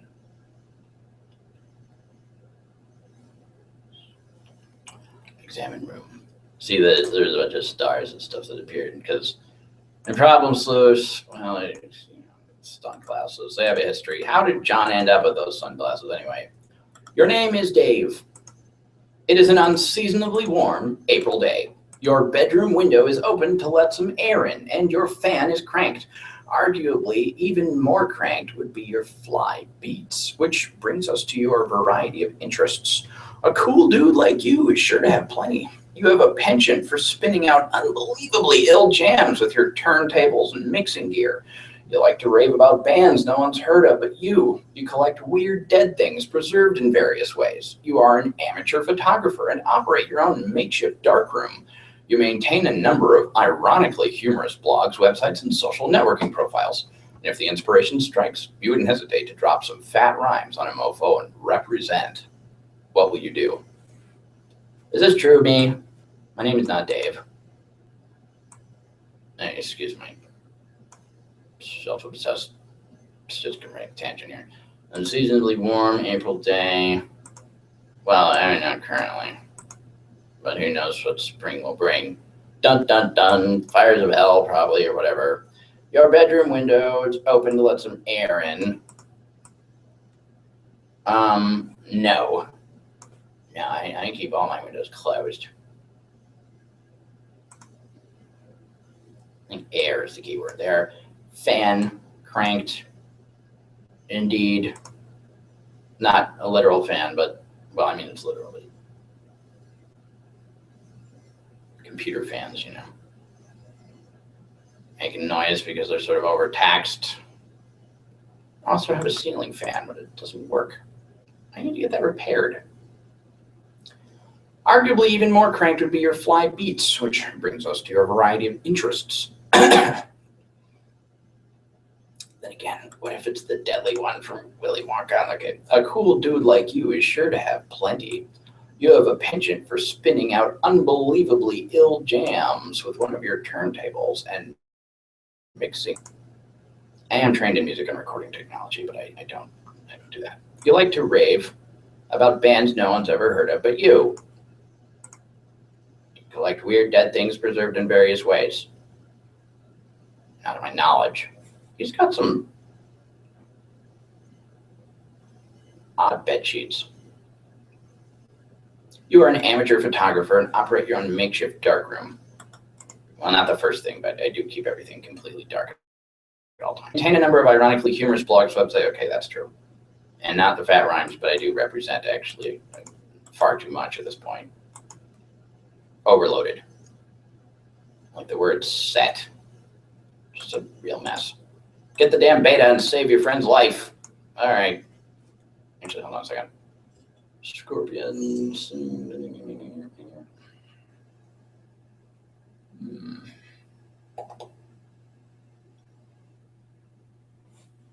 iPhone.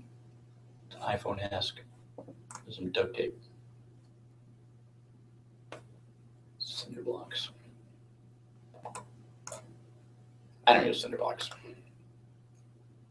My father did. The notion strikes you as nonsensical. You can't imagine how a video game could save someone's life, and in any case, you're quite sure no one you know is in any danger. Anyway, these are your copies of the beta you received in the mail recently. You've labeled them with your name in bold red print to distinguish them from your bro's copies, who labeled his in kind. Neither of you really gives a shit about this game or has any intention of playing it, but you'll be damned if you'll let that get in the way of your campaign of one-upmanship. Bleat like a goat and piss on your turntable. You'd never consider allowing any fluid, even remotely resembling urine, to touch your beloved turntables. That would risk breaking them, and a world without the gift of your godly science just doesn't sound like a place you want any part of. While you're at it, you might as well wipe out human civilization with a meteor or something ridiculous like that, which will probably never happen. That sort of thing only happens in stupid idiot movies for stupid idiots.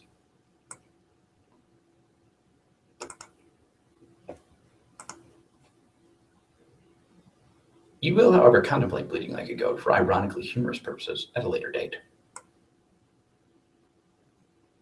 Examine closet. This is your closet. This is where you keep a lot of your crap, like that box and that bottle of, what is that? Is that Jack Blue Box? Ben Stiller. This is the package that your friend John Egbert sent you for your 13th birthday a little while ago. It now contains nothing except a note and a certificate of authenticity, vouching for the genuine Hollywood memorabilia which the box originally contained, and which you are now wearing, to be ironic, but also to be incredibly cool, in a way somehow intangibly related to the ironic nature of the accessory. You find it sort of exasperating to explain these subtleties to people. The box also included a signed photo of Ben Stiller, which now proudly hangs above your closet. Proudly and ironically.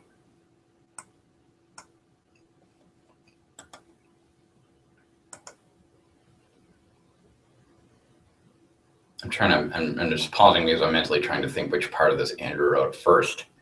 I think this was actually not at all the real order of the events and stupid anagrams and things passing through his mind. There's actually a great deal of stuff that was... You capture the box through your hash map fetch modus. Your modus's current hash function resolves the index by valuing each consonant at 2 and each vowel at 1. The total is divided by your number of cards, and the remainder is the index. Good Lord.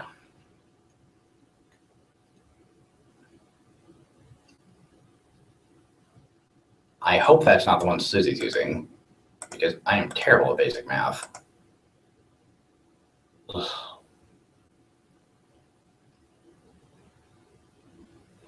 This might just be to associate the word box with the word cis, though, by a 212. Awful. Examine jar of unknown yellow substance in the closet. Oh, hell yes. It is an unopened container of apple juice. You thought you were all out. It is like fucking Christmas up in here. This is so great. You've got to tell John about this immediately. He'll be so excited. Specifically red apple juice. You capture the juice into card 7.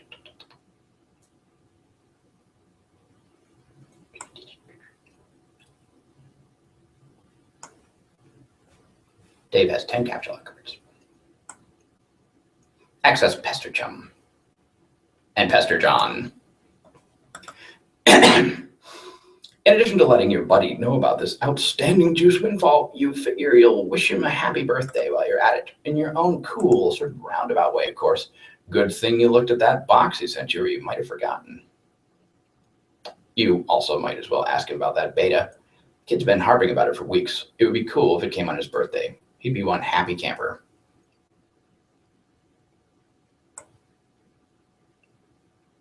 If you are campers, you will enjoy the change, but maybe not yet. What you got there? Some wild style graffiti. This looks more Apple-y. It's not exactly Apple. Mac OS, I mean.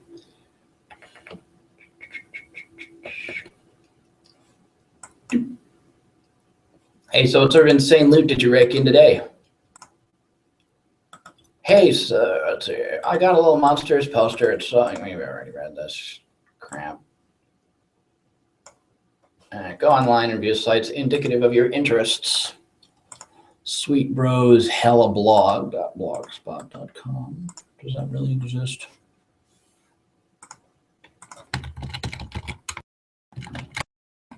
Shift it over one. Dairy. Sweet Bros.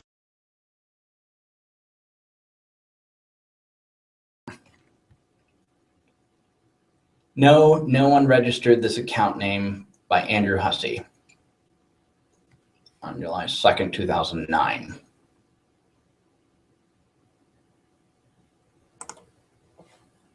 When was this posted?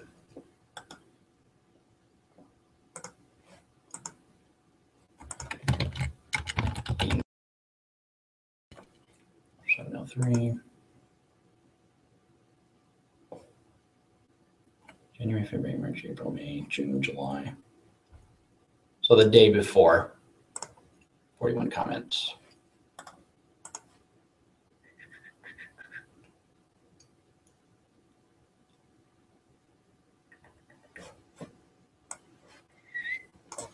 Thankfully, Andrew got to it before anyone else did. Lol. Very first thing I checked. That would have made an awesome start to an ARG. Do-ho-ho-ho. Awesome. This could tie in later on. Andrew seems like he wants to do more stuff like this. Someone register the domain name. This comment has been removed by the author. XYZZY. Creepy. Aww. Haha, too slow. Damn you, Andrew Hussey. Always 10 steps ahead of the game. I'm gonna see what that says. Can you at least post some more fancy Santa pictures here? Or maybe another cultural mural? LMAO. Whoa, this is cool. Well, I'm gonna check it right away. Well, check just as I got there. Andrew, why you make this blog hella sweet? Aw, I was hoping something interactive was here for fun. Oh well, but props to you, Mr. Hussey, for getting the name early on. Yes, the domain. Sinks in water. Sock Rouge was a diversion. Okay, this is actually really funny. I didn't even notice this on my first couple of reads. Sweet. Fuck you, Hussey. Fuck you. Ectomyologist. This is ironically hilarious. Wow, Hussey has Google. I'm sort of new to this fandom, but I hope I can adjust. I was really hoping to see something here. Oh well. Dave, get back to saving John. I just ironically laughed my ass off. I'm so hella pumped about this. Thanks. I'm glad Andrew got this before anyone else. I went back to read again, decided to go to the blog. Hussey needs to actually make this. I checked right away. I can't stop laughing. Ironically, of course. Slow clap. Something in Russian.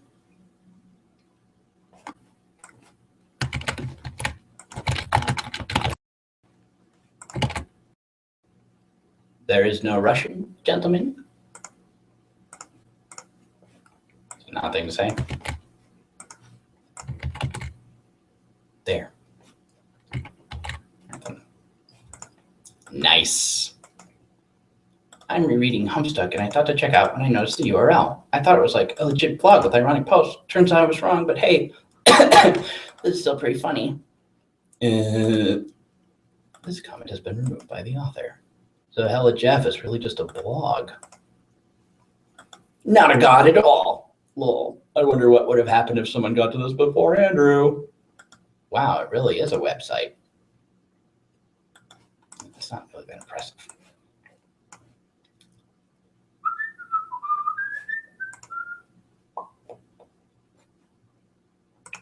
Profile not available.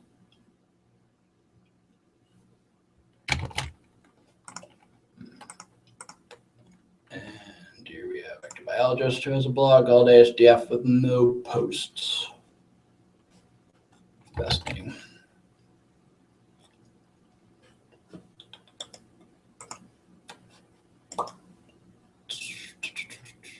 I don't know the right plugins. New computer. New. Yes.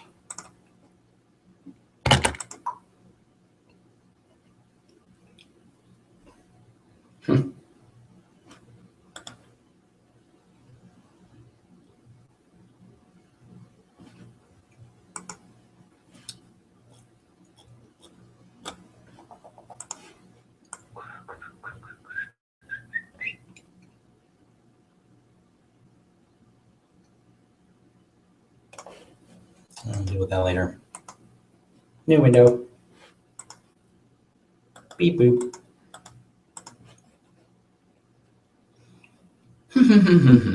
Okay.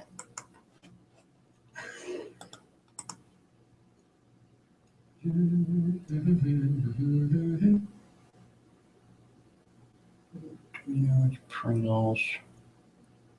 Oh man, when this heady volume, unabridged awesome hit my doorstep, it made sort of a thunderclap, like the kind I'm sure Moses heard when God dropped stone tablets containing a review of a game involving the ambiguous marriage of insane stunts and extreme hunger management solutions for dudes on the go. It's like you see that little bag of chips. There, you just grab it and go, bro, and keep thrashing shit up. I am so hella pumped of this. There are some obvious questions, like just how outrageous are these snacks? Will popular beverages play a role? And how critical will they be in your quest to attain absolute sweetness? Will the game land the coveted but elusive 5 hats out of 5 hats?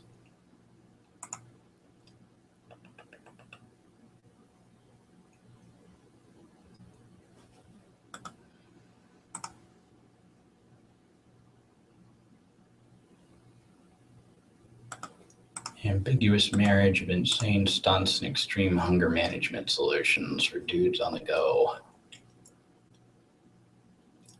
Yep. You open the Hephaestus web browser and direct it to your ironically maintained blog, where you post monthly satirical reviews of Game Bro magazine. Your latest post is a review of the March issue. Steve does have a real blog, though. So why isn't it there? Why is it somewhere else instead? If Andrew has it.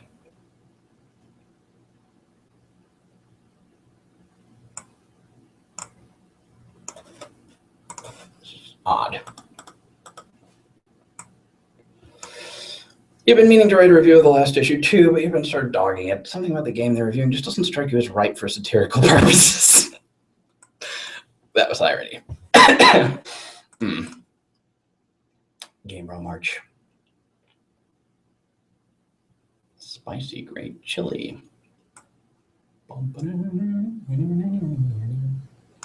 I'm probably going to have to stop this soon because this is wearing out my voice and you know, other normal human problems. In new tab, you open another one of your sites, a webcomic ironically maintained through a satirical cipher vaguely similar to that of your blog. It's called Sweet Bro and Hella Jeff. You have legions of devoted fans, most of whom are totally convinced of your creative persona's sincerity, which is just how you like it.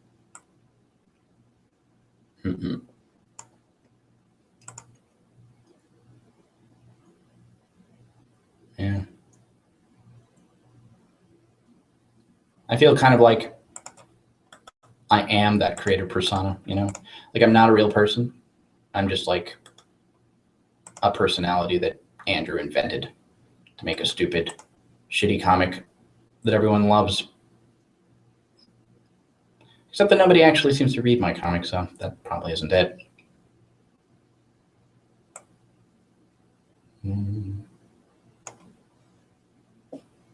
then just to make things more confusing, he goes here.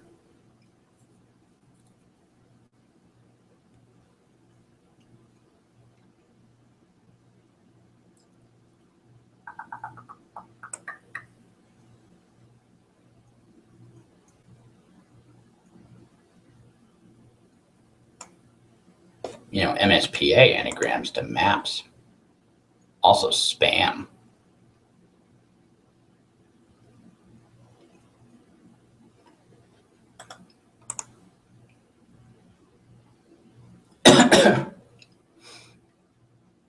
Where are they here? Downstairs from room 27.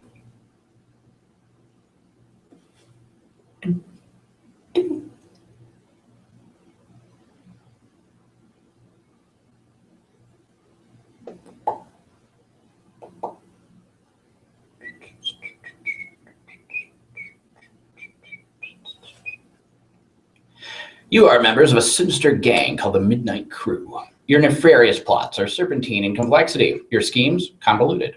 You are planning a heist in your underground hideout. What will you do? Use Occam's razor on plans and schemes. Spade Slick uses Occam's razor to carve a circular hole into the heist plans, freeing it from the knife. You wonder what moron would jam the knife so hard into the table in the first place.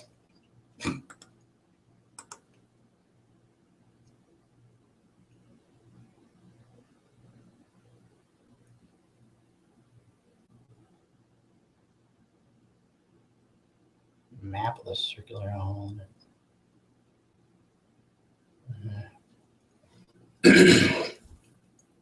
Sword and the stone thing going on there. What the hell is that? Some stupid double-ended knife. This doesn't seem very useful. That's a scalpel, isn't it? I guess that's Occam's razor. It's a sword.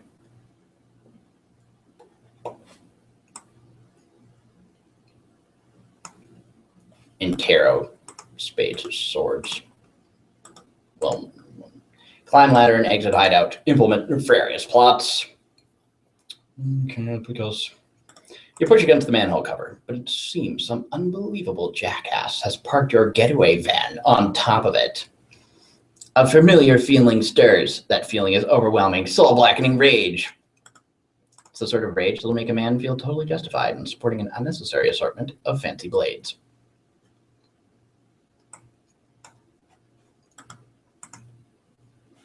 Skip ahead 100 pages or so. You don't remember where you last left off, so you jump ahead, way ahead. You always forget to save your place in the story. It looks like tempers have become short in this pressure cooker already. You speculate that the tipping point may have been an ill-advised motion for a game of 52 pickup. Oh, it was John's arm. Here's a blender. This is scaring the shit out of me instantly. What do I got here? Sort of matriarch. Oh, it's a mace.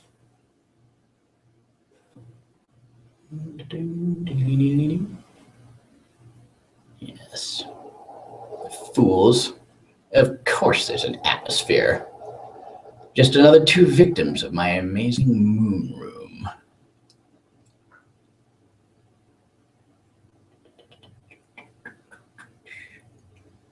Oh, somebody pulled the sword out of the table. The light bulb was broken. You know, there's a good trick for getting a broken light bulb out of the thing. Use half a potato. Assuming you have half a potato. I don't have potatoes around personally. Not literal ones.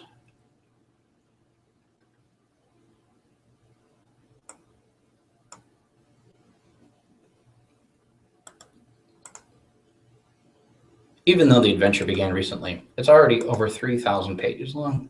You just don't have time for this bullshit. You'll catch up later. Besides, it looks like someone's pestering you. You're pretty sure you know who it is.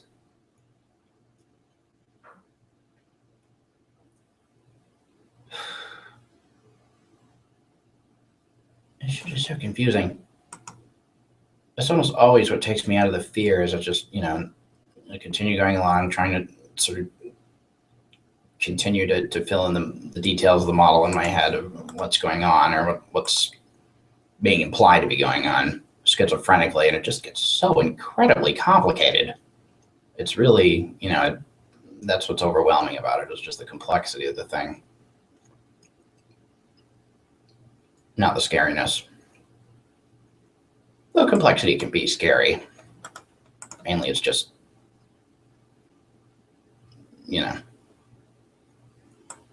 I would say confusing, but really confusing is sort of an opaque term. There's a lot of different kinds of confusingness. Generally what it means is that it's a lot of things all at the same time. Save your place, read it later. Even though the adventure began recently, it's already... Besides, it looks like someone's pestering you. You're pretty sure you know who it is.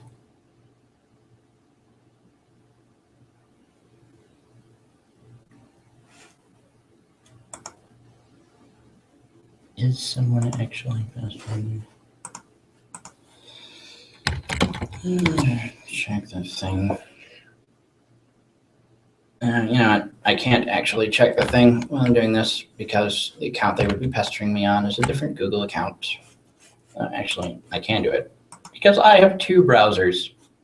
I'll just open Google Chrome.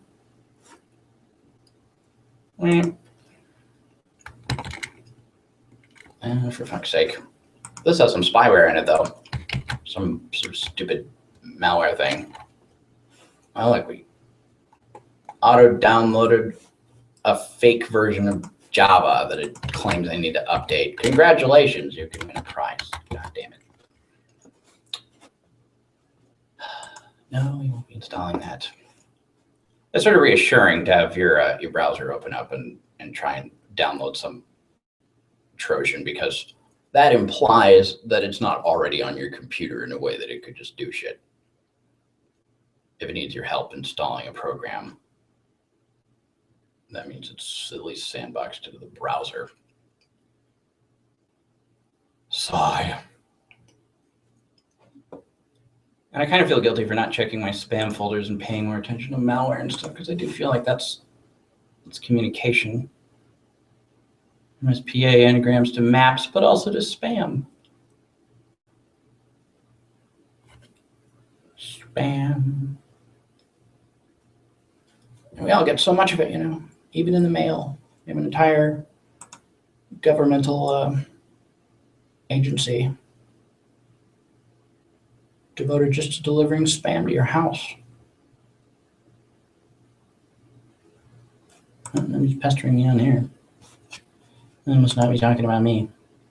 Or it must not be on the computer. You know, not like in my brain or something. I don't feel pestered, though, just, you know, vaguely paranoid. In some cultures, the persistent refusal of a lady's invitation to play a game with her would be a sign of wanton disrespect.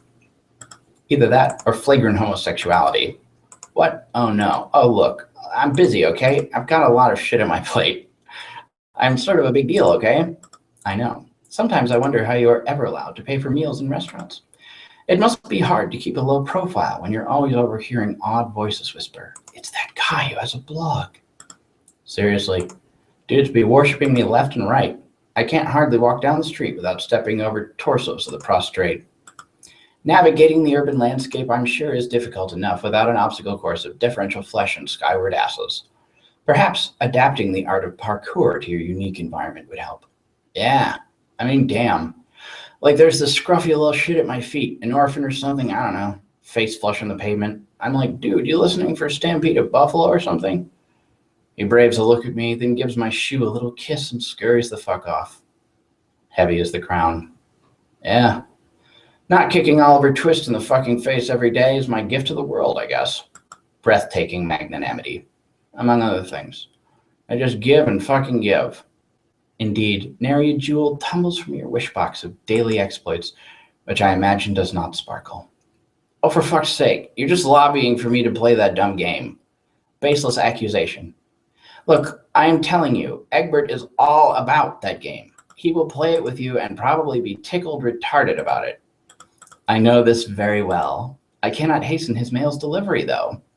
Yeah. I'll hassle him some more about it. And how about this? If you ever find yourself in the position where your life depends on me playing that piece of shit game, then I'll play. Will that make you happy? More than you know. It perfectly mollifies my grief over the demise of chivalry.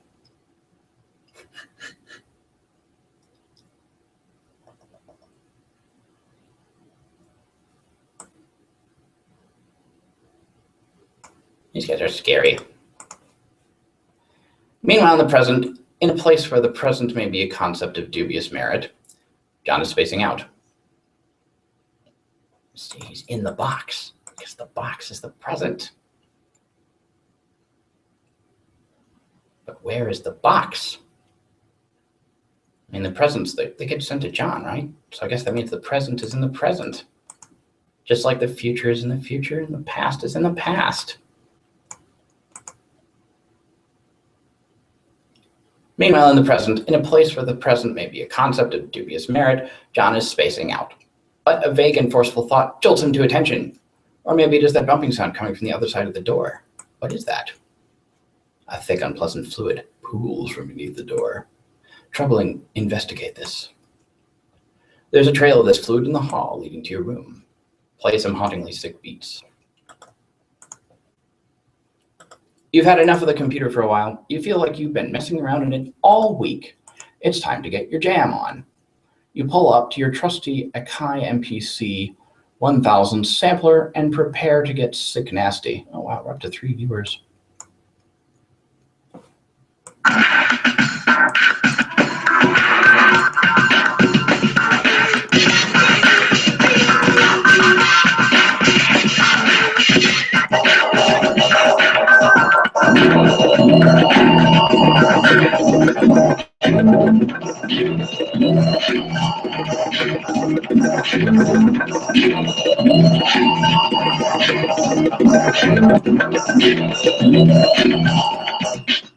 Let me just say that I hate knob controls where you actually adjust the control by moving the mouse up and down. Andrew has done this one correctly. And you move the mouse around, knob turns. Why is that so fucking hard? Take a sip of apple juice, despite what John said. Those beets were so fresh, they belong in the produce aisle, is what you're talking about. Soccer moms be thumping that shit for ripeness like melons. Know what I'm saying? After the beet's that fresh, it would be a crime not to reward yourself with a celebratory swig. See, he said swig to get it out of his inventory. But he can't bring himself to drink it. You can't do it. John's got you all twisted up inside now. All you can think about is Mandel's gross monster piss. Damn you, Egbert. Eat blue note. You recapture log the juice. Also his horns. Allocate sword to Strife Specibus. Your Strife Specibus is already allocated with the blade kind abstratus. There's no need to allocate it. You can wield your sweet ninja sword as a weapon once it is in your Strife deck, but you will have to capture log it first before moving there. Capture log sword. The ninja 17/7 occupies the same card as the juice, expelling the juice from your Siladex. It splashes all over your turntables and your copies of the beta. Arg! This was foreshadowed by him saying that you never let urine or anything even urine-like. Get a towel or something. Yeah, so he needs a towel too, does he? You head out to get a towel from the bathroom across the hall. You glance at one of the many radical puppets in your bro's collection and nod in approval. Is there anything not awesome about your bro? No, not.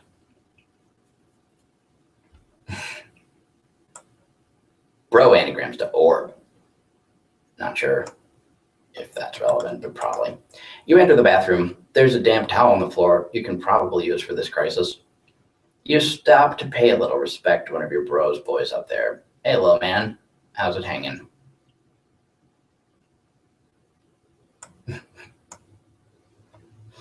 You take the damp towel, 5, expelling the box, also 5.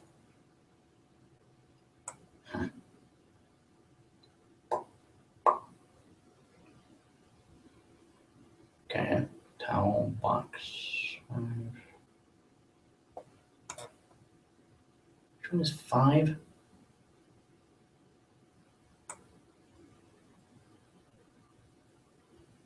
That's Finn, I think, isn't it? Search the bathroom for something slightly less damp. So yeah, I don't know. That doesn't strike anything with me. Now you just decide to wring this towel out into the toilet to make it less damp. It is now just a towel. Okay, so damp towel is 7, but towel is 8.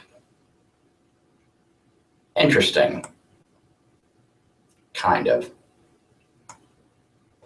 Who hangs a puppet in the shower? That's creepy.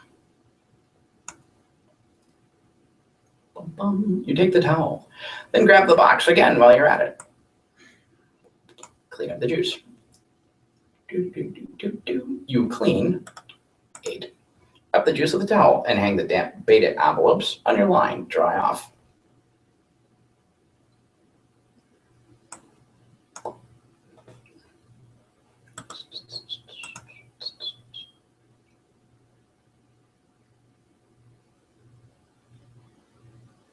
In the breeze of the fan, the betas jostle near the open window.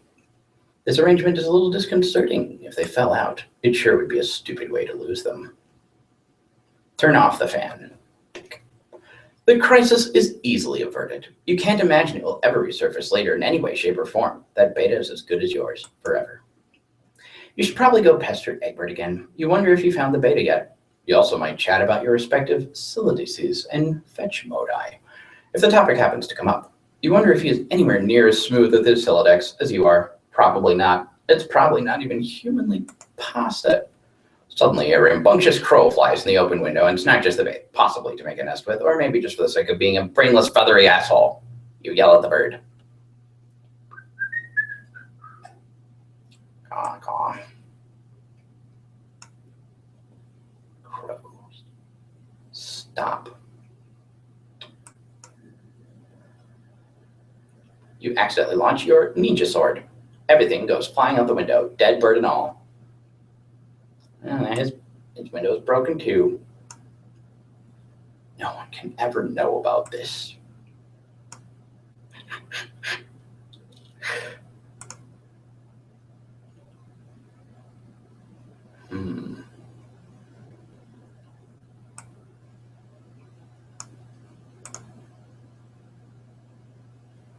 You can never tell when you might need an umbrella.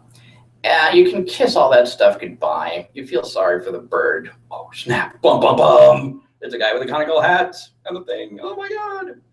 At least you never planned on ever using that beta, ever. Anyway, now that that bit of ugliness is behind you, you guess you can look forward to several more hours of messing around in your room. Whoa, wait, what? Bum, bum, bum. Do-do-do-do.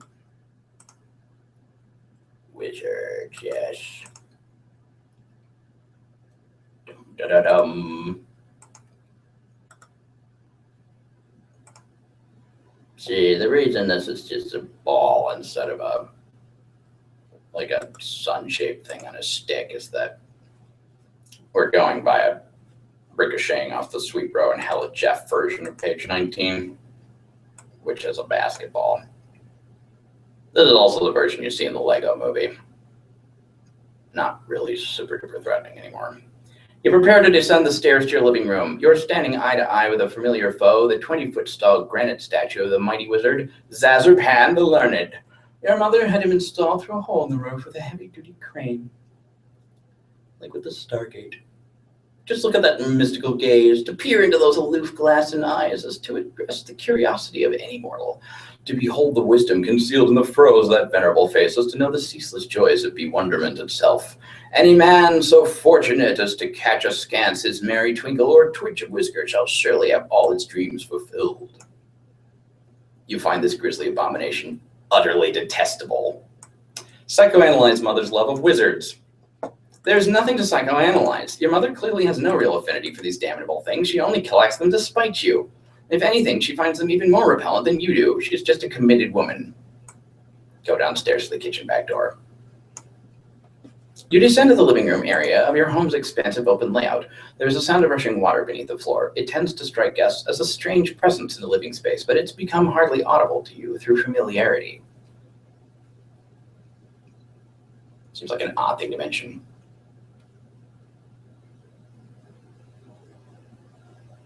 There's the front door, but hopefully there's no need to make the long trek around the house in the rain. You might as well see if you can slip through the kitchen and out the back unnoticed. View mother's solid copper vacuum statue.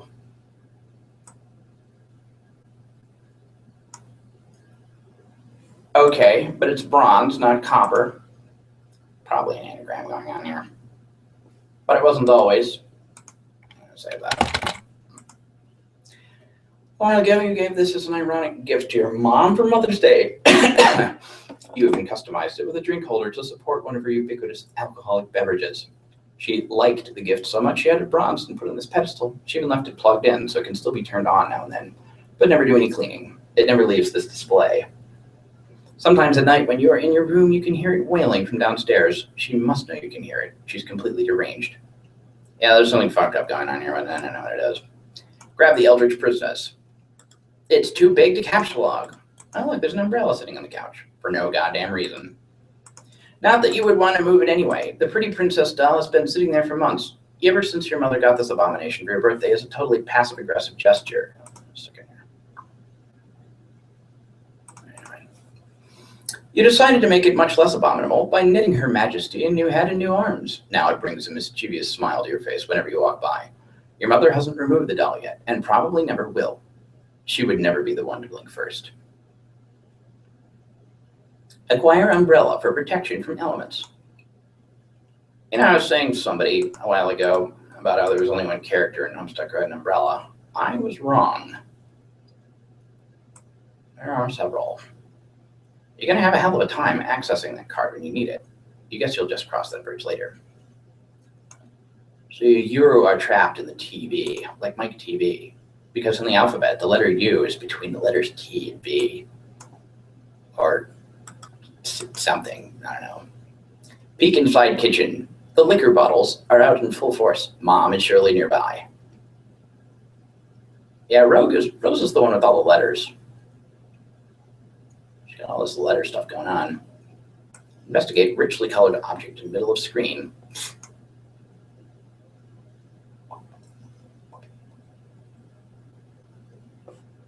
Ow. That would be your refrigerator. Its surfaces have customarily served as the battlefield for a chilly siege of passive-aggressive one-upmanship. This was a drawing you did of your cat Jasper's when you were younger, along with a poem about him. Your mother brought this ostentatious $15,000 frame for it and had it welded to the door.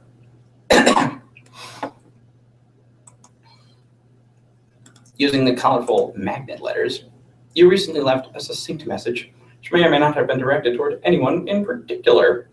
But you couldn't find the letter W, so you just stuck two V's together. They're not supposed to be V's, they're supposed to be U's.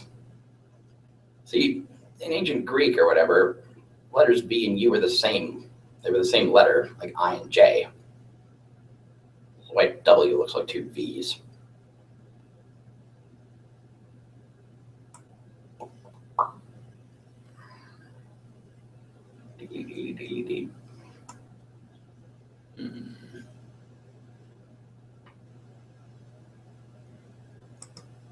That deserves closer inspection as well. Your mother then purchased a fresh pack of W's and left them there for your convenience. Appreciative of the thoughtful gesture, you left her a sincere thank you note, which you had legally notarized and then marked with a drop of blood. Oh, see, I get it. Jester, upside down, squiddle. Bum bum. Bum bum bum. But part of it was touching the floor, so your mother was kind enough to lift the lower portion of the document, the velvet pillow. Attach a W to face as fake as a fake mustache.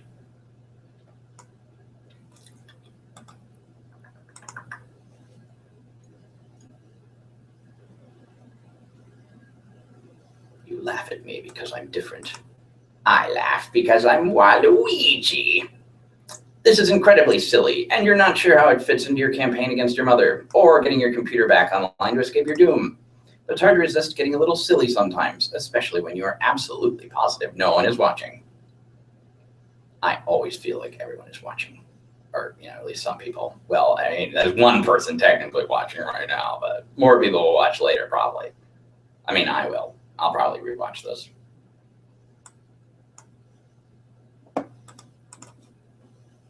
Fun fact, problem sleuth anagrams to hotel plumbers. But that unsightly void in the W pack won't do, nor will the gash in the plastic. You deposit 12 cents in its place, with approximation of the letter's value. You also make a vow to return later and neatly sew the plastic shut. So, W is room 12, 2Bs are room 28. Think of ways to one-up mother. You wonder how to address the pillow situation. It seems the woman has you at a clear disadvantage. Perhaps slipping a fresh doily under the pillow will do the trick. Or maybe spilling a bit of Worcestershire sauce on it, then having it dry cleaned and returned along with a laboriously ingratiating apology note. No, there's no time for anything like that. Or maybe, just think out loud here, you could use the entire pack of W's as M's. Oh yes, that would burn. But you've already done something with that W pack, and there's no need to go back and gild that lily. This is delicate business, and that pillow is screaming for rebuttal. Capsule like velvet pillow. You decide to take the velvet pillow and lovingly embroider a poem in praise of motherhood on it. Hopefully you can pull this off before she notices it's gone. B-L-B-E, B-I-B-E, greater than you. But it causes your tree to be pretty badly unbalanced. It surely will auto-balance itself in a moment. I don't know what Andrew's doing here, but it's very clever. Those little conical hats. And just like that, the umbrella becomes accessible in the root card. That's one of the things you love about the tree modus, the happy surprises. I'm going to see my rank on the server.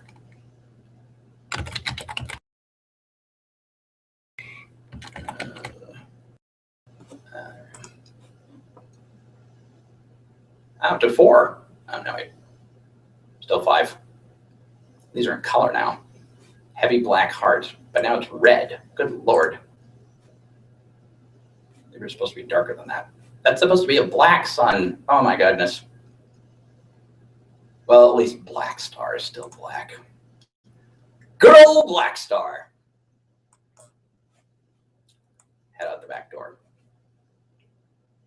Okay, enough's enough. Time to go. Argh! Like a bucket. You don't know how she does that. You're never safe in this house. And of all the things to be doing during a power outage, she's up to her ironic housewife routine again. That mop bucket doesn't even have any water in it. What an absolute madwoman.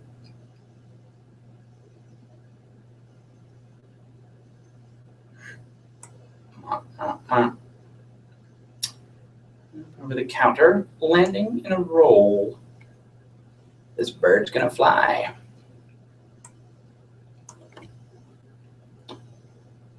Rose is very fast. Youth roll. How's the goddamn stupid wizards? Meanwhile, in the past again. You're almost done patching up the hole in your window with the gaffer tape. I use Reflectix, but it's sort of hard to get any work done when people keep pestering you all day. You guess you better get to that. It's also sort of an asterisk there. Answer chum. We were up to 3 viewers. Now we're down to 1, but I already mentioned there was 1. Hey, Dave. Hi, sup? Not much, sup with you, bro. Hey. Ha. Good one. It's all right being chill. I guess you know how it goes. Great. Feeling cool today, Mr. Cool Guy? Oh, man, you know it. So cool. You know, shit is ice cold up in here. Shit is wicked bananas, I am telling you. So, have you talked to John today? Yeah, we were just talking a while ago about how he sucks at his Sylladex. Can you believe he uses stack? That kid is ridiculous.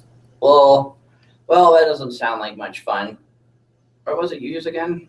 Wait, never mind. I forgot whenever we talk about your goofy moduses, I get a migraine. What do you want with John? Hoot migraine. I want to tell him happy birthday and ask him about his birthday package.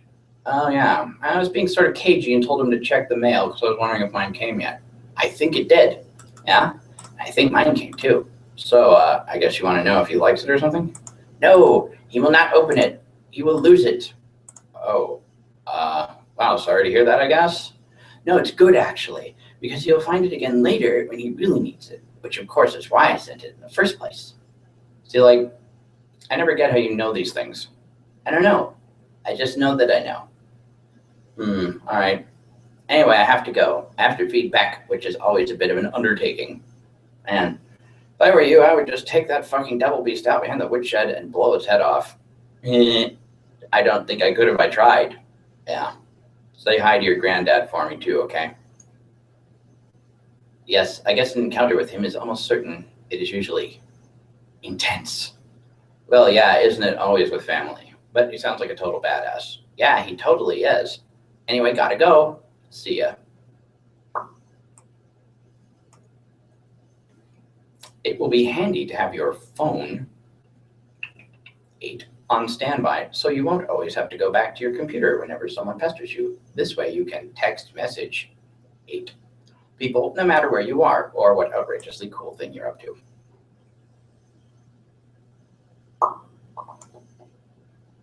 So cool.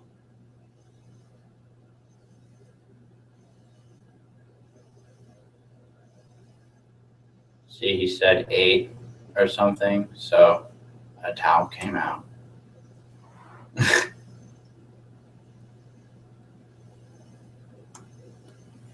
Covering one of his eyes.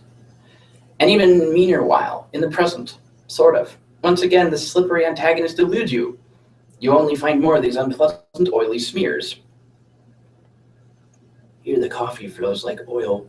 Someone is pestering you. Both your PDA and computer register the message. This chum will know what to do. All right, I'm out of my room now looking for my bro's game. Oh, good. Yeah, there's no sign of Rose yet. I hope she is okay. Well, if she comes back, I'll be ready. You better know what you're talking about, because this could get ugly.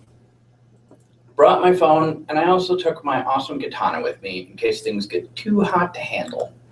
And they always do. You mean that cheap piece of shit you have on your wall? F you. It's sharp and it's awesome and it's a sword. End of story. Okay, I don't really care. Or word. I'm in my room again. I really think there's someone else in this house, like monsters or something. Howie? I wish. Dude, monsters aren't real. That stupid kid stuff are stupid babies. You know, Andrew's name anagrams to undersea wish. Maybe. Yeah, you're right. What are you, an idiot? Of course there are monsters in your house. You're in some weird evil monster dimension. Come on. Skepticism is the crutch of cinematic troglodytes.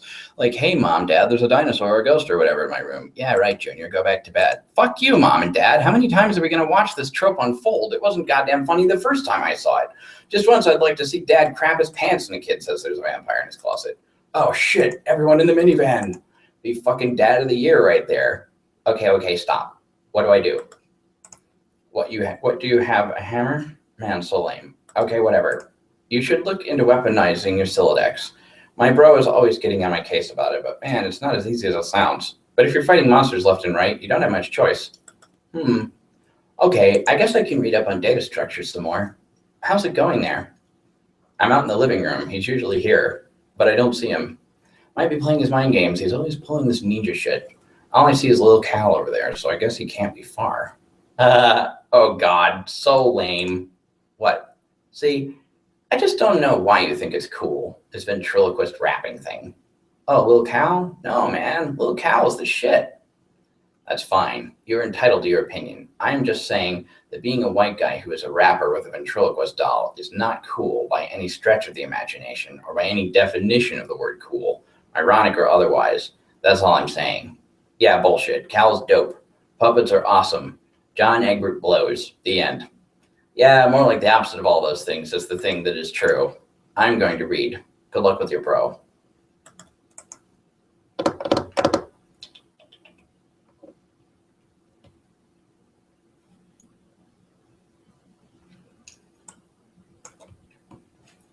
Haunted? Yeah, I was noticing in the Poe song Haunted, the album, the same title the other day. She refers to her haunted head. Generally, we refer to that as being possessed. Monsters. Only retarded babies who poop in their diapers believe in that stuff. Rose, you throw right out the front door.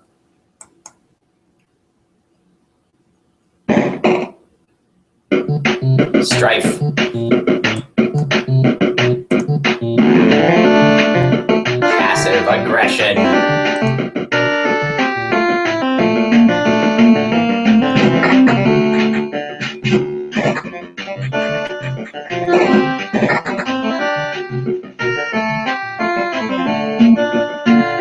Those needles would be good for poking out eyes, but like John's dad, Rose's mom does not have eyes. A beautiful pony.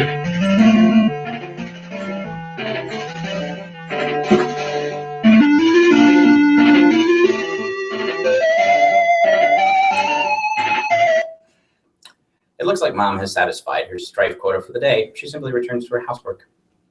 No point in going out the front door anymore. Might as well head out the back like you originally planned. First, be the pony. Second, trample Mom. You can't be the stupid pony, and frankly, you can't imagine why anyone would want to. But you give the pony a begrudging pat on the snout anyway. Her name is Maple Hoof.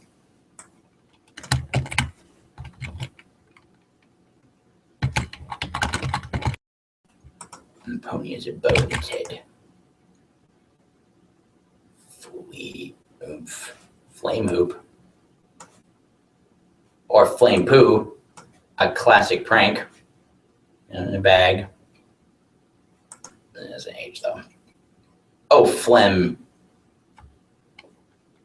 I like flame hoop. Well, I don't really. John, turn around. Data structures for assholes. Chapter 7. God damn it, why do I even bother? The good news. Finally, your revolting incompetence can be put to use. Instead of accidentally firing a Silodex full of steak knives into a priceless oil painting or your beloved great aunt, you can turn that fumbling fury towards one of your foes, such as the ability to grasp painfully simple concepts. The bad news, I'm tired of explaining myself hoarse. You chuckwads. In this chapter, I will be phoning it in with the literal use of diagrams and shitty clip art. What are you going to do about it? You are going to wraggle in your own vicious secretions like the worms you are. That's what. Here, learn something for a change. And see, encapsulate this globe. And the cinder block comes out. And that's the green thing. Bonk. There's a pencil, a bow tie there. Not sure why I'm calling attention to these things specifically. Asshole notes. Put your lips together to form a stiff pucker. Apply them firmly to my rear end. I now pronounce you man and wife. Now get in the kitchen and make my ass some dinner, bitch. You're trying to read, okay? This book is already unpleasant enough as it is without weird voices in your head nagging you to do things. Besides, I thought we already agreed there's no such thing as monsters. Fine, you'll interrupt your reading and turn around, but you don't see what could possibly be, so, oh my god, it's a monster.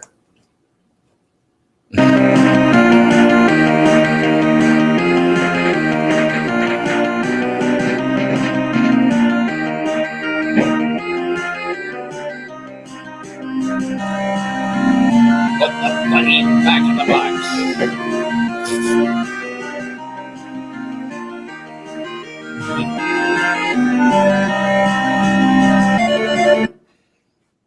Rose, exit. You know, one thing that is comforting is, since umbrellas represent understanding, and I have both umbrella and broken umbrella in my strife specibus, apparently, even when I don't understand things, I can be weaponized. I'm just an incredibly dangerous person to be near. You leave through the back door. Nearby is the transformer, which distributes electricity from the underground generator powered by the river flowing beneath your house. Transformers. Robots in disguise. Remember when that unicorn ate the earth? The transformer was struck by lightning, though, and no longer works. You wonder if your mother has any plans to have it fixed. You guess she'd rather just play her mind games in a dark house like a weirdo. So weird. I don't know who would do that. You can see the mausoleum and the portable generator across your backyard. You're almost there. Use umbrella.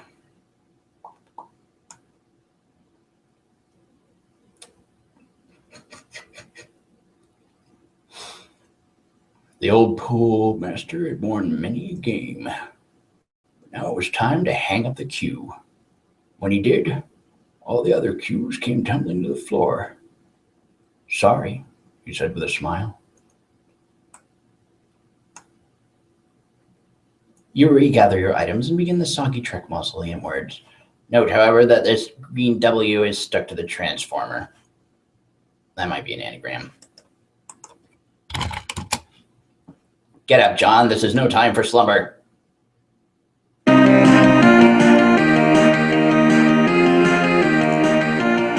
Oh, good lord. Alright, I am sick of doing this. This is the end of part 1. See you tomorrow. Or something.